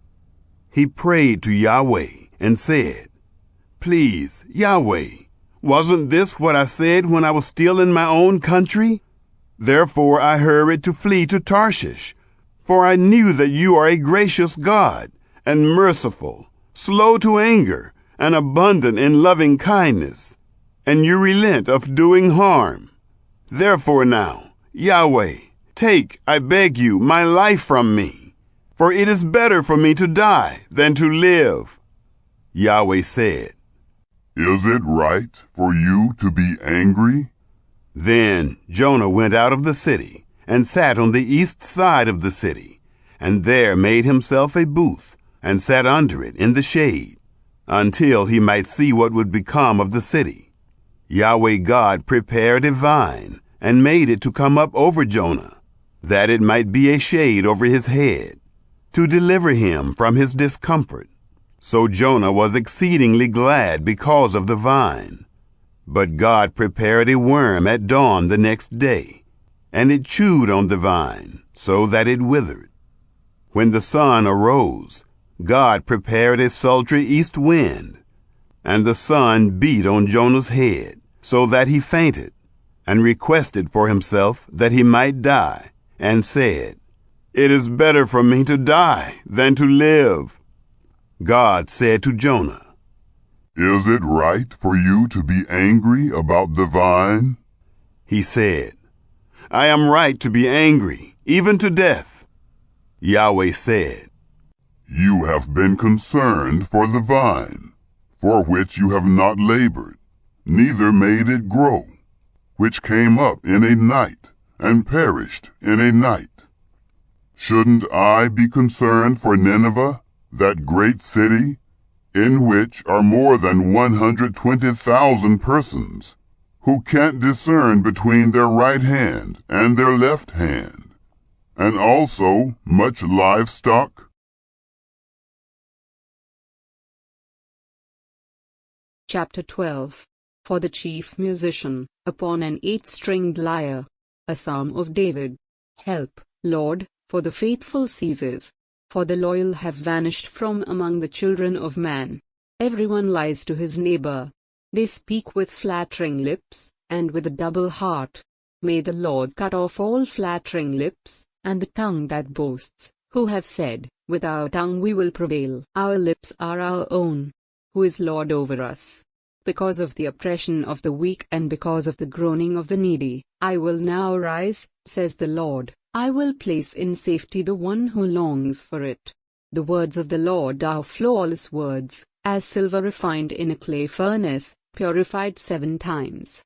You will keep them, Lord. You will preserve them from this generation forever. The wicked walk on every side, when what is vile is exalted among the sons. Deuteronomy 1. These are the words that Moses spoke to all Israel beyond the Jordan in the wilderness, in the Arabah opposite Suph, between Paran and Tophel, Laban, Hazeroth, and Dizahab. It is 11 days' journey from Horeb by the way of Mount Seir to Kadesh Barnea. In the 40th year, on the first day of the 11th month, Moses spoke to the people of Israel according to all that the Lord had given him in commandment to them, after he had defeated Sihon, the king of the Amorites, who lived in Heshbon, and Og, the king of Bashan, who lived in Ashtaroth and in Edrei. Beyond the Jordan, in the land of Moab, Moses undertook to explain this law, saying, The Lord our God said to us in Horeb, You have stayed long enough at this mountain. Turn and take your journey and go to the hill country of the Amorites, and to all their neighbors in the Arabah, in the hill country, and in the lowland, and in the Negeb, and by the seacoast, the land of the Canaanites, and Lebanon, as far as the great river, the river Euphrates. See, I have set the land before you. Go in and take possession of the land that the Lord swore to your fathers, to Abraham, to Isaac, and to Jacob, to give to them and to their offspring after them. At that time I said to you, I am not able to bear you by myself. The Lord your God has multiplied you, and behold, you are today as numerous as the stars of heaven. May the Lord, the God of your fathers, make you 1,000 times as many as you are, and bless you, as he has promised you. How can I bear by myself the weight and burden of you and your strife? Choose for your tribes wise, understanding, and experienced men, and I will appoint them as your heads. And you answered me, The thing that you have spoken is good for us to do. So I took the heads of your tribes, wise and experienced men, and set them as heads over you, commanders of thousands, commanders of hundreds, commanders of 50s, commanders of 10s, and officers throughout your tribes. And I charged your judges at that time, Hear the cases between your brothers, and judge righteously between a man and his brother, or the alien who is with him. You shall not be partial in judgment. You shall hear the small and the great alike. You shall not be intimidated by anyone, for the judgment is God's. And the case that is too hard for you, you shall bring to me, and I will hear it. And I commanded you at that time all the things that you should do. Then we set out from Horeb, and went through all that great and terrifying wilderness that you saw on the way to the hill country of the Amorites, as the Lord our God commanded us. And we came to Kadesh Barnea, and I said to you, You have come to the hill country of the Amorites, which the Lord our God is giving us. See, the Lord your God has set the land before you. Go up, take possession, as the Lord, the God of your fathers, has told you. Do not fear or be dismayed. Then all of you came near me and said, Let us send men before us, that they may explore the land for us, and bring us word again of the way by which we must go up, and the cities into which we shall come. The thing seemed good to me, And I took 12 men from you, 1 man from each tribe. And they turned and went up into the hill country, and came to the valley of Eshcol, and spied it out. And they took in their hands some of the fruit of the land, and brought it down to us, and brought us word again, and said, It is a good land that the Lord our God is giving us. Yet you would not go up, but rebelled against the command of the Lord your God. And you murmured in your tents, and said, Because the Lord hated us, he has brought us out of the land of Egypt, to give us into the hand of the Amorites, to destroy us. Where are we going up? Our brothers have made our hearts melt, saying, The people are greater and taller than we. The cities are great and fortified up to heaven. And besides, we have seen the sons of the Anakim there. Then I said to you, Do not be in dread or afraid of them. The Lord your God, who goes before you, will himself fight for you, just as he did for you in Egypt before your eyes, and in the wilderness, where you have seen how the Lord your God carried you, as a man carries his son, all the way that you went until you came to this place. Yet in spite of this word, you did not believe the Lord your God, who went before you in the way to seek you out a place to pitch your tents, in fire by night and in the cloud by day, to show you by what way you should go. And the Lord heard your words and was angered, and he swore, Not one of these men of this evil generation shall see the good land that I swore to give to your fathers, except Caleb the son of Jephunneh. He shall see it, and to him and to his children I will give the land on which he has trodden, because he has wholly followed the Lord. Even with me the Lord was angry on your account, and said, You also shall not go in there. Joshua the son of Nun, who stands before you, he shall enter. Encourage him, for he shall cause Israel to inherit it.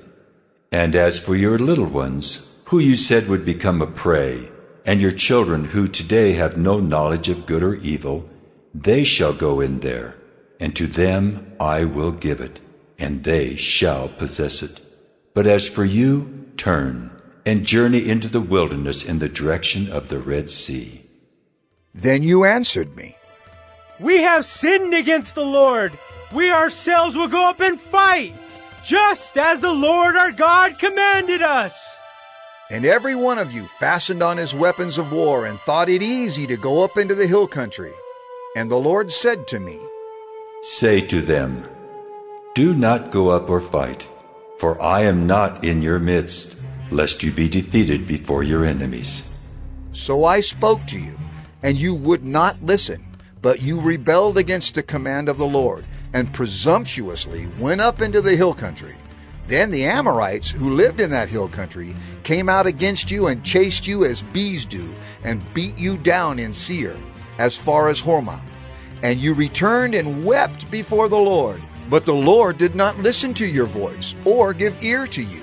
So you remained at Kadesh many days, the days that you remained there. Deuteronomy 2. Then we turned and journeyed into the wilderness, in the direction of the Red Sea, as the Lord told me. And for many days we traveled around Mount Seir. Then the Lord said to me, You have been traveling around this mountain country long enough. Turn northward and command the people. You are about to pass through the territory of your brothers, the people of Esau, who live in Seir, and they will be afraid of you. So be very careful. Do not contend with them, for I will not give you any of their land, no, not so much as for the sole of the foot to tread on, because I have given Mount Seir to Esau as a possession. You shall purchase food from them for money, that you may eat, and you shall also buy water of them for money, that you may drink. For the Lord your God has blessed you in all the work of your hands. He knows you're going through this great wilderness. These 40 years the Lord your God has been with you. You have lacked nothing. So we went on, away from our brothers, the people of Esau, who live in Seir, away from the Arabah road, from Elath and Ezion Geber. And we turned and went in the direction of the wilderness of Moab. And the Lord said to me, Do not harass Moab or contend with them in battle, for I will not give you any of their land for a possession, because I have given Ar to the people of Lot for a possession. The Emim formerly lived there, a people great and many, and tall as the Anakim. Like the Anakim, they are also counted as Rephaim, but the Moabites called them Emim. The Horites also lived in Seir formerly, but the people of Esau dispossessed them, and destroyed them from before them, and settled in their place, as Israel did to the land of their possession, which the Lord gave to them. Now rise up and go over the brook Zered. So we went over the brook Zered, and the time from our leaving Kadesh Barnea until we crossed the brook Zered was 38 years, until the entire generation, that is, the men of war, had perished from the camp, as the Lord had sworn to them. For indeed the hand of the Lord was against them, to destroy them from the camp, until they had perished. So as soon as all the men of war had perished and were dead from among the people, the Lord said to me, Today you are to cross the border of Moab at Ar, and when you approach the territory of the people of Ammon, do not harass them or contend with them, for I will not give you any of the land of the people of Ammon as a possession, because I have given it to the sons of Lot for a possession.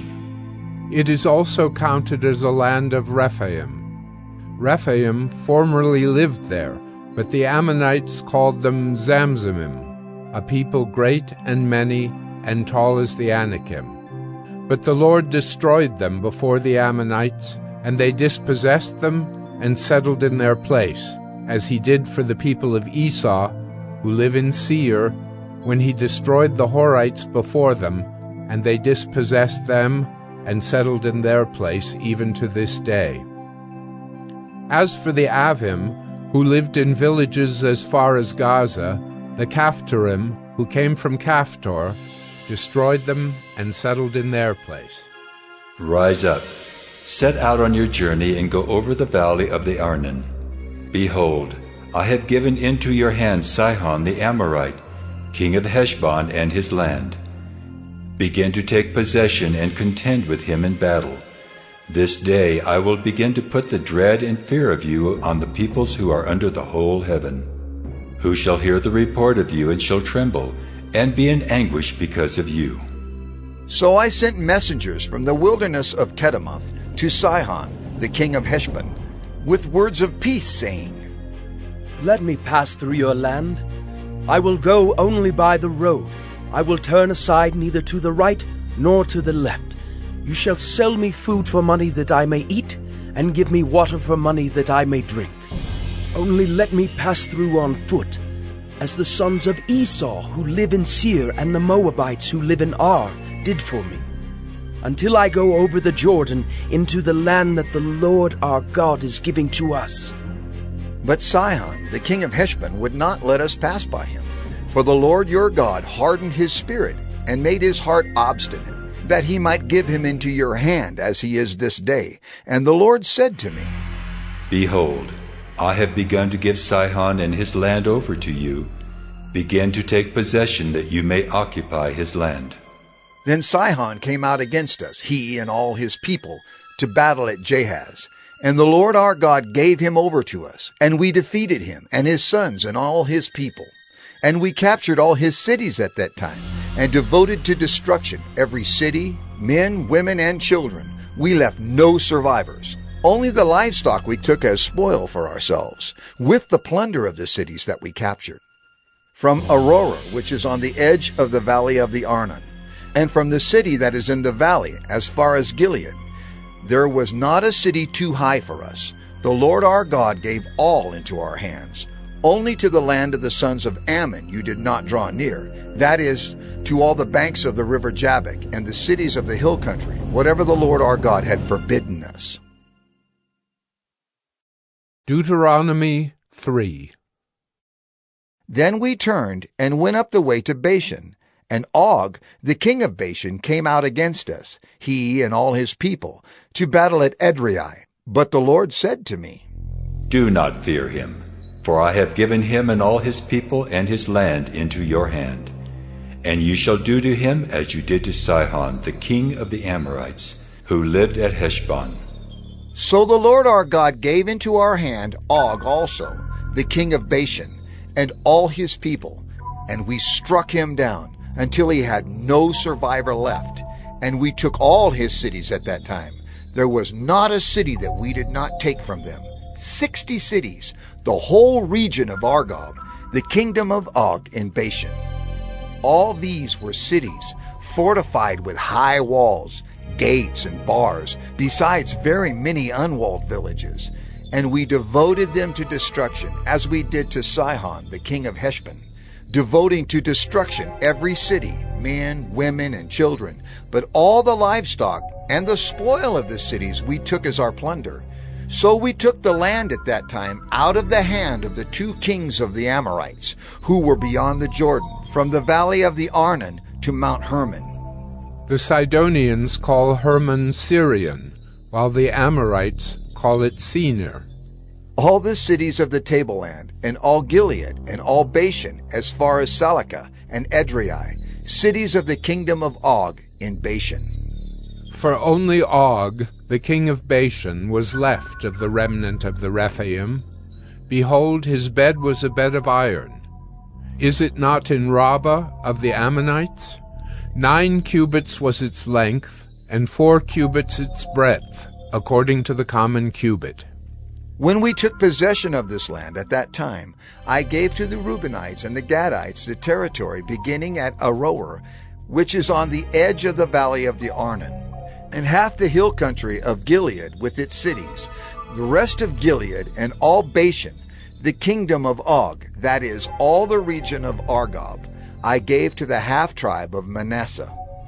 All that portion of Bashan is called the land of Rephaim.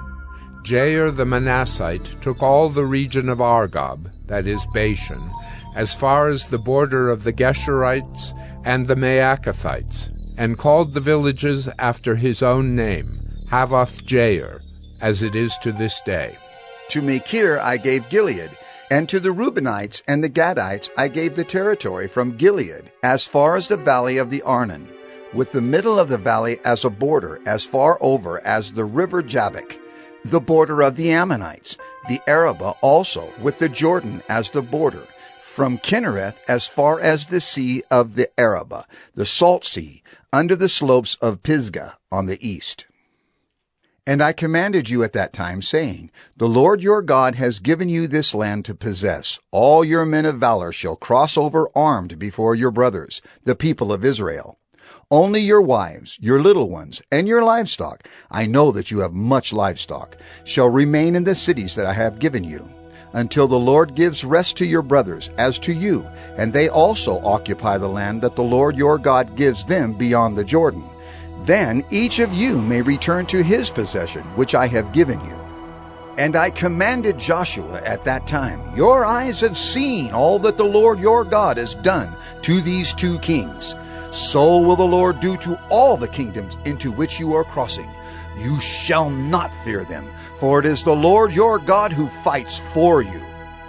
And I pleaded with the Lord at that time, saying, O Lord God, you have only begun to show your servant your greatness and your mighty hand. For what God is there in heaven or on earth who can do such works and mighty acts as yours?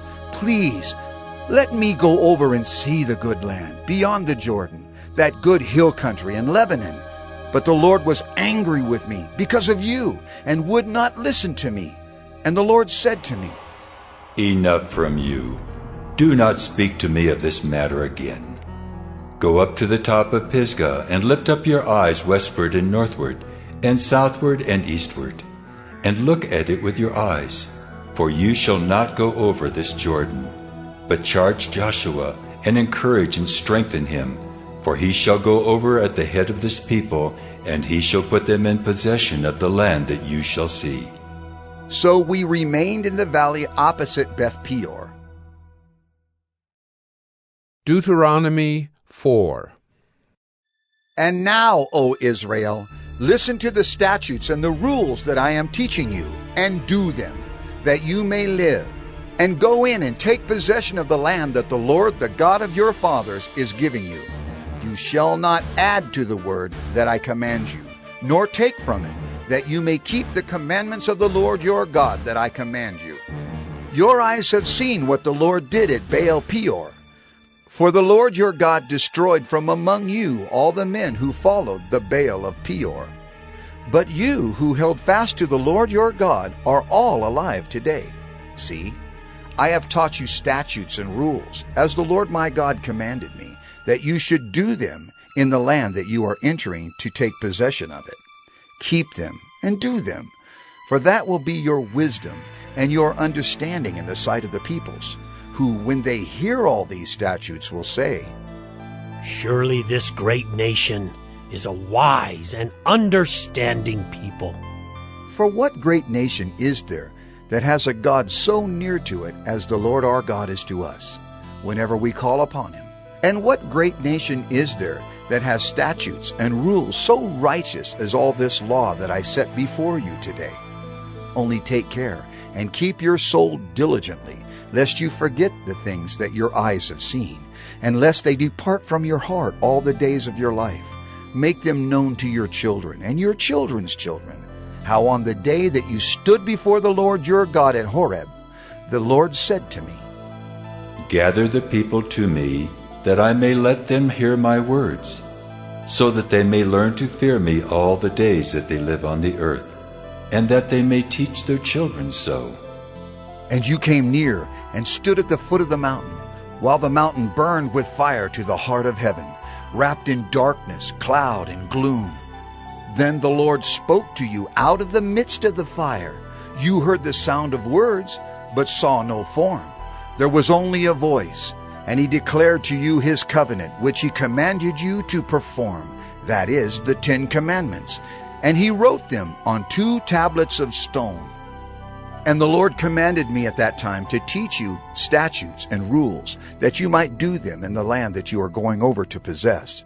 Therefore, watch yourselves very carefully, since you saw no form on the day that the Lord spoke to you at Horeb, out of the midst of the fire. Beware, lest you act corruptly by making a carved image for yourselves, in the form of any figure, the likeness of male or female, the likeness of any animal that is on the earth, the likeness of any winged bird that flies in the air, the likeness of anything that creeps on the ground, the likeness of any fish that is in the water under the earth.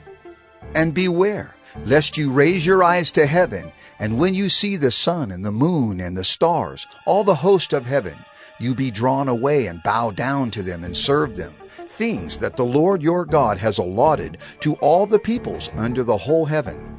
But the Lord has taken you and brought you out of the iron furnace, out of Egypt, to be a people of his own inheritance, as you are this day. Furthermore, the Lord was angry with me because of you, and he swore that I should not cross the Jordan, and that I should not enter the good land that the Lord your God is giving you for an inheritance. For I must die in this land. I must not go over the Jordan. But you shall go over and take possession of that good land. Take care, lest you forget the covenant of the Lord your God, which he made with you, and make a carved image, the form of anything that the Lord your God has forbidden you. For the Lord your God is a consuming fire, a jealous God.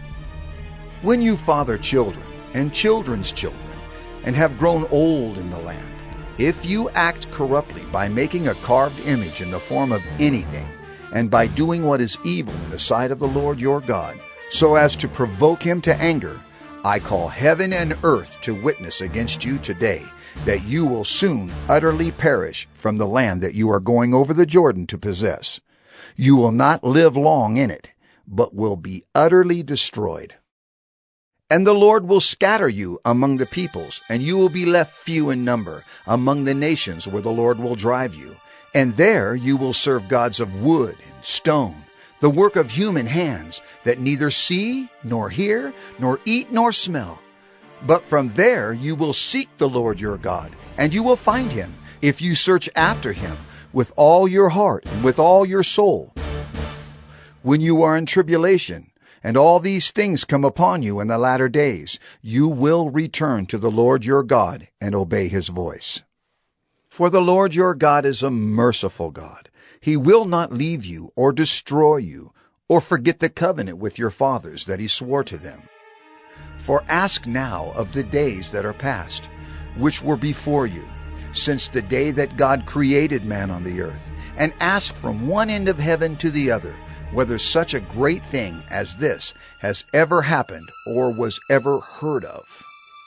Did any people ever hear the voice of a God speaking out of the midst of the fire, as you have heard and still live?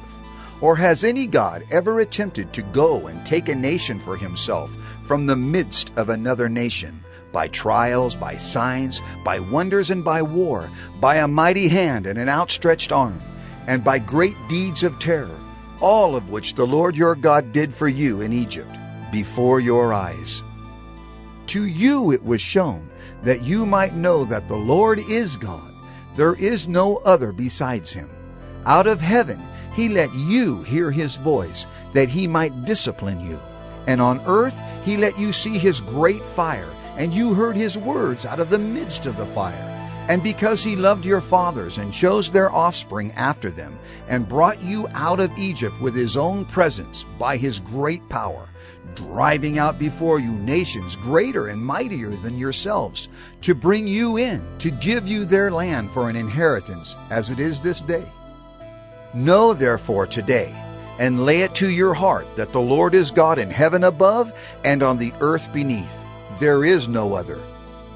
Therefore you shall keep his statutes and his commandments which I command you today, that it may go well with you and with your children after you, and that you may prolong your days in the land that the Lord your God is giving you for all time.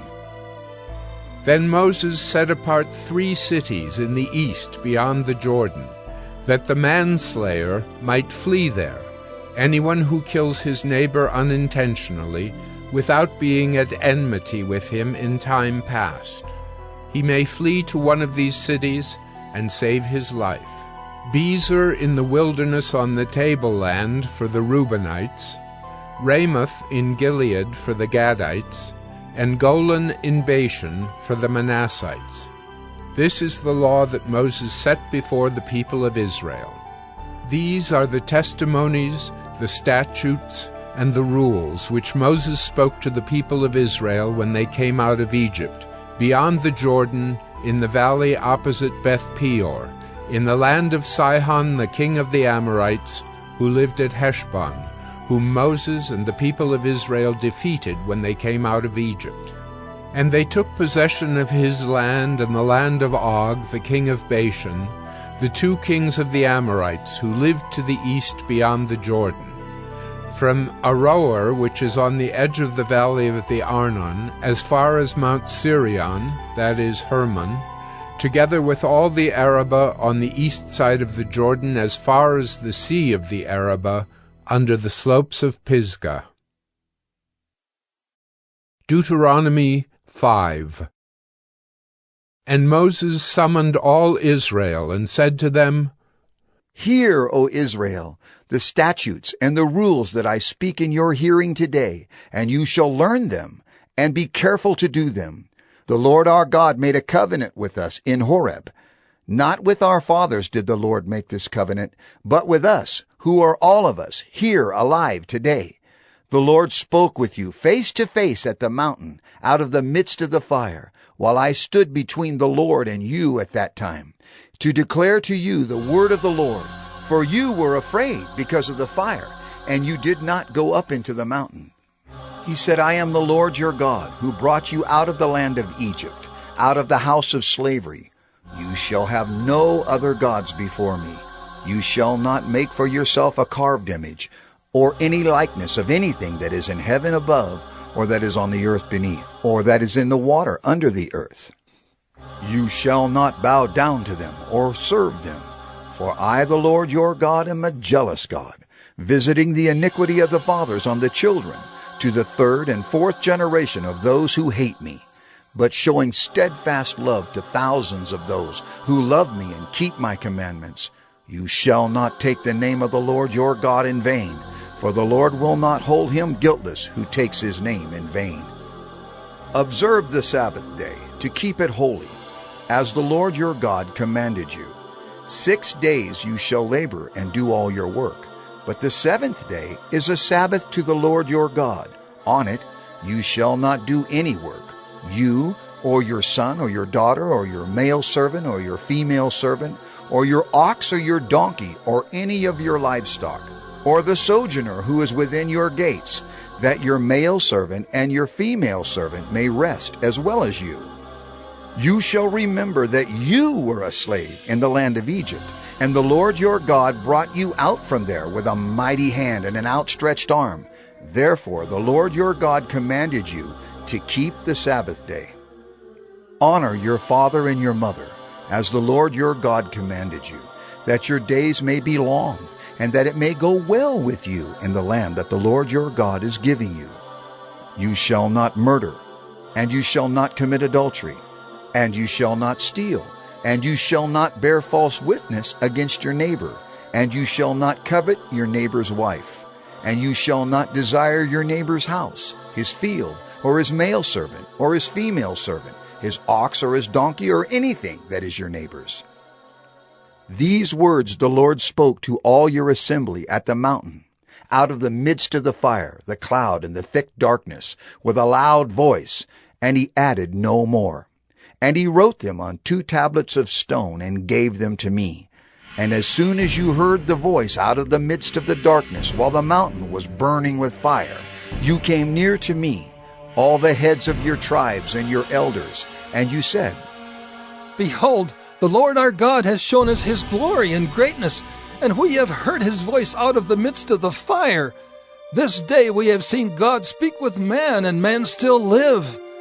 Now therefore, why should we die? For this great fire will consume us. If we hear the voice of the Lord our God any more, we shall die.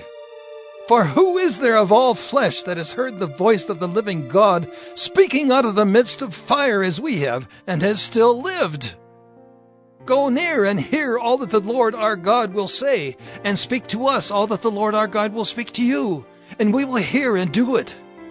And the Lord heard your words when you spoke to me. And the Lord said to me, I have heard the words of this people which they have spoken to you. They are right in all that they have spoken. Oh, that they had such a mind as this always, to fear me and to keep all my commandments, that it might go well with them and with their descendants forever.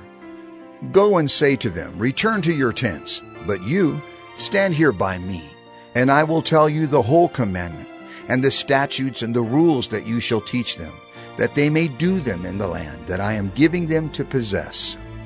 You shall be careful, therefore, to do as the Lord your God has commanded you. You shall not turn aside to the right hand or to the left. You shall walk in all the way that the Lord your God has commanded you, that you may live, and that it may go well with you, and that you may live long in the land that you shall possess. Deuteronomy 6. Now this is the commandment, the statutes and the rules that the Lord your God commanded me to teach you, that you may do them in the land to which you are going over to possess it, that you may fear the Lord your God, you and your son and your son's son, by keeping all his statutes and his commandments, which I command you, all the days of your life, and that your days may be long. Hear therefore, O Israel, and be careful to do them, that it may go well with you, and that you may multiply greatly, as the Lord, the God of your fathers, has promised you, in a land flowing with milk and honey. Hear, O Israel, the Lord our God, the Lord is one. You shall love the Lord your God with all your heart, and with all your soul, and with all your might. And these words that I command you today shall be on your heart. You shall teach them diligently to your children, and shall talk of them when you sit in your house, and when you walk by the way, and when you lie down, and when you rise. You shall bind them as a sign on your hand, and they shall be as frontlets between your eyes. You shall write them on the doorpost of your house and on your gates. And when the Lord your God brings you into the land that he swore to your fathers, to Abraham, to Isaac, and to Jacob, to give you, with great and good cities that you did not build, and houses full of all good things that you did not fill, and cisterns that you did not dig, and vineyards and olive trees that him you shall serve, and by his name you shall swear.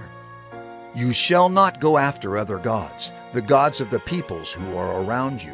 For the Lord your God in your midst is a jealous God, lest the anger of the Lord your God be kindled against you, and he destroy you from off the face of the earth. You shall not put the Lord your God to the test, as you tested him at Massah. You shall diligently keep the commandments of the Lord your God, and his testimonies and his statutes, which he has commanded you. And you shall do what is right and good in the sight of the Lord, that it may go well with you, and that you may go in and take possession of the good land that the Lord swore to give to your fathers, by thrusting out all your enemies from before you, as the Lord has promised. When your son asks you in time to come, "What is the meaning of the testimonies and the statutes and the rules that the Lord our God has commanded you?" then you shall say to your son, "We were Pharaoh's slaves in Egypt, and the Lord brought us out of Egypt with a mighty hand. And the Lord showed signs and wonders great and grievous against Egypt and against Pharaoh and all his household before our eyes. And he brought us out from there, that he might bring us in and give us the land that he swore to give to our fathers. And the Lord commanded us to do all these statutes, to fear the Lord our God for our good always, that he might preserve us alive, as we are this day. And it will be righteousness for us if we are careful to do all this commandment before the Lord our God, as he has commanded us." Deuteronomy 7. When the Lord your God brings you into the land that you are entering to take possession of it, and clears away many nations before you, the Hittites, the Girgashites, the Amorites, the Canaanites, the Perizzites, the Hivites, and the Jebusites, 7 nations more numerous and mightier than yourselves. And when the Lord your God gives them over to you, and you defeat them, then you must devote them to complete destruction. You shall make no covenant with them, and show no mercy to them. You shall not intermarry with them, giving your daughters to their sons, or taking their daughters for your sons, for they would turn away your sons from following me, to serve other gods. Then the anger of the Lord would be kindled against you, and he would destroy you quickly. But thus shall you deal with them. You shall break down their altars, and dash in pieces their pillars, and chop down their Asherim, and burn their carved images with fire. For you are a people holy to the Lord your God. The Lord your God has chosen you to be a people for his treasured possession out of all the peoples who are on the face of the earth. It was not because you were more in number than any other people that the Lord set his love on you and chose you, for you were the fewest of all peoples.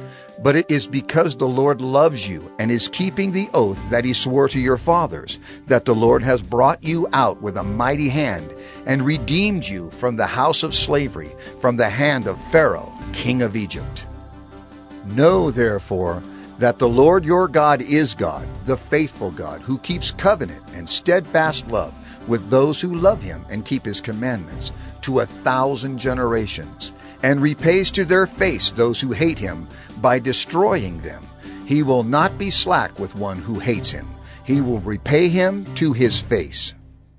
You shall therefore be careful to do the commandment and the statutes and the rules that I command you today.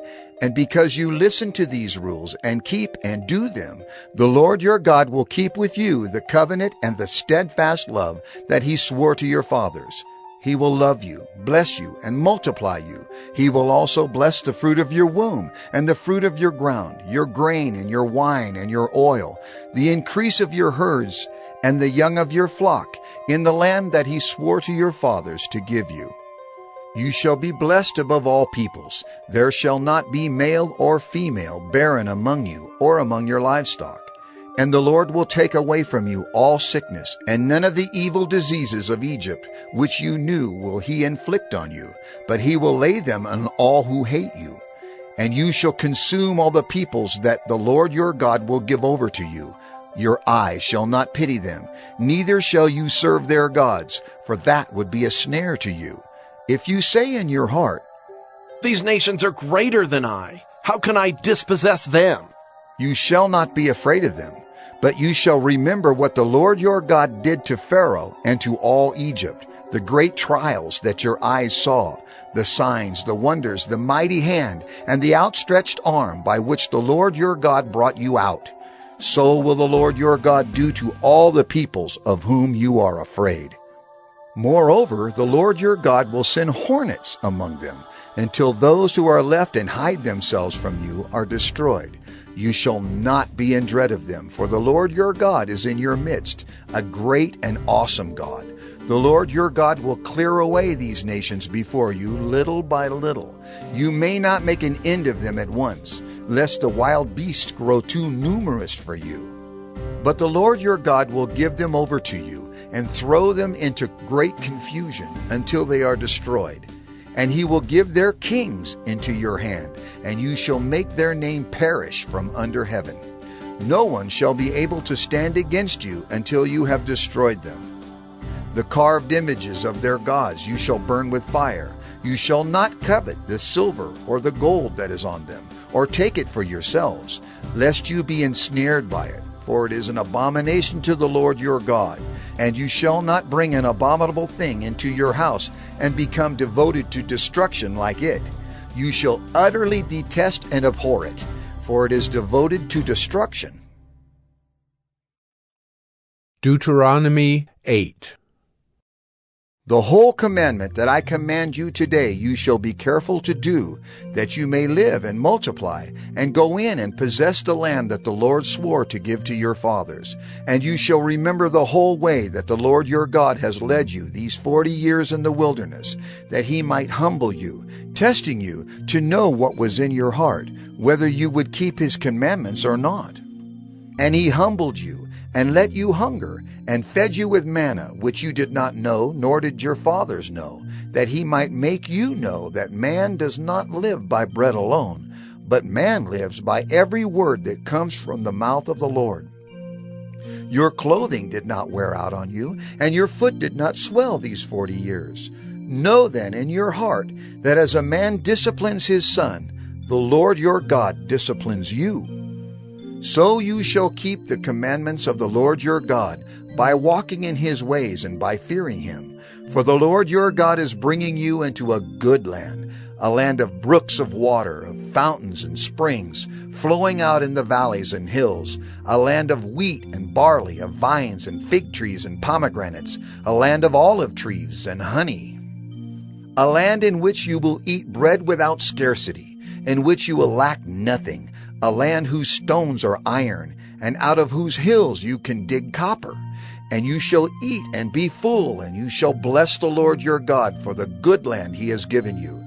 Take care, lest you forget the Lord your God by not keeping his commandments and his rules and his statutes, which I command you today. Lest when you have eaten and are full and have built good houses and live in them, and when your herds and flocks multiply, and your silver and gold is multiplied, and all that you have is multiplied, then your heart be lifted up, and you forget the Lord your God, who brought you out of the land of Egypt, out of the house of slavery, who led you through the great and terrifying wilderness, with its fiery serpents and scorpions and thirsty ground, where there was no water, who brought you water out of the flinty rock, who fed you in the wilderness with manna that your fathers did not know, that he might humble you and test you, to do you good in the end. Beware lest you say in your heart, My power and the might of my hand have gotten me this wealth. You shall remember the Lord your God, for it is he who gives you power to get wealth, that he may confirm his covenant that he swore to your fathers, as it is this day. And if you forget the Lord your God and go after other gods and serve them and worship them, I solemnly warn you today that you shall surely perish. Like the nations that the Lord makes to perish before you, so shall you perish, because you would not obey the voice of the Lord your God. Deuteronomy 9. Hear, O Israel, you are to cross over the Jordan today, to go in to dispossess nations greater and mightier than yourselves, cities great and fortified up to heaven, a people great and tall, the sons of the Anakim, whom you know, and of whom you have heard it said, Who can stand before the sons of Anak? Know therefore today that he who goes over before you as a consuming fire is the Lord your God. He will destroy them and subdue them before you. So you shall drive them out and make them perish quickly, as the Lord has promised you. Do not say in your heart, after the Lord your God has thrust him out before you, It is because of my righteousness that the Lord has brought me in to possess this land.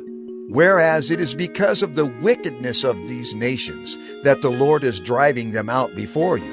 Not because of your righteousness or the uprightness of your heart are you going in to possess their land, but because of the wickedness of these nations. The Lord your God is driving them out from before you, and that he may confirm the word that the Lord swore to your fathers, to Abraham, to Isaac, and to Jacob. Know therefore that the Lord your God is not giving you this good land to possess because of your righteousness, for you are a stubborn people.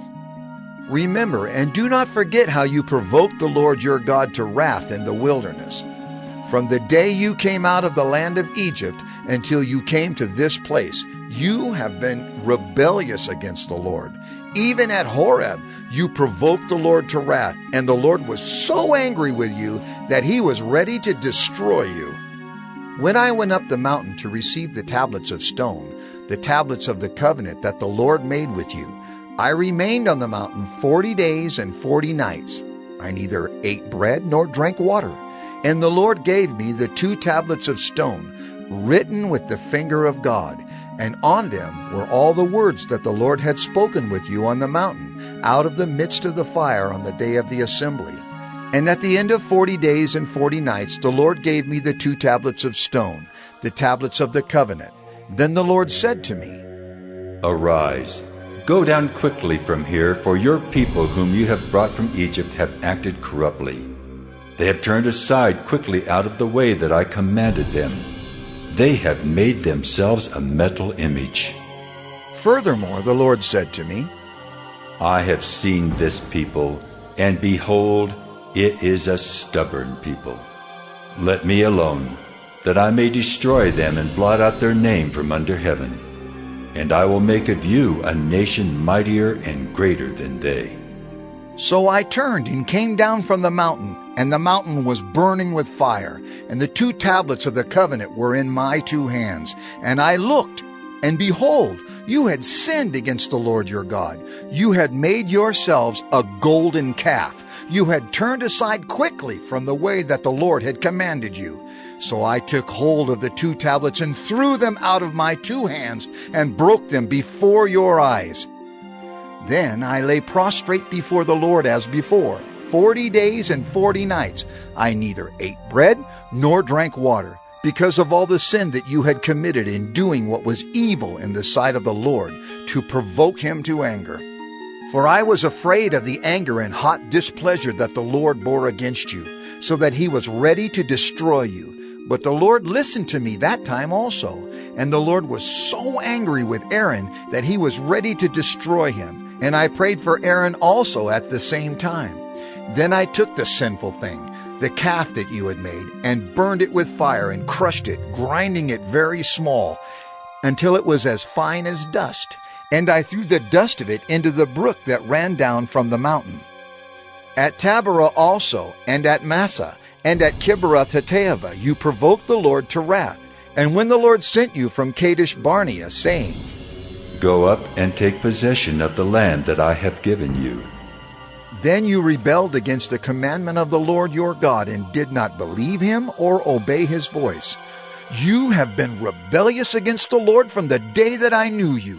So I lay prostrate before the Lord for these 40 days and 40 nights, because the Lord had said he would destroy you. And I prayed to the Lord, O Lord God, do not destroy your people and your heritage, whom you have redeemed through your greatness, whom you have brought out of Egypt with a mighty hand. Remember your servants, Abraham, Isaac, and Jacob. Do not regard the stubbornness of this people, or their wickedness, or their sin, lest the land from which you brought us say, because the Lord was not able to bring them into the land that he promised them, and because he hated them, he has brought them out to put them to death in the wilderness. For they are your people and your heritage, whom you brought out by your great power and by your outstretched arm. Deuteronomy 10. At that time the Lord said to me, Cut for yourself 2 tablets of stone like the first, and come up to me on the mountain and make an ark of wood. And I will write on the tablets the words that were on the first tablets that you broke, and you shall put them in the ark. So I made an ark of acacia wood and cut 2 tablets of stone like the first, and went up the mountain with the 2 tablets in my hand. And he wrote on the tablets, in the same writing as before, the 10 commandments that the Lord had spoken to you on the mountain out of the midst of the fire on the day of the assembly. And the Lord gave them to me. Then I turned and came down from the mountain and put the tablets in the ark that I had made. And there they are, as the Lord commanded me. The people of Israel journeyed from Beeroth, Bene-Jaakan, to Mosera. There Aaron died, and there he was buried, and his son Eleazar ministered as priest in his place. From there they journeyed to Gudgoda, and from Gudgoda to Jotbatha, a land with brooks of water. At that time the Lord set apart the tribe of Levi to carry the ark of the covenant of the Lord, to stand before the Lord, to minister to him, and to bless in his name to this day. Therefore Levi has no portion or inheritance with his brothers. The Lord is his inheritance, as the Lord your God said to him. I myself stayed on the mountain, as at the first time, 40 days and 40 nights, and the Lord listened to me that time also. The Lord was unwilling to destroy you, and the Lord said to me, Arise, go on your journey at the head of the people, so that they may go in and possess the land, which I swore to their fathers to give them. And now, Israel, what does the Lord your God require of you, but to fear the Lord your God, to walk in all his ways, to love him, to serve the Lord your God with all your heart and with all your soul, and to keep the commandments and statutes of the Lord, which I am commanding you today for your good? Behold, to the Lord your God belong heaven and the heaven of heavens, the earth with all that is in it. Yet the Lord set his heart in love on your fathers, and chose their offspring after them, you above all peoples, as you are this day. Circumcise therefore the foreskin of your heart, and be no longer stubborn. For the Lord your God is God of gods and Lord of lords, the great, the mighty, and the awesome God, who is not partial and takes no bribe. He executes justice for the fatherless and the widow, and loves the sojourner, giving him food and clothing. Love the sojourner, therefore, for you were sojourners in the land of Egypt. You shall fear the Lord your God. You shall serve him and hold fast to him, and by his name you shall swear. He is your praise. He is your God, who has done for you these great and terrifying things that your eyes have seen. Your fathers went down to Egypt, 70 persons, and now the Lord your God has made you as numerous as the stars of heaven. Deuteronomy 11.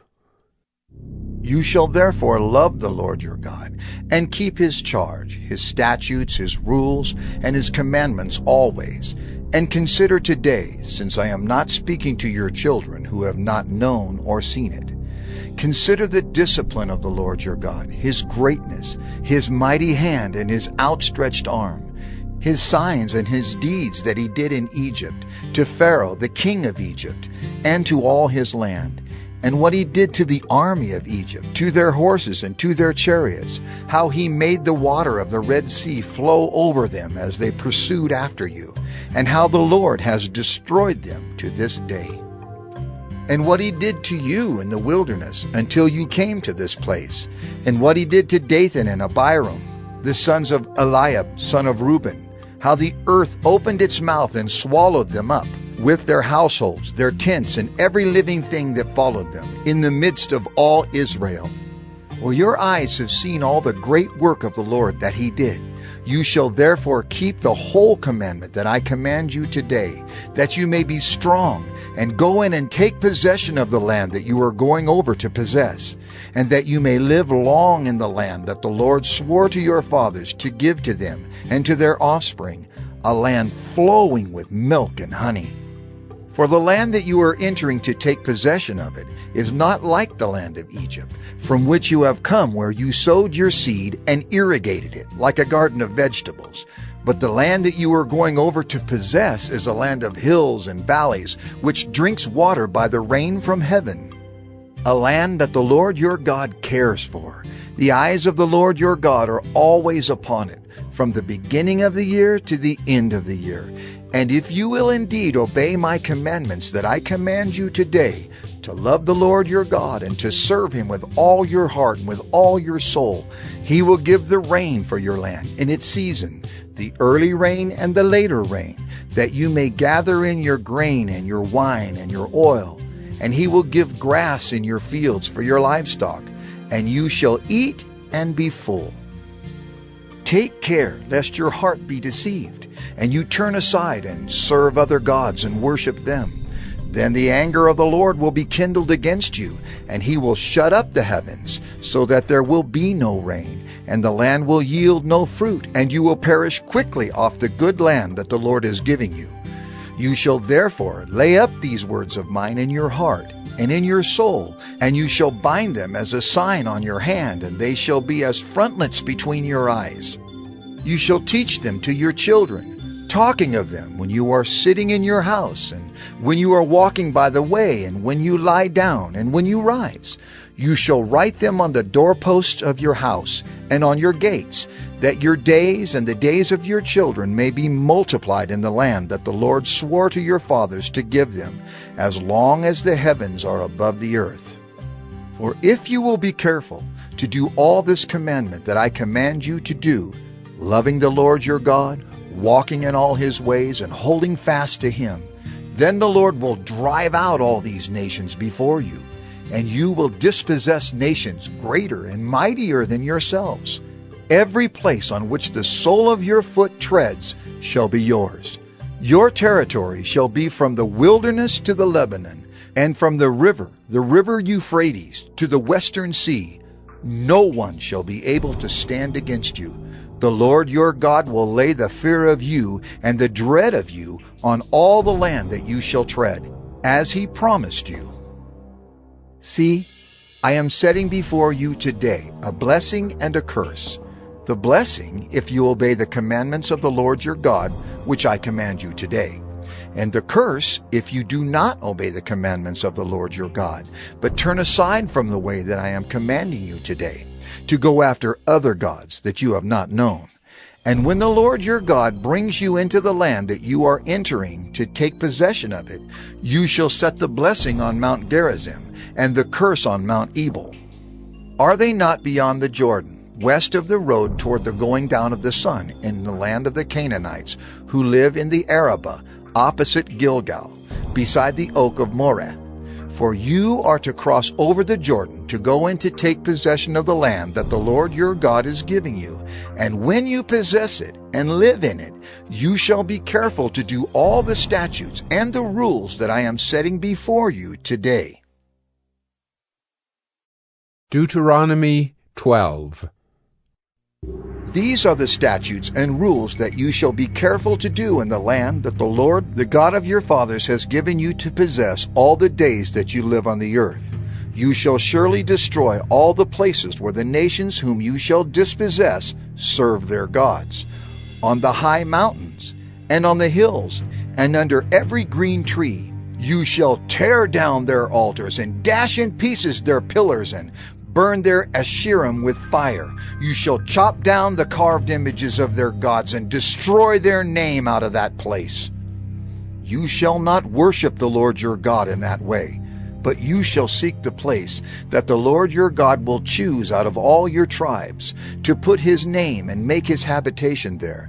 There you shall go, and there you shall bring your burnt offerings and your sacrifices, your tithes, and the contribution that you present, your vow offerings, your free will offerings, and the firstborn of your herd and of your flock.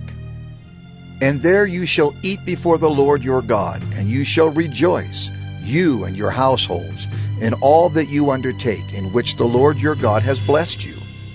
You shall not do according to all that we are doing here today, everyone doing whatever is right in his own eyes, for you have not as yet come to the rest and to the inheritance that the Lord your God is giving you. But when you go over the Jordan and live in the land that the Lord your God is giving you to inherit, and when he gives you rest from all your enemies around, so that you live in safety, then to the place that the Lord your God will choose to make his name dwell there, there you shall bring all that I command you, your burnt offerings and your sacrifices, your tithes and the contribution that you present, and all your finest vow offerings that you vow to the Lord. And you shall rejoice before the Lord your God, you and your sons and your daughters, your male servants and your female servants, and the Levite that is within your towns, since he has no portion or inheritance with you. Take care that you do not offer your burnt offerings at any place that you see, but at the place that the Lord will choose in one of your tribes. There you shall offer your burnt offerings, and there you shall do all that I am commanding you. However, you may slaughter and eat meat within any of your towns, as much as you desire, according to the blessing of the Lord your God that he has given you. The unclean and the clean may eat of it, as of the gazelle and as of the deer. Only you shall not eat the blood. You shall pour it out on the earth like water. You may not eat within your towns the tithe of your grain, or of your wine, or of your oil, or the firstborn of your herd, or of your flock, or any of your vow offerings that you vow, or your freewill offerings, or the contribution that you present. But you shall eat them before the Lord your God in the place that the Lord your God will choose, you and your son and your daughter, your male servant and your female servant, and the Levite who is within your towns. And you shall rejoice before the Lord your God in all that you undertake. Take care that you do not neglect the Levite as long as you live in your land. When the Lord your God enlarges your territory as he has promised you, and you say, I will eat meat, because you crave meat, you may eat meat whenever you desire. If the place that the Lord your God will choose to put his name there is too far from you, then you may kill any of your herd or your flock, which the Lord has given you, as I have commanded you, and you may eat within your towns whenever you desire. Just as the gazelle or the deer is eaten, so you may eat of it. The unclean and the clean alike may eat of it. Only be sure that you do not eat the blood, for the blood is the life, and you shall not eat the life with the flesh. You shall not eat it. You shall pour it out on the earth like water. You shall not eat it, that all may go well with you and with your children after you, when you do what is right in the sight of the Lord. But the holy things that are due from you, and your vow offerings you shall take, and you shall go to the place that the Lord will choose, and offer your burnt offerings, the flesh and the blood, on the altar of the Lord your God. The blood of your sacrifices shall be poured out on the altar of the Lord your God, but the flesh you may eat. Be careful to obey all these words that I command you, that it may go well with you and with your children after you forever, when you do what is good and right in the sight of the Lord your God. When the Lord your God cuts off before you the nations whom you go in to dispossess, and you dispossess them and dwell in their land, take care that you be not ensnared to follow them after they have been destroyed before you, and that you do not inquire about their gods, saying, How did these nations serve their gods, that I also may do the same? You shall not worship the Lord your God in that way, for every abominable thing that the Lord hates they have done for their gods. For they even burn their sons and their daughters in the fire to their gods. Everything that I command you, you shall be careful to do. You shall not add to it or take from it. Deuteronomy 13. If a prophet or a dreamer of dreams arises among you and gives you a sign or a wonder, and the sign or wonder that he tells you comes to pass, and if he says, "Let us go after other gods which you have not known, and let us serve them," you shall not listen to the words of that prophet or that dreamer of dreams. For the Lord your God is testing you to know whether you love the Lord your God with all your heart, with all your soul. You shall walk after the Lord your God and fear him and keep his commandments and obey his voice, and you shall serve him and hold fast to him. But that prophet or that dreamer of dreams shall be put to death, because he has taught rebellion against the Lord your God, who brought you out of the land of Egypt and redeemed you out of the house of slavery, to make you leave the way in which the Lord your God commanded you to walk. So you shall purge the evil from your midst. If your brother, the son of your mother, or your son, or your daughter, or the wife you embrace, or your friend, who is as your own soul, entices you secretly, saying, "Let us go and serve other gods, which neither you nor your fathers have known, some of the gods of the peoples who are around you, whether near you or far off from you, from the one end of the earth to the other," you shall not yield to him or listen to him, nor shall your eye pity him, nor shall you spare him, nor shall you conceal him, but you shall kill him. Your hand shall be first against him to put him to death, and afterward the hand of all the people. You shall stone him to death with stones, because he sought to draw you away from the Lord your God, who brought you out of the land of Egypt, out of the house of slavery.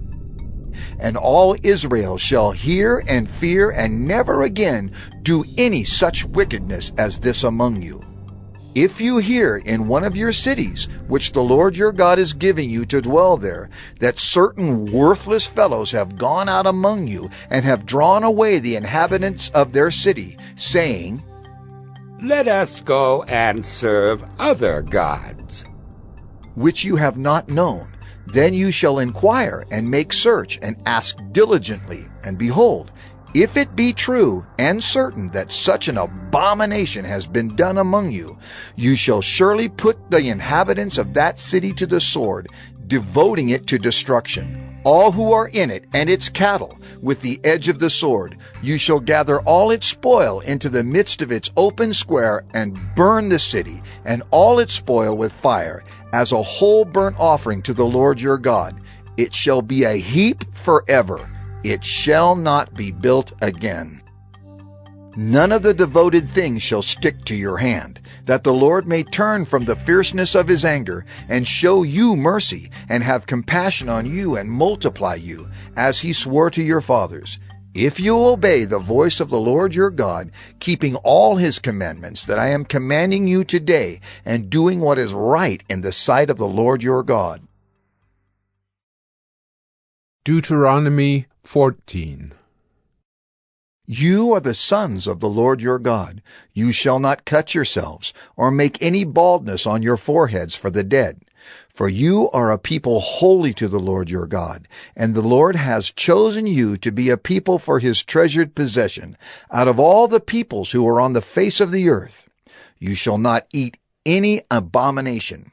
These are the animals you may eat: the ox, the sheep, the goat, the deer, the gazelle, the roebuck, the wild goat, the ibex, the antelope, and the mountain sheep. Every animal that parts the hoof and has the hoof cloven in two and chews the cud among the animals, you may eat.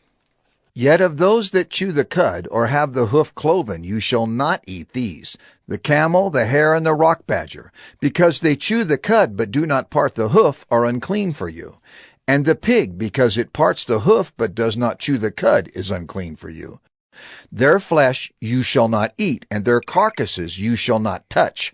Of all that are in the waters you may eat these. Whatever has fins and scales you may eat, and whatever does not have fins and scales you shall not eat. It is unclean for you. You may eat all clean birds.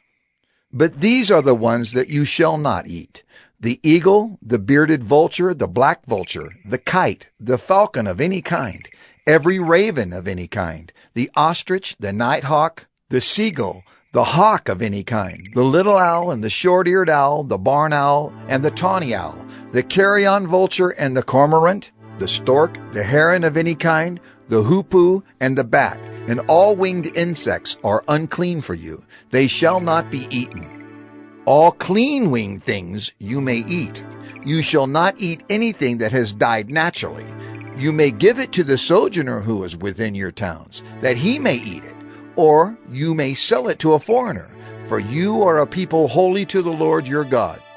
You shall not boil a young goat in its mother's milk. You shall tithe all the yield of your seed that comes from the field year by year, and before the Lord your God in the place that he will choose to make his name dwell there, you shall eat the tithe of your grain, of your wine, and of your oil, and the firstborn of your herd and flock, that you may learn to fear the Lord your God always. And if the way is too long for you, so that you are not able to carry the tithe, when the Lord your God blesses you, because the place is too far from you, which the Lord your God chooses to set his name there, then you shall turn it into money, and bind up the money in your hand, and go to the place that the Lord your God chooses, and spend the money for whatever you desire, oxen or sheep or wine or strong drink, whatever your appetite craves. And you shall eat there before the Lord your God and rejoice, you and your household. And you shall not neglect the Levite who is within your towns, for he has no portion or inheritance with you. At the end of every 3 years, you shall bring out all the tithe of your produce in the same year, and lay it up within your towns. And the Levite, because he has no portion or inheritance with you, and the sojourner, the fatherless, and the widow who are within your towns, shall come and eat and be filled, that the Lord your God may bless you in all the work of your hands that you do. Deuteronomy 15. At the end of every 7 years you shall grant a release, and this is the manner of the release. Every creditor shall release what he has lent to his neighbor. He shall not exact it of his neighbor, his brother, because the Lord's release has been proclaimed. Of a foreigner you may exact it, but whatever of yours is with your brother, your hand shall release. But there will be no poor among you, for the Lord will bless you in the land that the Lord your God is giving you for an inheritance to possess. If only you will strictly obey the voice of the Lord your God, being careful to do all this commandment that I command you today. For the Lord your God will bless you, as he promised you. And you shall lend to many nations, but you shall not borrow. And you shall rule over many nations, but they shall not rule over you. If among you one of your brothers should become poor, in any of your towns within your land that the Lord your God is giving you, you shall not harden your heart or shut your hand against your poor brother, but you shall open your hand to him and lend him sufficient for his need, whatever it may be. Take care lest there be an unworthy thought in your heart, and you say, "The 7th year, the year of release, is near." And your eye look grudgingly on your poor brother, and you give him nothing, and he cry to the Lord against you, and you be guilty of sin. You shall give to him freely, and your heart shall not be grudging when you give to him. Because for this the Lord your God will bless you in all your work and in all that you undertake, for there will never cease to be poor in the land. Therefore I command you, you shall open wide your hand to your brother, to the needy, and to the poor in your land. If your brother, a Hebrew man or a Hebrew woman, is sold to you, he shall serve you 6 years, and in the 7th year you shall let him go free from you. And when you let him go free from you, you shall not let him go empty-handed. You shall furnish him liberally out of your flock, out of your threshing floor, and out of your winepress, as the Lord your God has blessed you, you shall give to him. You shall remember that you were a slave in the land of Egypt, and the Lord your God redeemed you. Therefore I command you this today. But if he says to you, "I will not go out from you," because he loves you and your household, since he is well off with you, then you shall take an awl and put it through his ear into the door, and he shall be your slave forever. And to your female slave you shall do the same. It shall not seem hard to you when you let him go free from you, for at half the cost of a hired servant he has served you 6 years. So the Lord your God will bless you in all that you do. All the firstborn males that are born of your herd and flock you shall dedicate to the Lord your God. You shall do no work with the firstborn of your herd, nor shear the firstborn of your flock. You shall eat it, you and your household, before the Lord your God, year by year, at the place that the Lord will choose. But if it has any blemish, if it is lame or blind, or has any serious blemish whatever, you shall not sacrifice it to the Lord your God. You shall eat it within your towns. The unclean and the clean alike may eat it, as though it were a gazelle or a deer. Only you shall not eat its blood. You shall pour it out on the ground like water. Deuteronomy 16. Observe the month of Abib, and keep the Passover to the Lord your God. For in the month of Abib the Lord your God brought you out of Egypt by night. And you shall offer the Passover sacrifice to the Lord your God from the flock or the herd at the place that the Lord will choose, to make his name dwell there. You shall eat no leavened bread with it. 7 days you shall eat it with unleavened bread, the bread of affliction. For you came out of the land of Egypt in haste, that all the days of your life you may remember the day when you came out of the land of Egypt. No leaven shall be seen with you in all your territory for 7 days, nor shall any of the flesh that you sacrifice on the evening of the first day remain all night until morning. You may not offer the Passover sacrifice within any of your towns that the Lord your God is giving you, but at the place that the Lord your God will choose, to make his name dwell in it. There you shall offer the Passover sacrifice, in the evening, at sunset, at the time you came out of Egypt. And you shall cook it and eat it at the place that the Lord your God will choose. And in the morning you shall turn and go to your tents. For 6 days you shall eat unleavened bread. And on the 7th day there shall be a solemn assembly to the Lord your God. You shall do no work on it. You shall count 7 weeks. Begin to count the 7 weeks from the time the sickle is first put to the standing grain. Then you shall keep the Feast of Weeks to the Lord your God, with the tribute of a free will offering from your hand, which you shall give as the Lord your God blesses you. And you shall rejoice before the Lord your God, you and your son and your daughter, your male servant and your female servant, the Levite who is within your towns, the sojourner, the fatherless, and the widow who are among you, at the place that the Lord your God will choose, to make his name dwell there. You shall remember that you were a slave in Egypt, and you shall be careful to observe these statutes. You shall keep the Feast of Booths 7 days. When you have gathered in the produce from your threshing floor and your winepress, you shall rejoice in your feast, you and your son and your daughter, your male servant and your female servant, the Levite, the sojourner, the fatherless, and the widow who are within your towns. For 7 days you shall keep the feast to the Lord your God, at the place that the Lord will choose, because the Lord your God will bless you in all your produce and in all the work of your hands, so that you will be altogether joyful. 3 times a year all your males shall appear before the Lord your God at the place that he will choose, at the Feast of Unleavened Bread, at the Feast of Weeks, and at the Feast of Booths. They shall not appear before the Lord empty-handed. Every man shall give as he is able, according to the blessing of the Lord your God that he has given you. You shall appoint judges and officers in all your towns that the Lord your God is giving you, according to your tribes, and they shall judge the people with righteous judgment. You shall not pervert justice. You shall not show partiality, and you shall not accept a bribe. For a bribe blinds the eyes of the wise and subverts the cause of the righteous. Justice, and only justice, you shall follow, that you may live and inherit the land that the Lord your God is giving you. You shall not plant any tree as an Asherah beside the altar of the Lord your God that you shall make.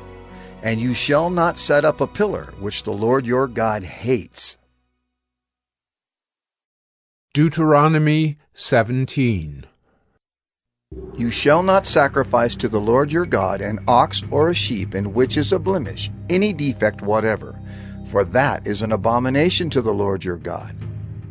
If there is found among you within any of your towns that the Lord your God is giving you, a man or a woman who does what is evil in the sight of the Lord your God, in transgressing his covenant, and has gone and served other gods and worshipped them, or the sun, or the moon, or any of the host of heaven, which I have forbidden, and it is told you, and you hear of it, then you shall inquire diligently, and if it is true and certain that such an abomination has been done in Israel, then you shall bring out to your gates that man or woman who has done this evil thing, and you shall stone that man or woman to death with stones.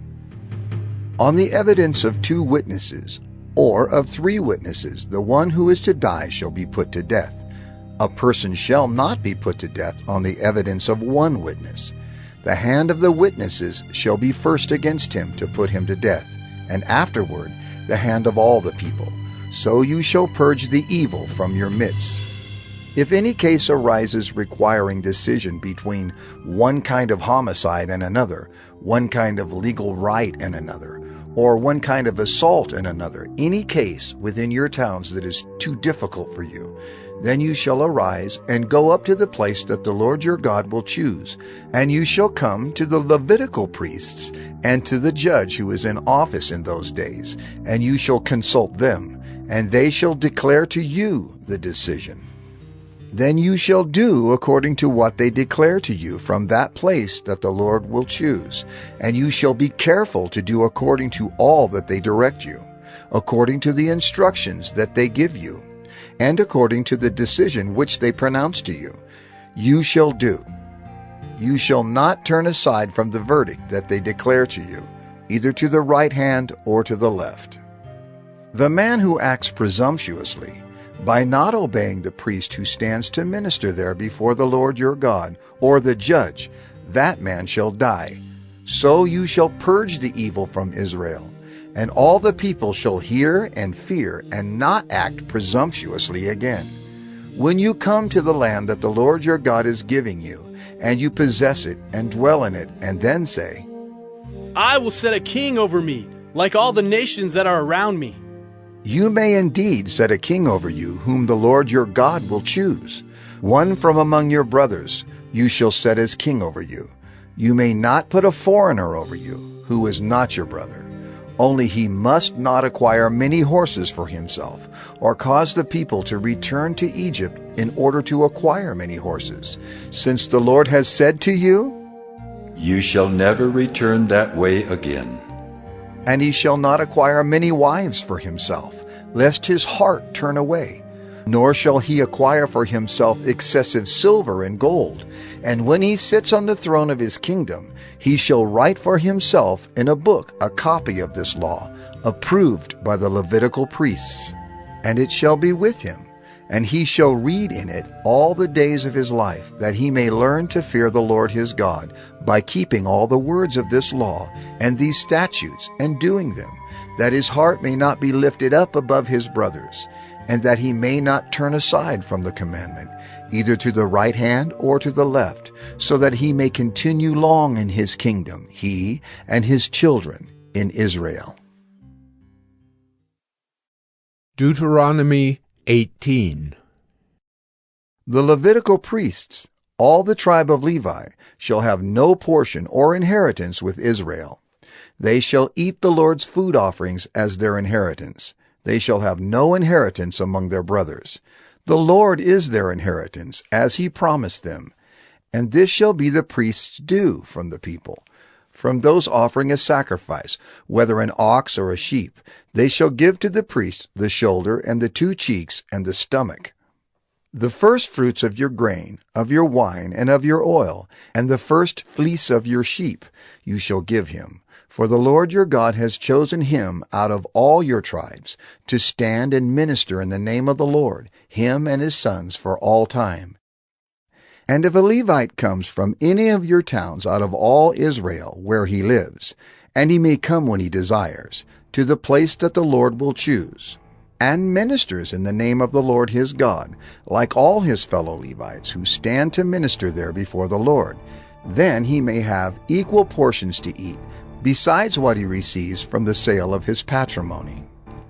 When you come into the land that the Lord your God is giving you, you shall not learn to follow the abominable practices of those nations. There shall not be found among you anyone who burns his son or his daughter as an offering, anyone who practices divination or tells fortunes or interprets omens, or a sorcerer or a charmer or a medium or a necromancer or one who inquires of the dead.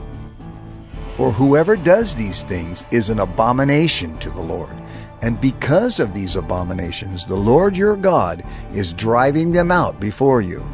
You shall be blameless before the Lord your God.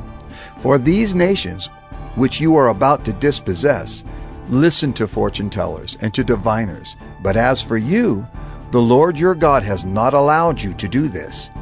The Lord your God will raise up for you a prophet like me from among you, from your brothers.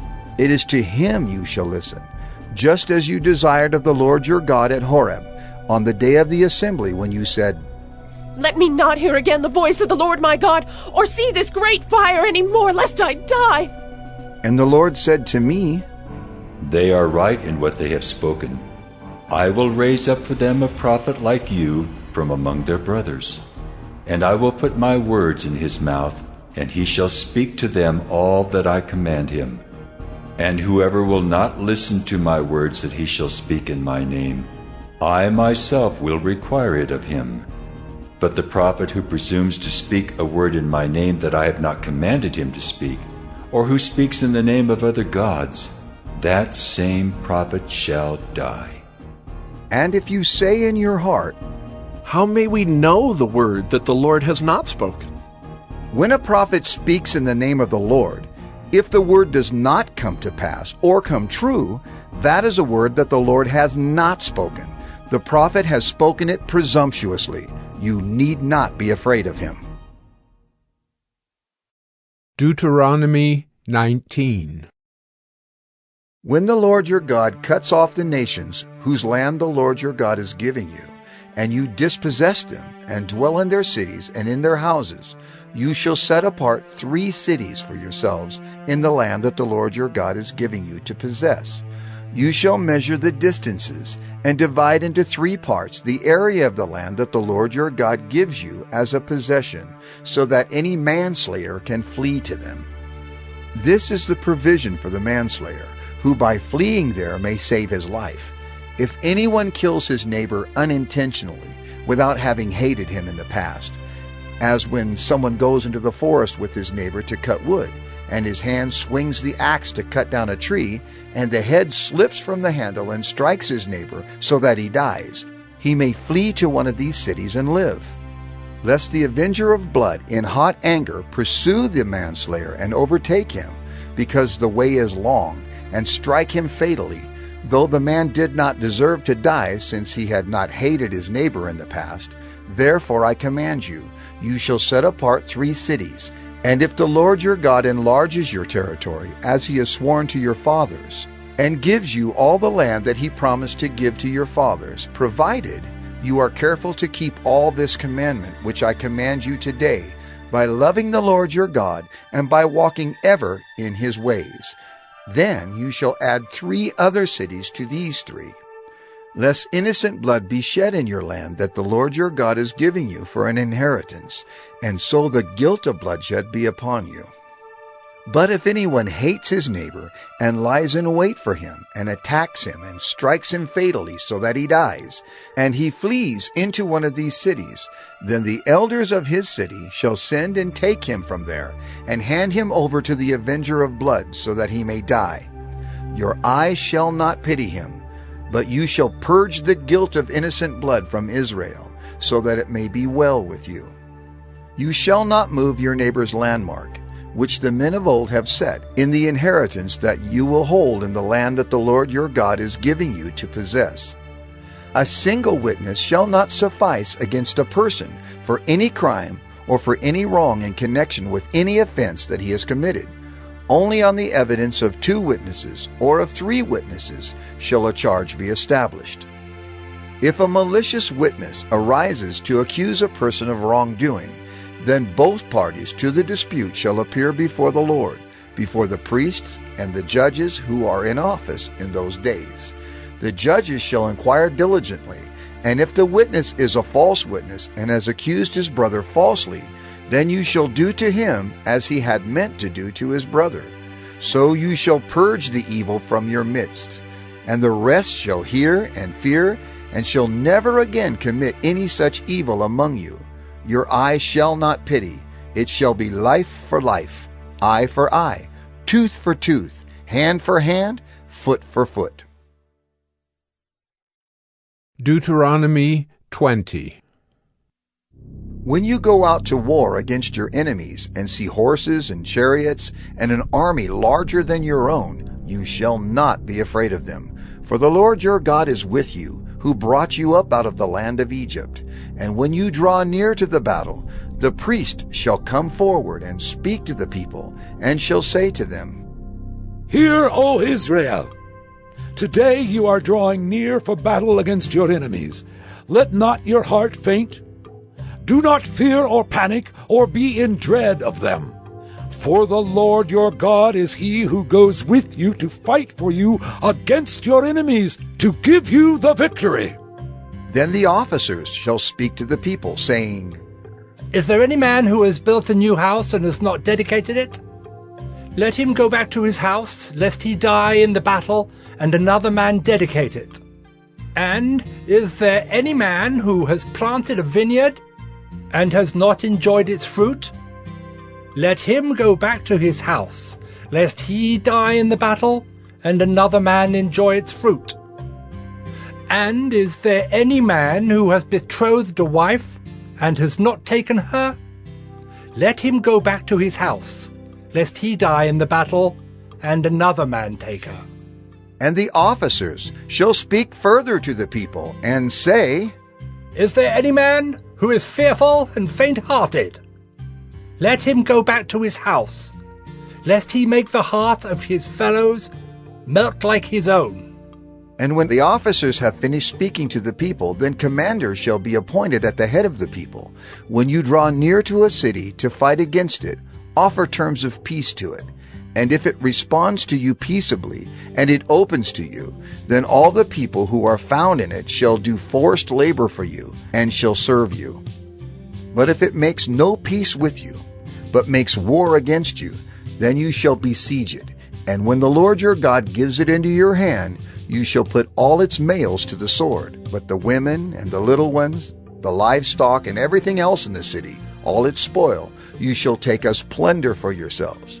And you shall enjoy the spoil of your enemies, which the Lord your God has given you. Thus you shall do to all the cities that are very far from you, which are not cities of the nations here. But in the cities of these peoples that the Lord your God is giving you for an inheritance, you shall save alive nothing that breathes, but you shall devote them to complete destruction. The Hittites and the Amorites, the Canaanites and the Perizzites, the Hivites and the Jebusites, as the Lord your God has commanded, that they may not teach you to do according to all their abominable practices that they have done for their gods, and so you sin against the Lord your God. When you besiege a city for a long time, making war against it in order to take it, you shall not destroy its trees by wielding an axe against them. You may eat from them, but you shall not cut them down. Are the trees in the field human, that they should be besieged by you? Only the trees that you know are not trees for food you may destroy and cut down, that you may build siege works against the city that makes war with you, until it falls. Deuteronomy 21. If in the land that the Lord your God is giving you to possess, someone is found slain, lying in the open country, and it is not known who killed him, then your elders and your judges shall come out, and they shall measure the distance to the surrounding cities. And the elders of the city that is nearest to the slain man shall take a heifer that has never been worked, and that has not pulled in a yoke. And the elders of that city shall bring the heifer down to a valley with running water, which is neither plowed nor sown, and shall break the heifer's neck there in the valley. Then the priests, the sons of Levi, shall come forward, for the Lord your God has chosen them to minister to him and to bless in the name of the Lord. And by their word every dispute and every assault shall be settled. And all the elders of that city, nearest to the slain man, shall wash their hands over the heifer whose neck was broken in the valley, and they shall testify. Our hands did not shed this blood, nor did our eyes see it shed. Accept atonement, O Lord, for your people Israel, whom you have redeemed, and do not set the guilt of innocent blood in the midst of your people Israel, so that their blood guilt be atoned for. So you shall purge the guilt of innocent blood from your midst when you do what is right in the sight of the Lord. When you go out to war against your enemies, and the Lord your God gives them into your hand, and you take them captive, and you see among the captives a beautiful woman, and you desire to take her to be your wife, and you bring her home to your house, she shall shave her head and pare her nails, and she shall take off the clothes in which she was captured, and shall remain in your house, and lament her father and her mother a full month. After that you may go into her, and be her husband, and she shall be your wife. But if you no longer delight in her, you shall let her go where she wants. But you shall not sell her for money, nor shall you treat her as a slave, since you have humiliated her. If a man has 2 wives, the one loved and the other unloved, and both the loved and the unloved have borne him children, and if the firstborn son belongs to the unloved, then on the day when he assigns his possessions as an inheritance to his sons, he may not treat the son of the loved as the firstborn in preference to the son of the unloved, who is the firstborn. But he shall acknowledge the firstborn, the son of the unloved, by giving him a double portion of all that he has. For he is the first fruits of his strength. The right of the firstborn is his. If a man has a stubborn and rebellious son, who will not obey the voice of his father or the voice of his mother, and though they discipline him, will not listen to them, then his father and his mother shall take hold of him, and bring him out to the elders of his city, at the gate of the place where he lives. And they shall say to the elders of his city, This, our son, is stubborn and rebellious. He will not obey our voice. He is a glutton and a drunkard. Then all the men of the city shall stone him to death with stones. So you shall purge the evil from your midst, and all Israel shall hear and fear. And if a man has committed a crime punishable by death, and he is put to death, and you hang him on a tree, his body shall not remain all night on the tree, but you shall bury him the same day, for a hanged man is cursed by God. You shall not defile your land that the Lord your God is giving you for an inheritance. Deuteronomy 22. You shall not see your brother's ox or his sheep going astray and ignore them. You shall take them back to your brother. And if he does not live near you, and you do not know who he is, you shall bring it home to your house, and it shall stay with you until your brother seeks it. Then you shall restore it to him. And you shall do the same with his donkey, or with his garment, or with any lost thing of your brother's, which he loses and you find. You may not ignore it. You shall not see your brother's donkey or his ox fallen down by the way and ignore them. You shall help him to lift them up again. A woman shall not wear a man's garment, nor shall a man put on a woman's cloak, for whoever does these things is an abomination to the Lord your God. If you come across a bird's nest in any tree or on the ground, with young ones or eggs, and the mother sitting on the young or on the eggs, you shall not take the mother with the young. You shall let the mother go, but the young you may take for yourself, that it may go well with you, and that you may live long. When you build a new house, you shall make a parapet for your roof, that you may not bring the guilt of blood upon your house if anyone should fall from it. You shall not sow your vineyard with two kinds of seed, lest the whole yield be forfeited, the crop that you have sown, and the yield of the vineyard. You shall not plow with an ox and a donkey together. You shall not wear cloth of wool and linen mixed together. You shall make yourself tassels on the four corners of the garment with which you cover yourself. If any man takes a wife and goes into her and then hates her, and accuses her of misconduct and brings a bad name upon her, saying, I took this woman, and when I came near her, I did not find in her evidence of virginity. Then the father of the young woman and her mother shall take and bring out the evidence of her virginity to the elders of the city in the gate. And the father of the young woman shall say to the elders, I gave my daughter to this man to marry, and he hates her. And behold, he has accused her of misconduct, saying, I did not find in your daughter evidence of virginity. Yet this is the evidence of my daughter's virginity. And they shall spread the cloak before the elders of the city. Then the elders of that city shall take the man and whip him. And they shall fine him 100 shekels of silver, and give them to the father of the young woman, because he has brought a bad name upon a virgin of Israel. And she shall be his wife. He may not divorce her all his days. But if the thing is true, that evidence of virginity was not found in the young woman, then they shall bring out the young woman to the door of her father's house, and the men of her city shall stone her to death with stones, because she has done an outrageous thing in Israel by whoring in her father's house. So you shall purge the evil from your midst.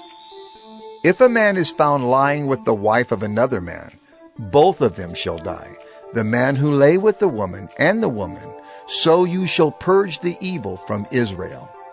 If there is a betrothed virgin, and a man meets her in the city and lies with her, then you shall bring them both out to the gate of that city, and you shall stone them to death with stones, the young woman because she did not cry for help, though she was in the city, and the man because he violated his neighbor's wife. So you shall purge the evil from your midst. But if in the open country a man meets a young woman who is betrothed, and the man seizes her and lies with her, then only the man who lay with her shall die. But you shall do nothing to the young woman. She has committed no offense punishable by death. For this case is like that of a man attacking and murdering his neighbor, because he met her in the open country. And though the betrothed young woman cried for help, there was no one to rescue her.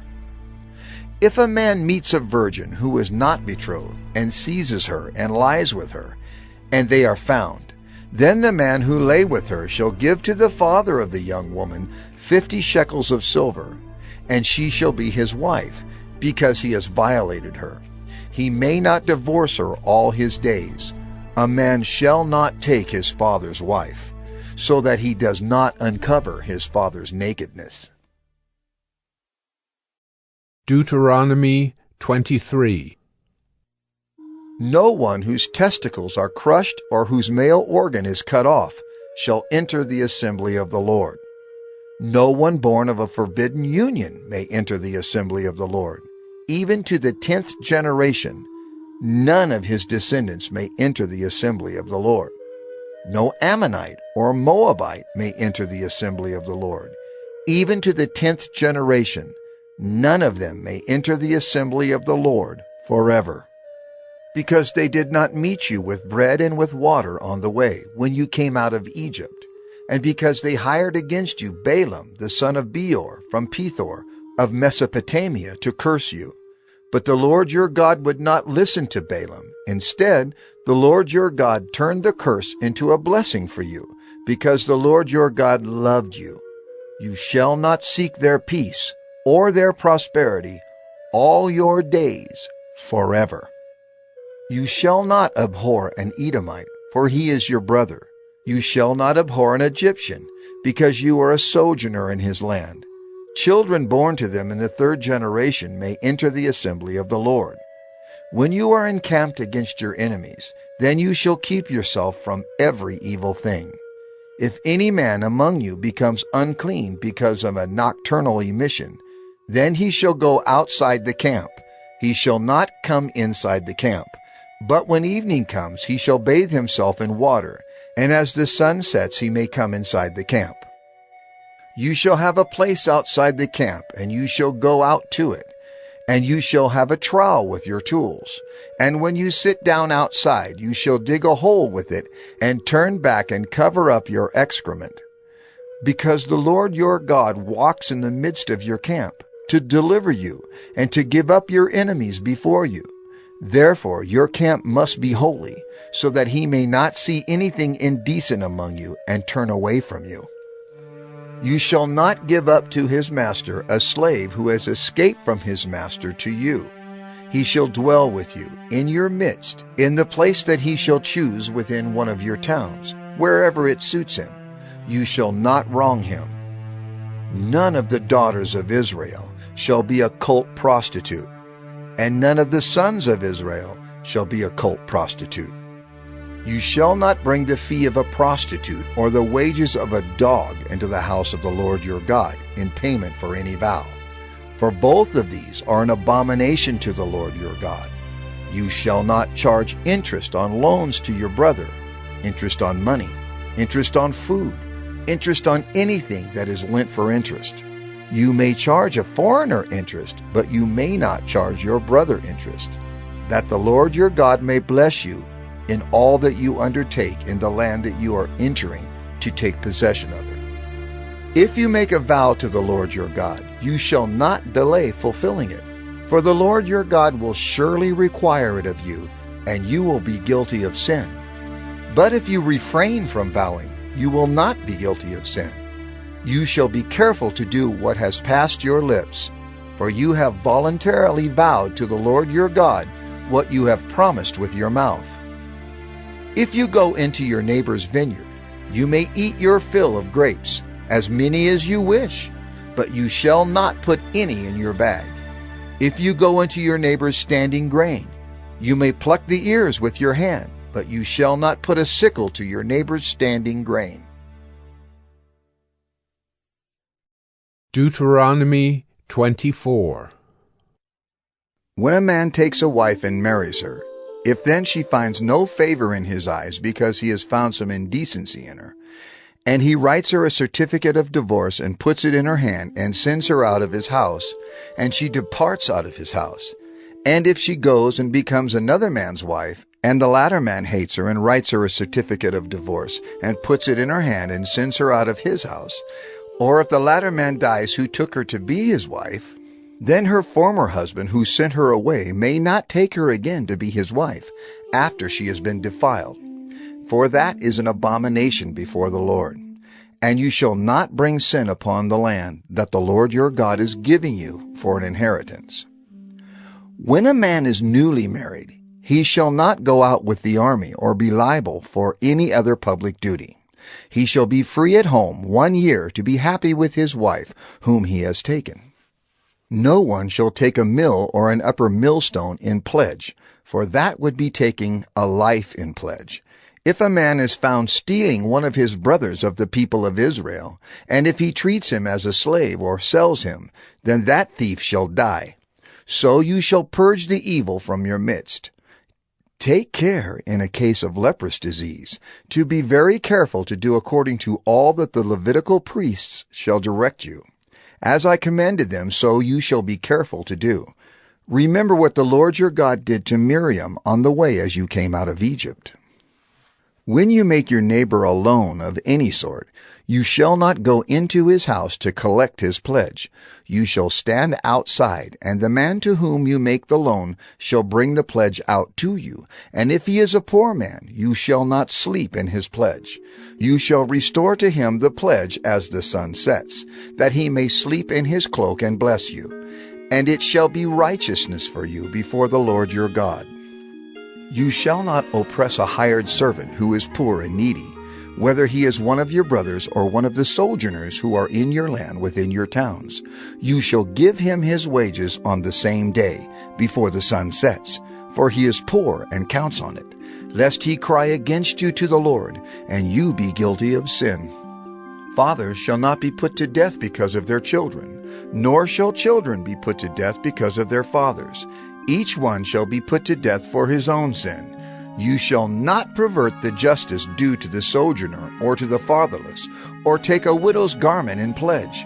But you shall remember that you were a slave in Egypt, and the Lord your God redeemed you from there. Therefore I command you to do this. When you reap your harvest in your field, and forget a sheaf in the field, you shall not go back to get it. It shall be for the sojourner, the fatherless, and the widow, that the Lord your God may bless you in all the work of your hands. When you beat your olive trees, you shall not go over them again. It shall be for the sojourner, the fatherless, and the widow. When you gather the grapes of your vineyard, you shall not strip it afterward. It shall be for the sojourner, the fatherless, and the widow. You shall remember that you were a slave in the land of Egypt. Therefore I command you to do this. Deuteronomy 25.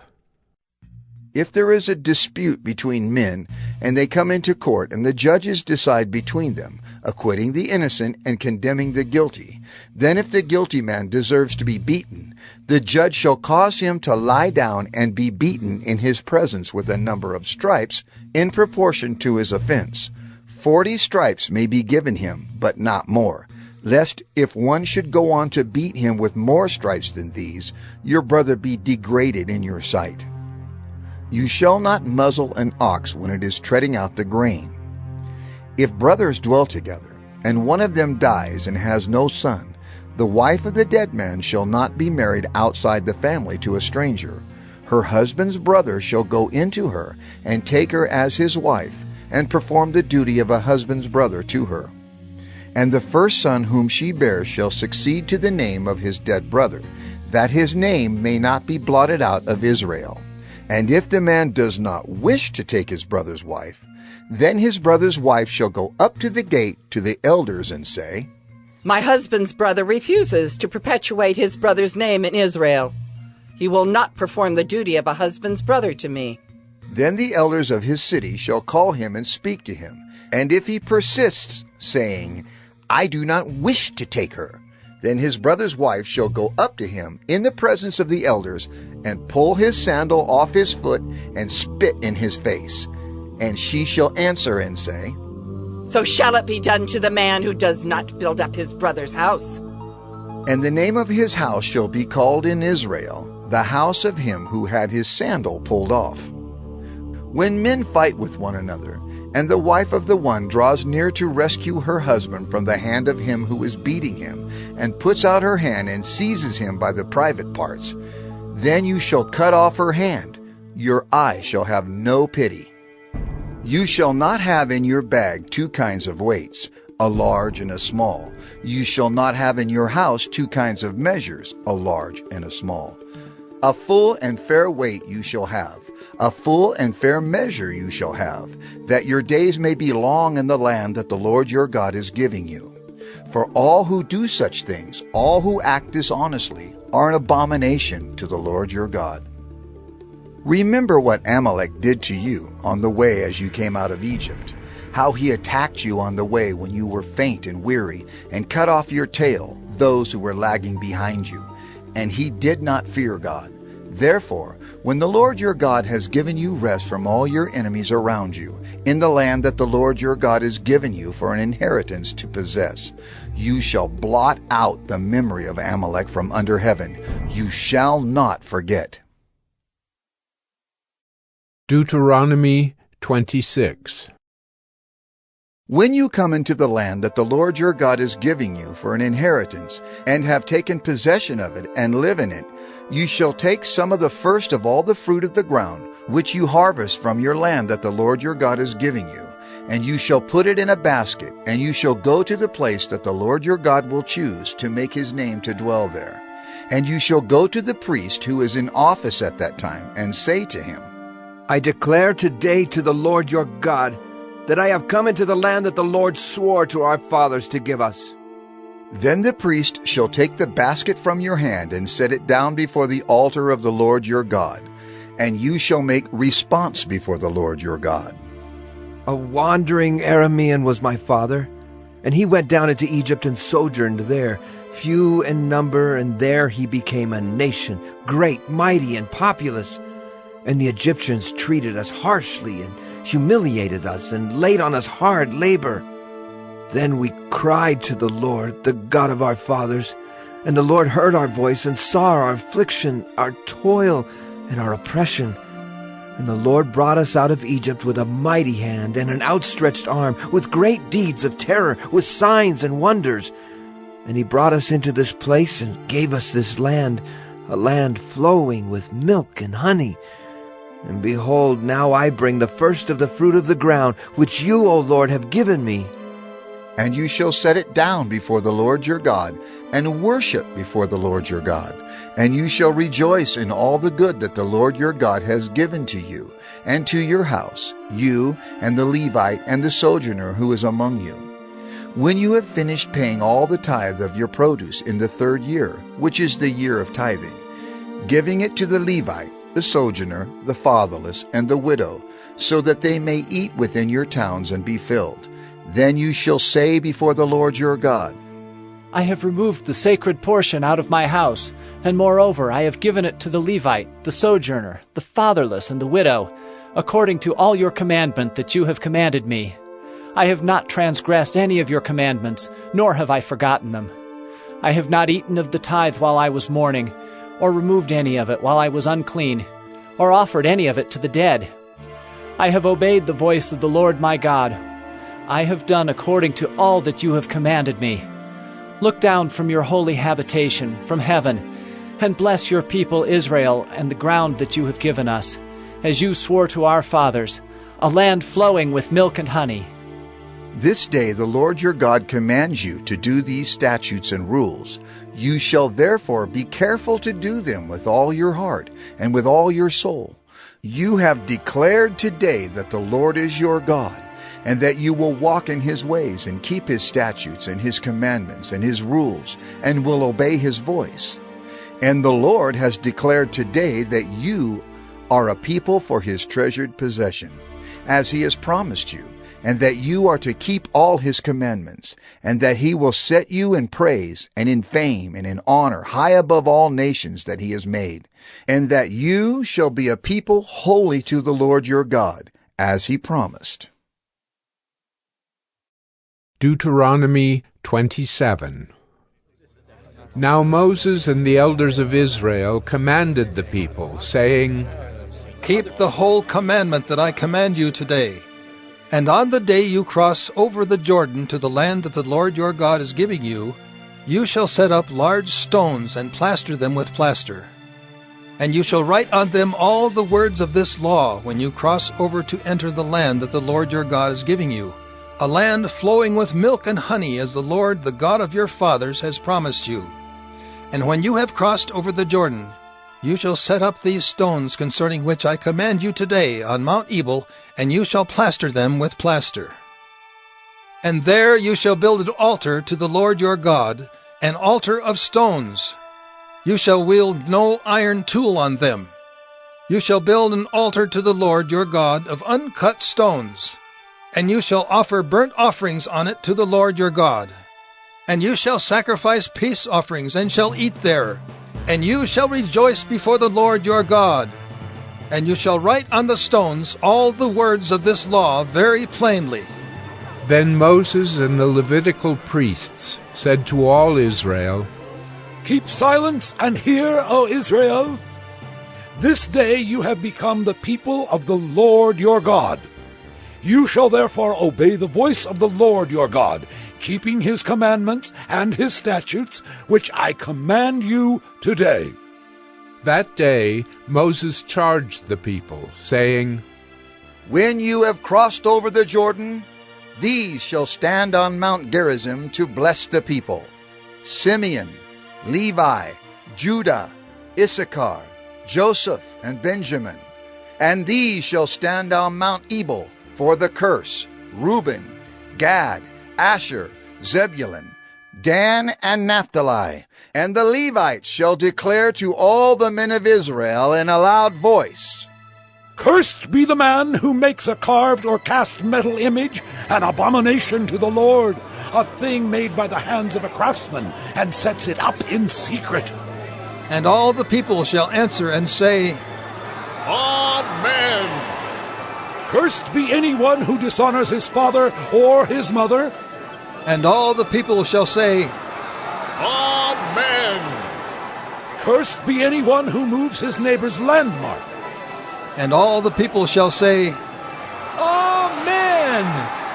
Cursed be anyone who misleads a blind man on the road. And all the people shall say, Amen. Cursed be anyone who perverts the justice due to the sojourner, the fatherless, and the widow. And all the people shall say, Amen. Cursed be anyone who lies with his father's wife because he has uncovered his father's nakedness. And all the people shall say, Amen. Cursed be anyone who lies with any kind of animal. And all the people shall say, Amen. Cursed be anyone who lies with his sister, whether the daughter of his father or the daughter of his mother. And all the people shall say, Amen. Cursed be anyone who lies with his mother-in-law. And all the people shall say, Amen. Cursed be anyone who strikes down his neighbor in secret. And all the people shall say, Amen. Cursed be anyone who takes a bribe to shed innocent blood. And all the people shall say, Amen. Cursed be anyone who does not confirm the words of this law by doing them. And all the people shall say, Amen. Deuteronomy 28. And if you faithfully obey the voice of the Lord your God, being careful to do all his commandments that I command you today, the Lord your God will set you high above all the nations of the earth, and all these blessings shall come upon you and overtake you, if you obey the voice of the Lord your God. Blessed shall you be in the city, and blessed shall you be in the field. Blessed shall be the fruit of your womb, and the fruit of your ground, and the fruit of your cattle, the increase of your herds, and the young of your flock. Blessed shall be your basket and your kneading bowl. Blessed shall you be when you come in, and blessed shall you be when you go out. The Lord will cause your enemies who rise against you to be defeated before you. They shall come out against you one way, and flee before you 7 ways. The Lord will command the blessing on you in your barns and in all that you undertake, and he will bless you in the land that the Lord your God is giving you. The Lord will establish you as a people, holy to himself, as he has sworn to you. If you keep the commandments of the Lord your God and walk in his ways, and all the peoples of the earth shall see that you are called by the name of the Lord, and they shall be afraid of you. And the Lord will make you abound in prosperity, in the fruit of your womb, and in the fruit of your livestock, and in the fruit of your ground, within the land that the Lord swore to your fathers to give you. The Lord will open to you his good treasury, the heavens, to give the rain to your land in its season, and to bless all the work of your hands. And you shall lend to many nations, but you shall not borrow. And the Lord will make you the head and not the tail, and you shall only go up and not down, if you obey the commandments of the Lord your God, which I command you today, being careful to do them. And if you do not turn aside from any of the words that I command you today, to the right hand or to the left, to go after other gods to serve them. But if you will not obey the voice of the Lord your God, or be careful to do all his commandments and his statutes that I command you today, then all these curses shall come upon you and overtake you. Cursed shall you be in the city, and cursed shall you be in the field. Cursed shall be your basket and your kneading bowl. Cursed shall be the fruit of your womb, and the fruit of your ground, the increase of your herds and the young of your flock. Cursed shall you be when you come in, and cursed shall you be when you go out. The Lord will send on you curses, confusion, and frustration in all that you undertake to do, until you are destroyed and perish quickly on account of the evil of your deeds, because you have forsaken me. The Lord will make the pestilence stick to you until he has consumed you off the land that you are entering to take possession of it. The Lord will strike you with wasting disease and with fever, inflammation, and fiery heat, and with drought, and with blight, and with mildew. They shall pursue you until you perish. And the heavens over your head shall be bronze, and the earth under you shall be iron. The Lord will make the rain of your land powder. From heaven dust shall come down on you until you are destroyed. The Lord will cause you to be defeated before your enemies. You shall go out one way against them, and flee 7 ways before them. And you shall be a horror to all the kingdoms of the earth. And your dead bodies shall be food for all birds of the air, and for the beast of the earth. And there shall be no one to frighten them away. The Lord will strike you with the boils of Egypt, and with tumors and scabs and itch, of which you cannot be healed. The Lord will strike you with madness and blindness and confusion of mind, and you shall grope at noonday as the blind grope in darkness. And you shall not prosper in your ways, and you shall be only oppressed and robbed continually, and there shall be no one to help you. You shall betroth a wife, but another man shall ravish her. You shall build a house, but you shall not dwell in it. You shall plant a vineyard, but you shall not enjoy its fruit. Your ox shall be slaughtered before your eyes, but you shall not eat any of it. Your donkey shall be seized before your face, but shall not be restored to you. Your sheep shall be given to your enemies, but there shall be no one to help you. Your sons and your daughters shall be given to another people, while your eyes look on and fail with longing for them all day long, but you shall be helpless. A nation that you have not known shall eat up the fruit of your ground and of all your labors, and you shall be only oppressed and crushed continually, so that you are driven mad by the sights that your eyes see. The Lord will strike you on the knees and on the legs with grievous boils, of which you cannot be healed, from the sole of your foot to the crown of your head. The Lord will bring you and your king, whom you set over you, to a nation that neither you nor your fathers have known. And there you shall serve other gods of wood and stone. And you shall become a horror, a proverb, and a byword among all the peoples where the Lord will lead you away. You shall carry much seed into the field, and shall gather in little, for the locust shall consume it. You shall plant vineyards and dress them, but you shall neither drink of the wine nor gather the grapes, for the worm shall eat them. You shall have olive trees throughout all your territory, but you shall not anoint yourself with the oil, for your olives shall drop off. You shall father sons and daughters, but they shall not be yours, for they shall go into captivity. The cricket shall possess all your trees, and the fruit of your ground. The sojourner who is among you shall rise higher and higher above you, and you shall come down lower and lower. He shall lend to you, and you shall not lend to him. He shall be the head, and you shall be the tail. All these curses shall come upon you, and pursue you, and overtake you, till you are destroyed, because you did not obey the voice of the Lord your God, to keep his commandments and his statutes that he commanded you.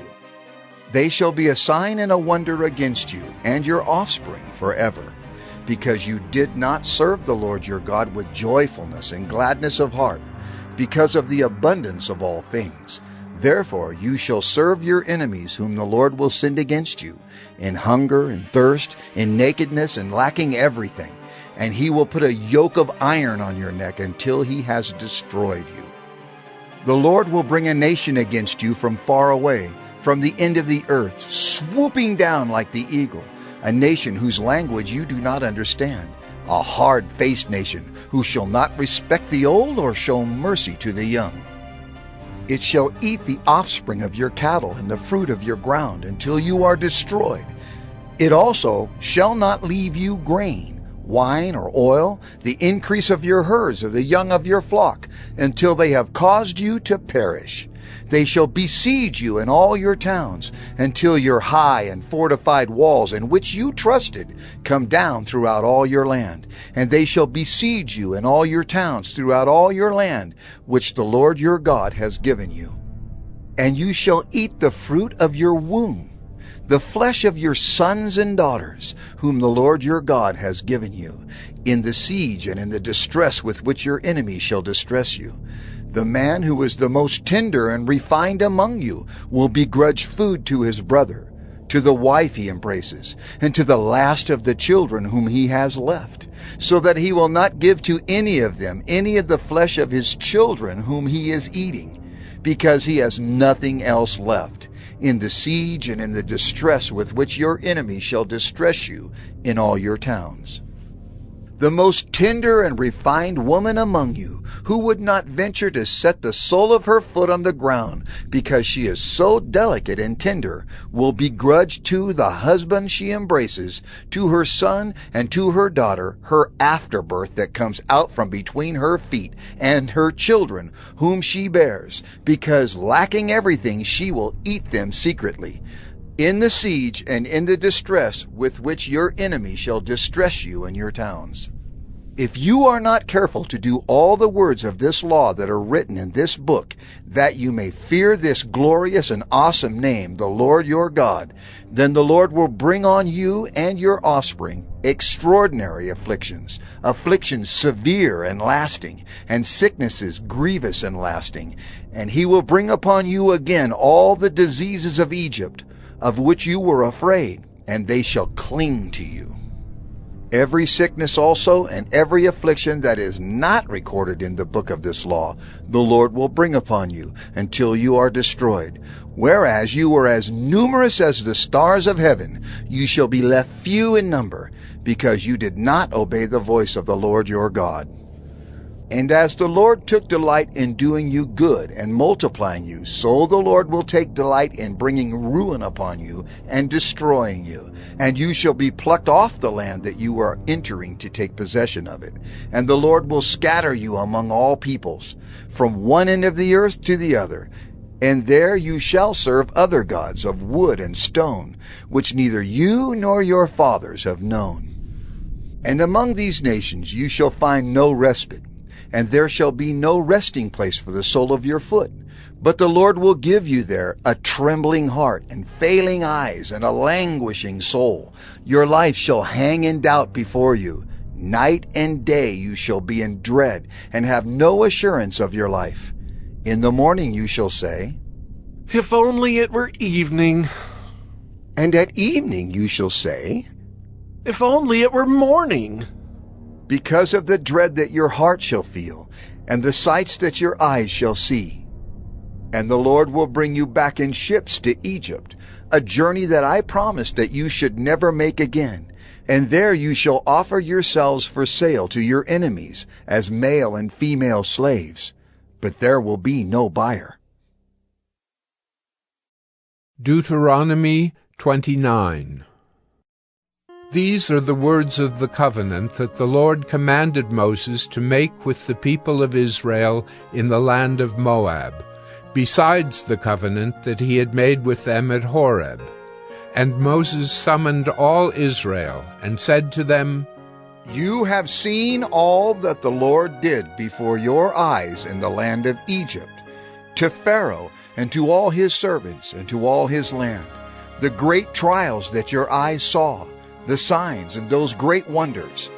But to this day the Lord has not given you a heart to understand, or eyes to see, or ears to hear.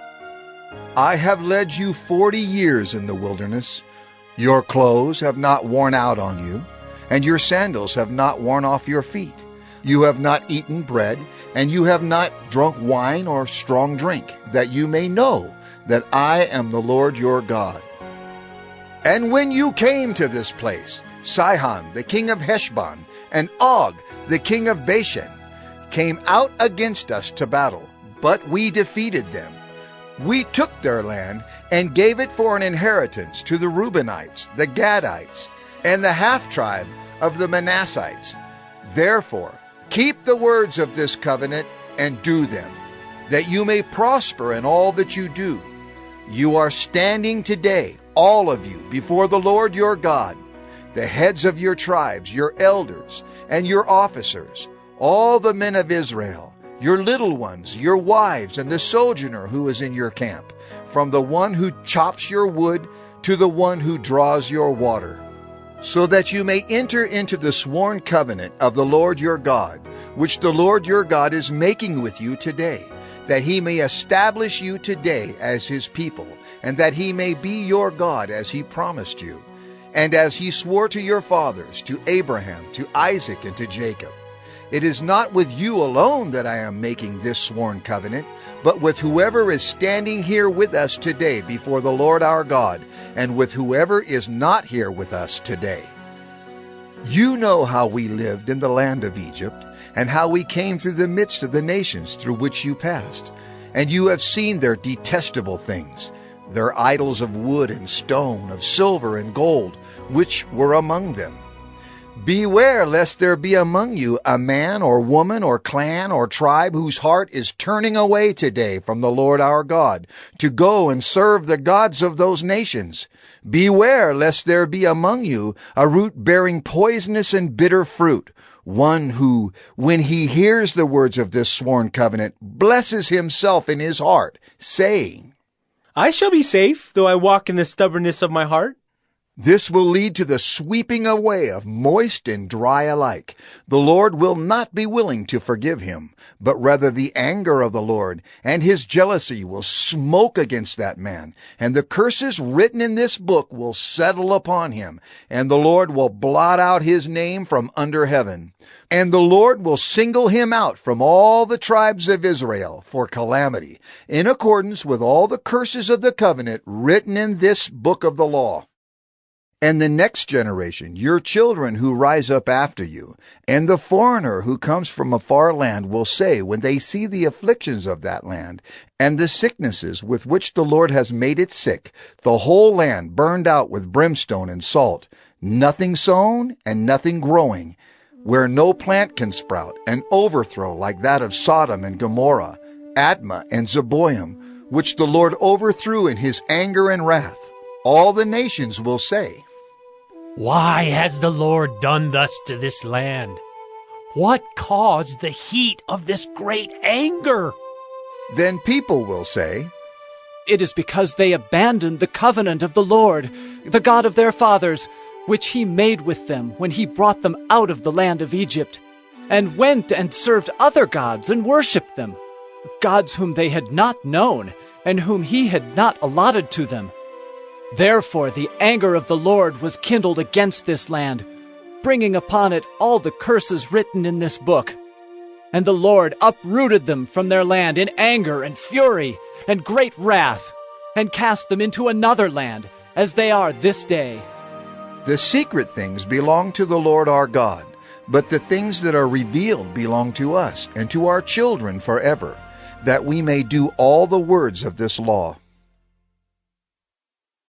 Deuteronomy 30. And when all these things come upon you, the blessing and the curse, which I have set before you, and you call them to mind among all the nations where the Lord your God has driven you, and return to the Lord your God, you and your children, and obey his voice in all that I command you today, with all your heart and with all your soul, then the Lord your God will restore your fortunes and have compassion on you. And he will gather you again from all the peoples where the Lord your God has scattered you. If your outcasts are in the uttermost parts of heaven, from there the Lord your God will gather you, and from there he will take you. And the Lord your God will bring you into the land that your fathers possessed, that you may possess it, and he will make you more prosperous and numerous than your fathers. And the Lord your God will circumcise your heart and the heart of your offspring, so that you will love the Lord your God with all your heart and with all your soul, that you may live. And the Lord your God will put all these curses on your foes and enemies who persecuted you.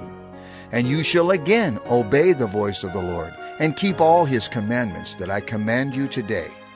The Lord your God will make you abundantly prosperous in all the work of your hand, in the fruit of your womb, and in the fruit of your cattle, and in the fruit of your ground. For the Lord will again take delight in prospering you, as he took delight in your fathers, when you obey the voice of the Lord your God, to keep his commandments and his statutes that are written in this book of the law.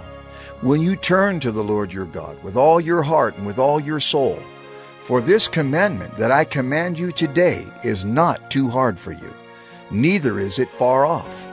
It is not in heaven that you should say, Who will ascend to heaven for us and bring it to us, that we may hear it and do it?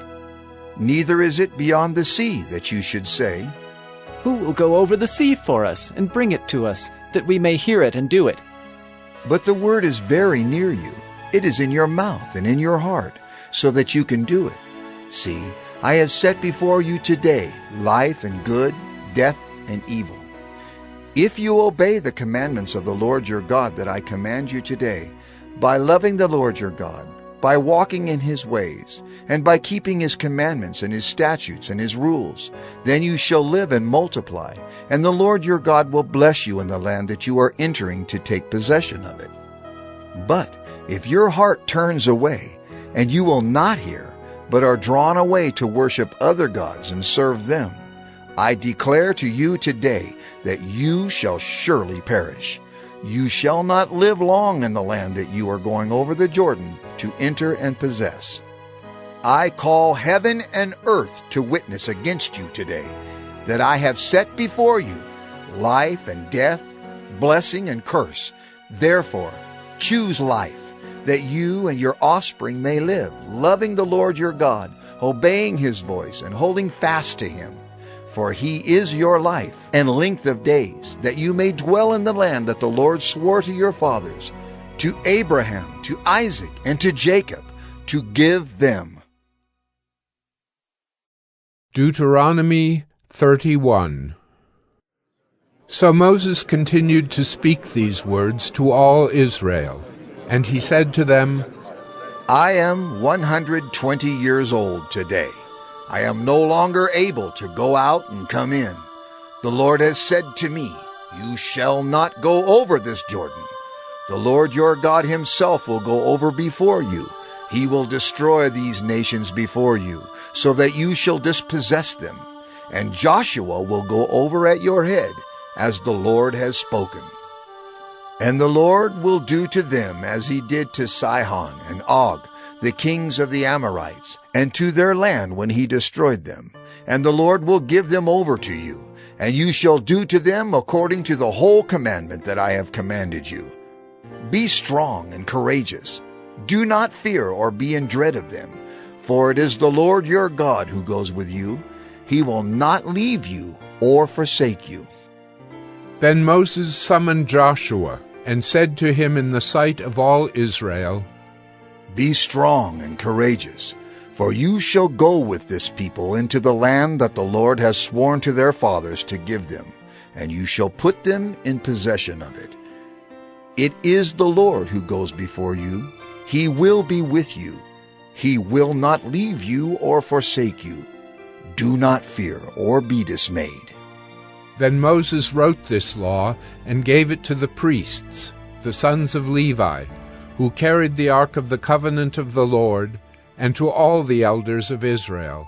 And Moses commanded them, At the end of every 7 years, at the set time in the year of release, at the Feast of Booths, when all Israel comes to appear before the Lord your God at the place that he will choose, you shall read this law before all Israel in their hearing. Assemble the people, men, women, and little ones, and the sojourner within your towns, that they may hear and learn to fear the Lord your God, and be careful to do all the words of this law. and that their children who have not known it may hear and learn to fear the Lord your God, as long as you live in the land that you are going over the Jordan to possess. And the Lord said to Moses, Behold, the days approach when you must die. Call Joshua and present yourselves in the tent of meeting, that I may commission him. And Moses and Joshua went and presented themselves in the tent of meeting. And the Lord appeared in the tent in a pillar of cloud. And the pillar of cloud stood over the entrance of the tent. And the Lord said to Moses, Behold, you are about to lie down with your fathers. Then this people will rise and whore after the foreign gods among them, in the land that they are entering, and they will forsake me and break my covenant that I have made with them. Then my anger will be kindled against them in that day, and I will forsake them and hide my face from them, and they will be devoured. And many evils and troubles will come upon them, so that they will say in that day, Have not these evils come upon us because our God is not among us? And I will surely hide my face in that day, because of all the evil that they have done, because they have turned to other gods. Now therefore write this song and teach it to the people of Israel. Put it in their mouths, that this song may be a witness for me against the people of Israel. For when I have brought them into the land flowing with milk and honey, which I swore to give to their fathers, and they have eaten and are full and grown fat, they will turn to other gods and serve them, and despise me and break my covenant. And when many evils and troubles have come upon them, this song shall confront them as a witness, for it will live unforgotten in the mouths of their offspring. For I know what they are inclined to do even today, before I have brought them into the land that I swore to give. So Moses wrote this song the same day, and taught it to the people of Israel.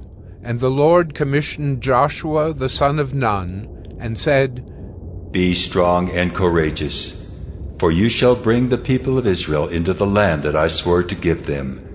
I will be with you. When Moses had finished writing the words of this law in a book to the very end, Moses commanded the Levites who carried the ark of the covenant of the Lord, Take this book of the law, and put it by the side of the ark of the covenant of the Lord your God, that it may be there for a witness against you.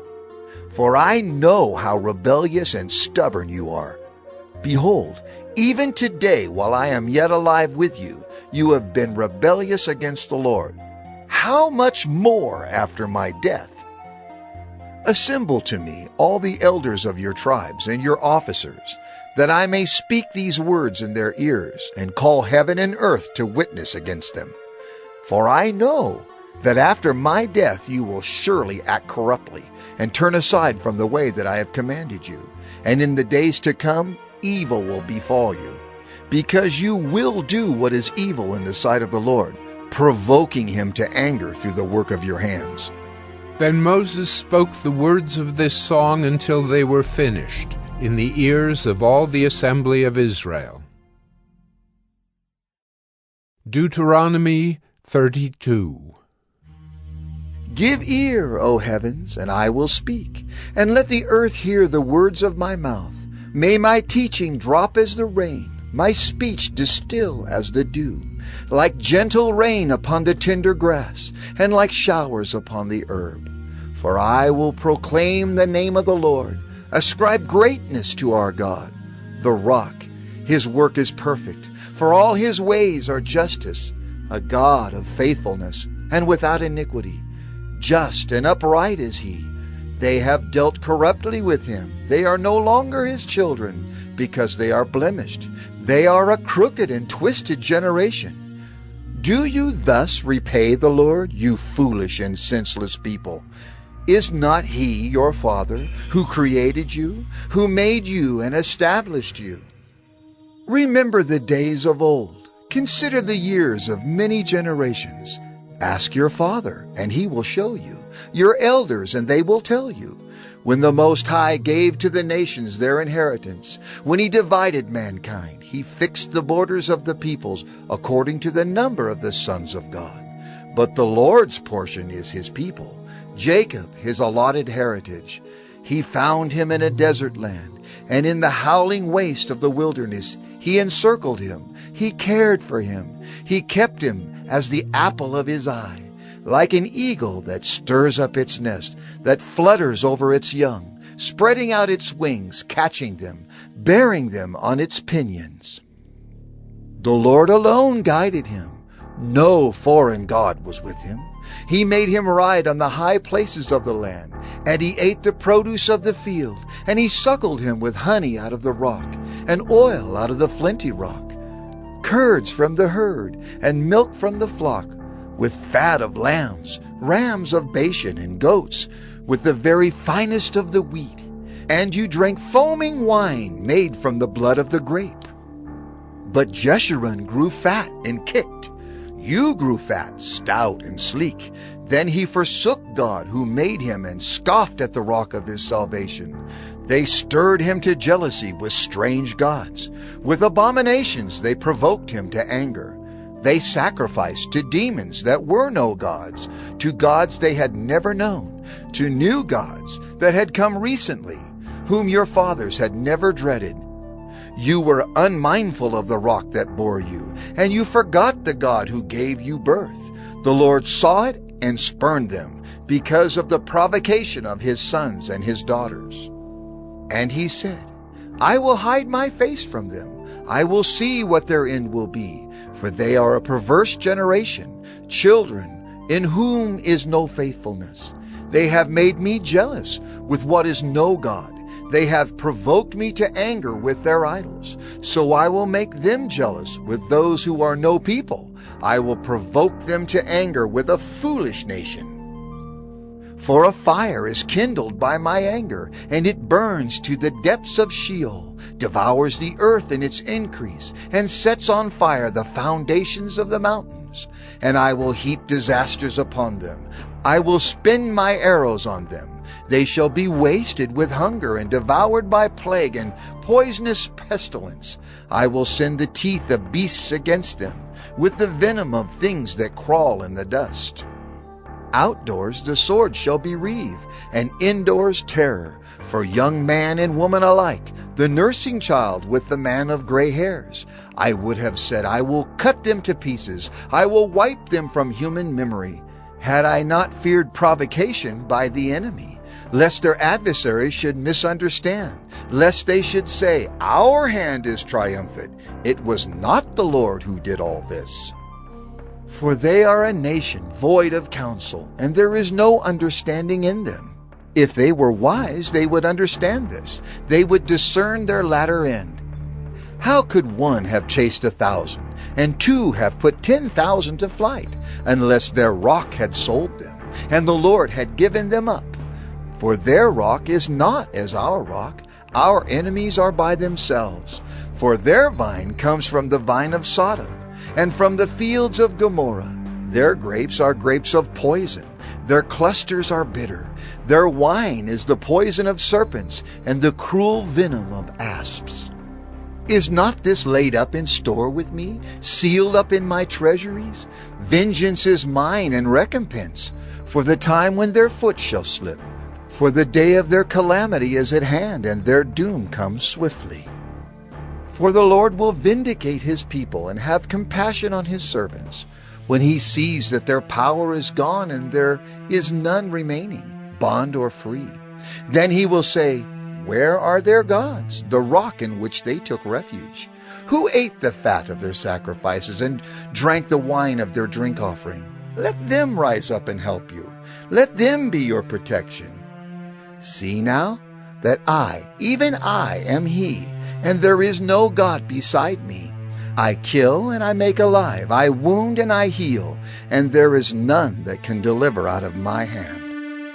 For I lift up my hand to heaven and swear, as I live forever, if I sharpen my flashing sword, and my hand takes hold on judgment, I will take vengeance on my adversaries, and will repay those who hate me.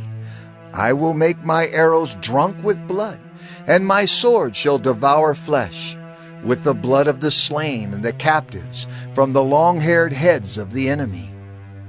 Rejoice with him, O heavens, Bow down to him, all gods, for he avenges the blood of his children, and takes vengeance on his adversaries. He repays those who hate him, and cleanses his people's land.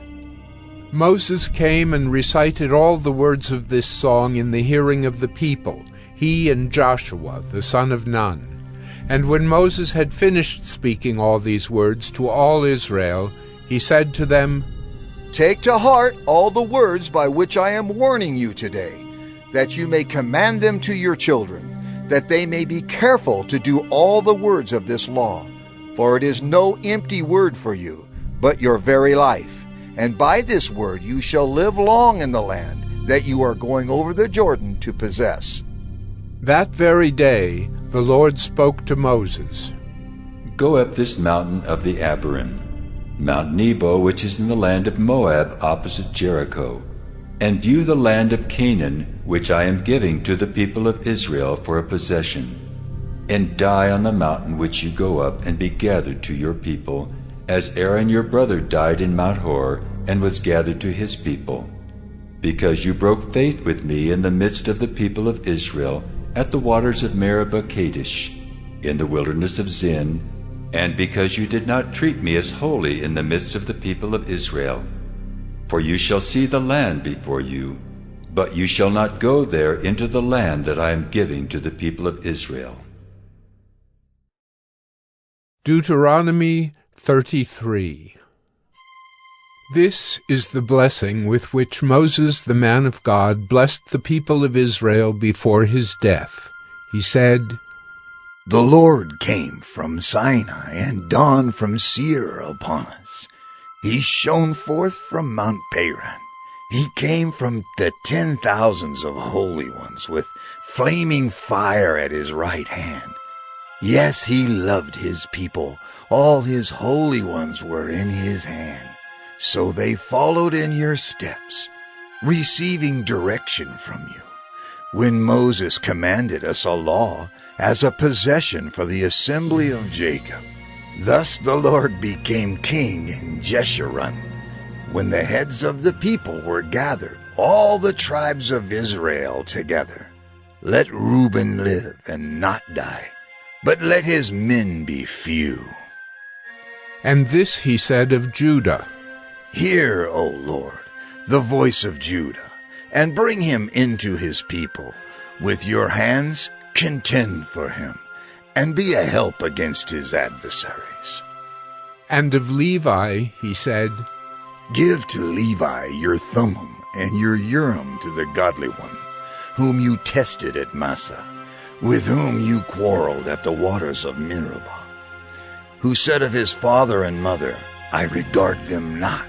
He disowned his brothers and ignored his children, for they observed your word and kept your covenant. They shall teach Jacob your rules, and Israel your law. They shall put incense before you, and whole burnt offerings on your altar. Bless, O Lord, his substance, and accept the work of his hands. Crush the loins of his adversaries, of those who hate him, that they rise not again. Of Benjamin he said, The beloved of the Lord dwells in safety. The high God surrounds him all day long, and dwells between his shoulders. And of Joseph he said, Blessed by the Lord be his land, with the choicest gifts of heaven above and of the deep that crouches beneath, with the choicest fruits of the sun and the rich yield of the months, with the finest produce of the ancient mountains and the abundance of the everlasting hills, with the best gifts of the earth and its fullness and the favor of him who dwells in the bush. May these rest on the head of Joseph, on the pate of him who is prince among his brothers. A firstborn bull, he has majesty, and his horns are the horns of a wild ox. With them he shall gore the peoples, all of them, to the ends of the earth. They are the 10,000s of Ephraim, and they are the thousands of Manasseh. And of Zebulun he said, Rejoice, Zebulun, in your going out, and Issachar in your tents. They shall call peoples to their mountain. There they offer right sacrifices, for they draw from the abundance of the seas and the hidden treasures of the sand. And of Gad he said, Blessed be he who enlarges Gad. Gad crouches like a lion. He tears off arm and scalp. He chose the best of the land for himself, for there a commander's portion was reserved. And he came with the heads of the people, with Israel. He executed the justice of the Lord, and his judgments for Israel. And of Dan he said, Dan is a lion's cub that leaps from Bashan. And of Naphtali he said, O Naphtali, sated with favor, and full of the blessing of the Lord, possess the lake and the south. And of Asher he said, Most blessed of sons be Asher. Let him be the favorite of his brothers, and let him dip his foot in oil. Your bars shall be iron and bronze, and as your days, so shall your strength be. There is none like God, O Jeshurun, who rides through the heavens to your help, through the skies in his majesty. The eternal God is your dwelling place, and underneath are the everlasting arms. And he thrust out the enemy before you and said, Destroy. So Israel lived in safety. Jacob lived alone, in a land of grain and wine, whose heavens drop down dew. Happy are you, O Israel! Who is like you? A people saved by the Lord, the shield of your help, and the sword of your triumph. Your enemies shall come fawning to you, and you shall tread upon their backs. Deuteronomy 34. Then Moses went up from the plains of Moab to Mount Nebo, to the top of Pisgah, which is opposite Jericho. And the Lord showed him all the land, Gilead as far as Dan, all Naphtali, the land of Ephraim and Manasseh, all the land of Judah as far as the western sea, the Negeb and the plain, that is, the valley of Jericho, the city of palm trees, as far as Zoar. And the Lord said to him, This is the land of which I swore to Abraham, to Isaac, and to Jacob. I will give it to your offspring. I have let you see it with your eyes, but you shall not go over there. So Moses, the servant of the Lord, died there in the land of Moab, according to the word of the Lord. And he buried him in the valley in the land of Moab, opposite Beth Peor. But no one knows the place of his burial to this day. Moses was 120 years old when he died. His eye was undimmed, and his vigor unabated. And the people of Israel wept for Moses in the plains of Moab 30 days. Then the days of weeping and mourning for Moses were ended, and Joshua the son of Nun was full of the spirit of wisdom, for Moses had laid his hands on him. So the people of Israel obeyed him, and did as the Lord had commanded Moses. And there has not arisen a prophet since in Israel like Moses, whom the Lord knew face to face, none like him for all the signs and the wonders that the Lord sent him to do in the land of Egypt, to Pharaoh and to all his servants and to all his land, and for all the mighty power and all the great deeds of terror that Moses did in the sight of all Israel.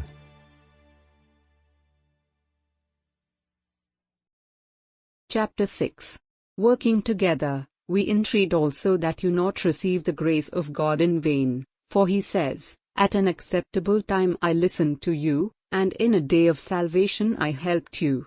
Look, now is the acceptable time.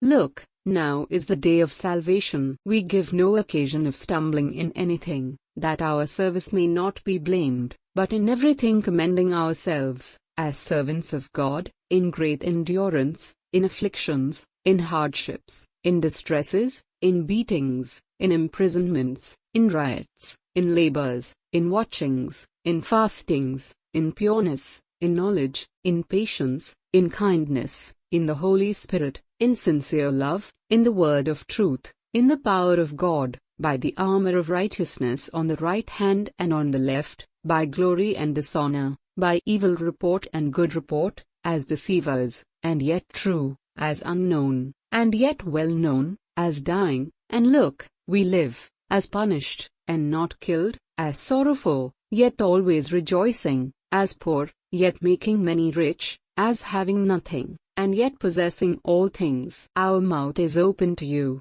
Corinthians. Our heart is enlarged. You are not restricted by us, but you are restricted by your own affections. Now in return, I speak as to my children, you also be open wide. Do not be unequally yoked with unbelievers, for what fellowship have righteousness and iniquity? Or what fellowship has light with darkness? What agreement has Christ with Belial? Or what portion has a believer with an unbeliever? What agreement has a temple of God with idols? For we are a temple of the living God. Even as God said, I will dwell in them, and walk in them, and I will be their God, and they will be my people. Therefore, go out from their midst, and be separate, says the Lord, untouch no unclean thing, and I will receive you. And I will be a father to you, and you will be my sons and daughters, says the Lord. Jonah, chapter 1. Now the word of the Lord came unto Jonah the son of Amittai, saying, Arise, go to Nineveh, that great city, and cry against it, for their wickedness is come up before me. But Jonah rose up to flee unto Tarshish from the presence of the Lord, and went down to Joppa. And he found a ship going to Tarshish, so he paid the fare thereof, and went down into it, to go with them unto Tarshish from the presence of the Lord. But the Lord sent out a great wind into the sea, and there was a mighty tempest in the sea, so that the ship was like to be broken. Then the mariners were afraid, and cried every man unto his God, and cast forth the wares that were in the ship into the sea to lighten it of them. But Jonah was gone down into the sides of the ship, and he lay, and was fast asleep. So the shipmaster came to him, and said unto him, What meanest thou, O sleeper? Arise, call upon thy God, if so be that God will think upon us, that we perish not. And they said every one to his fellow, Come, and let us cast lots, that we may know for whose cause this evil is upon us. So they cast lots, and the lot fell upon Jonah. Then said they unto him, Tell us, we pray thee, for whose cause this evil is upon us? What is thine occupation, and whence comest thou? What is thy country, and of what people art thou? And he said unto them, I am an Hebrew, and I fear the Lord, the God of heaven, which hath made the sea and the dry land. Then were the men exceedingly afraid, and said unto him, Why hast thou done this? For the men knew that he fled from the presence of the Lord, because he had told them. Then said they unto him, What shall we do unto thee, that the sea may be calm unto us? For the sea wrought, and was tempestuous. And he said unto them, Take me up and cast me forth into the sea, so shall the sea be calm unto you. For I know that for my sake this great tempest is upon you.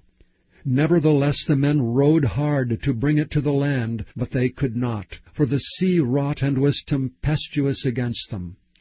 Wherefore they cried unto the Lord, and said, We beseech thee, O Lord, we beseech thee, let us not perish for this man's life, and lay not upon us his innocent blood, for thou, O Lord, hast done as it pleased thee.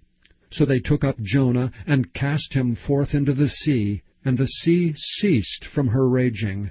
Then the men feared the Lord exceedingly, and offered a sacrifice unto the Lord, and made vows. Now the Lord had prepared a great fish to swallow up Jonah, and Jonah was in the belly of the fish 3 days and 3 nights. Chapter 2. Then Jonah prayed unto the Lord his God out of the fish's belly, and said, I cried by reason of mine affliction unto the Lord, and he heard me. Out of the belly of hell cried I, and thou heardest my voice. For thou hadst cast me into the deep, in the midst of the seas, and the floods compassed me about, all thy billows and thy waves passed over me. Then I said, I am cast out of thy sight. Yet I will look again toward thy holy temple. The waters compassed me about, even to the soul. The depth closed me round about. The weeds were wrapped about my head. I went down to the bottoms of the mountains. The earth with her bars was about me forever. Yet hast thou brought up my life from corruption, O Lord my God. When my soul fainted within me, I remembered the Lord, and my prayer came in unto thee, into thine holy temple. They that observe lying vanities forsake their own mercy, but I will sacrifice unto thee with a voice of thanksgiving. I will pay that I have vowed. Salvation is of the Lord. And the Lord spake unto the fish, and it vomited out Jonah upon the dry land. Chapter 3. And the word of the Lord came unto Jonah the second time, saying, Arise, go unto Nineveh that great city, and preach unto it the preaching that I bid thee. So Jonah arose and went unto Nineveh, according to the word of the Lord. Now Nineveh was an exceeding great city of 3 days' journey. And Jonah began to enter into the city a day's journey, and he cried and said, Yet 40 days, and Nineveh shall be overthrown. So the people of Nineveh believed God, and proclaimed a fast, and put on sackcloth, from the greatest of them even to the least of them. For the word came unto the king of Nineveh, and he arose from his throne, and he laid his robe from him, and covered him with sackcloth, and sat in ashes. And he caused it to be proclaimed and published through Nineveh by the decree of the king and his nobles, saying, Let neither man nor beast, herd nor flock, taste anything. Let them not feed nor drink water, but let man and beast be covered with sackcloth, and cry mightily unto God. Yea, let them turn every one from his evil way, and from the violence that is in their hands. Who can tell if God will turn and repent, and turn away from his fierce anger, that we perish not? And God saw their works, that they turned from their evil way. And God repented of the evil that he had said that he would do unto them, and he did it not. Chapter 4. But it displeased Jonah exceedingly, and he was very angry. And he prayed unto the Lord, and said, I pray thee, O Lord, was not this my saying when I was yet in my country? Therefore I fled before thee unto Tarshish, for I knew that thou art a gracious God, and merciful, slow to anger, and of great kindness, and repentest thee of the evil. Therefore now, O Lord, take, I beseech thee, my life from thee, for it is better for me to die than to live. Then said the Lord, Doest thou well to be angry? So Jonah went out of the city, and sat on the east side of the city, and there made him a booth, and sat under it in the shadow, till he might see what would become of the city. And the Lord God prepared a gourd, and made it to come up over Jonah, that it might be a shadow over his head, to deliver him from his grief. So Jonah was exceeding glad of the gourd. But God prepared a worm when the morning rose the next day, and it smote the gourd that it withered. And it came to pass, when the sun did arise, that God prepared a vehement east wind, and the sun beat upon the head of Jonah, that he fainted, and wished in himself to die, and said, It is better for me to die than to live. And God said to Jonah, Doest thou well to be angry for the gourd? And he said, I do well to be angry, even unto death. Then said the Lord, Thou hast had pity on the gourd, for the which thou hast not labored, neither madest it grow, which came up in a night, and perished in a night. And should not I spare Nineveh, that great city, wherein are more than 60,000 persons that cannot discern between their right hand and their left hand, and also much cattle?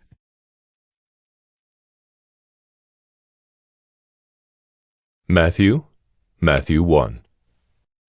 The book of the genealogy of Jesus Christ, the son of David, the son of Abraham. Abraham was the father of Isaac, and Isaac the father of Jacob, and Jacob the father of Judah and his brothers, and Judah the father of Perez and Zerah by Tamar, and Perez the father of Hezron, and Hezron the father of Ram, and Ram the father of Amminadab, and Amminadab the father of Nahshon, and Nahshon the father of Salmon, and Salmon the father of Boaz by Rahab, and Boaz the father of Obed by Ruth, and Obed the father of Jesse, and Jesse the father of David the king. And David was the father of Solomon by the wife of Uriah, and Solomon the father of Rehoboam, and Rehoboam the father of Abijah, and Abijah the father of Asaph, and Asaph the father of Jehoshaphat, and Jehoshaphat the father of Joram, and Joram the father of Uzziah, and Uzziah the father of Jotham, and Jotham the father of Ahaz, and Ahaz the father of Hezekiah, and Hezekiah the father of Manasseh, and Manasseh the father of Amos, and Amos the father of Josiah, and Josiah the father of Jeconiah and his brothers, at the time of the deportation to Babylon.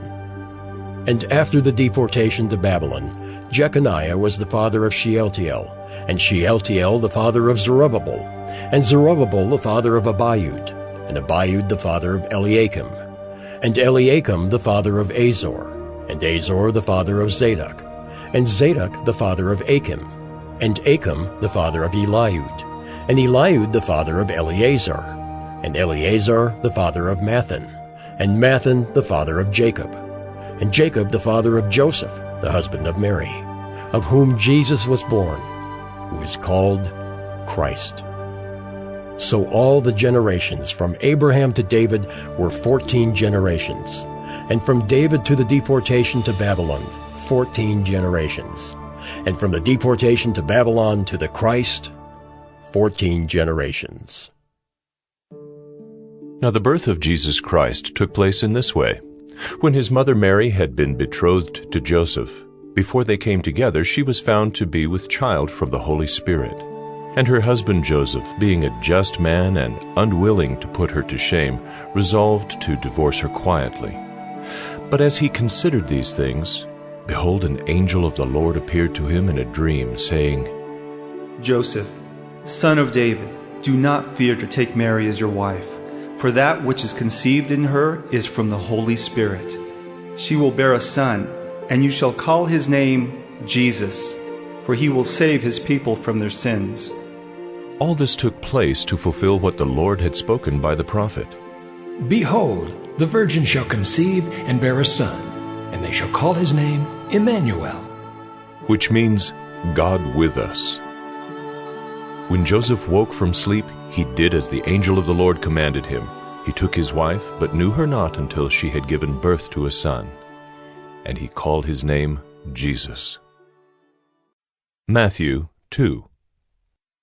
Now after Jesus was born in Bethlehem of Judea in the days of Herod the king, behold, wise men from the east came to Jerusalem, saying, Where is he who has been born King of the Jews?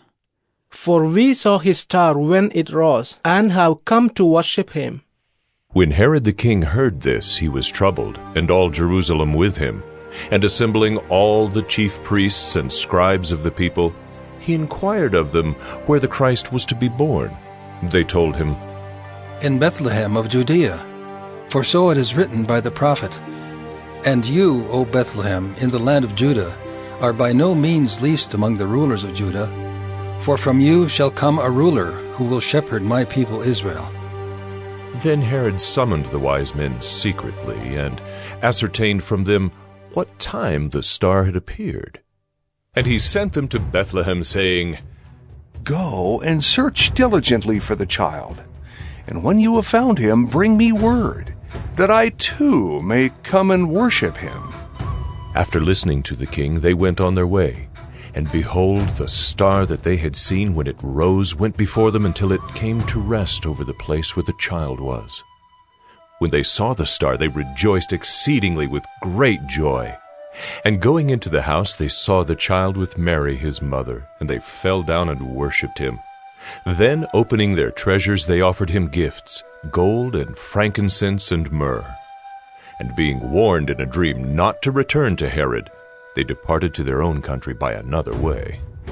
Now when they had departed, behold, an angel of the Lord appeared to Joseph in a dream and said, Rise, take the child and his mother, and flee to Egypt, and remain there until I tell you, for Herod is about to search for the child, to destroy him. And he rose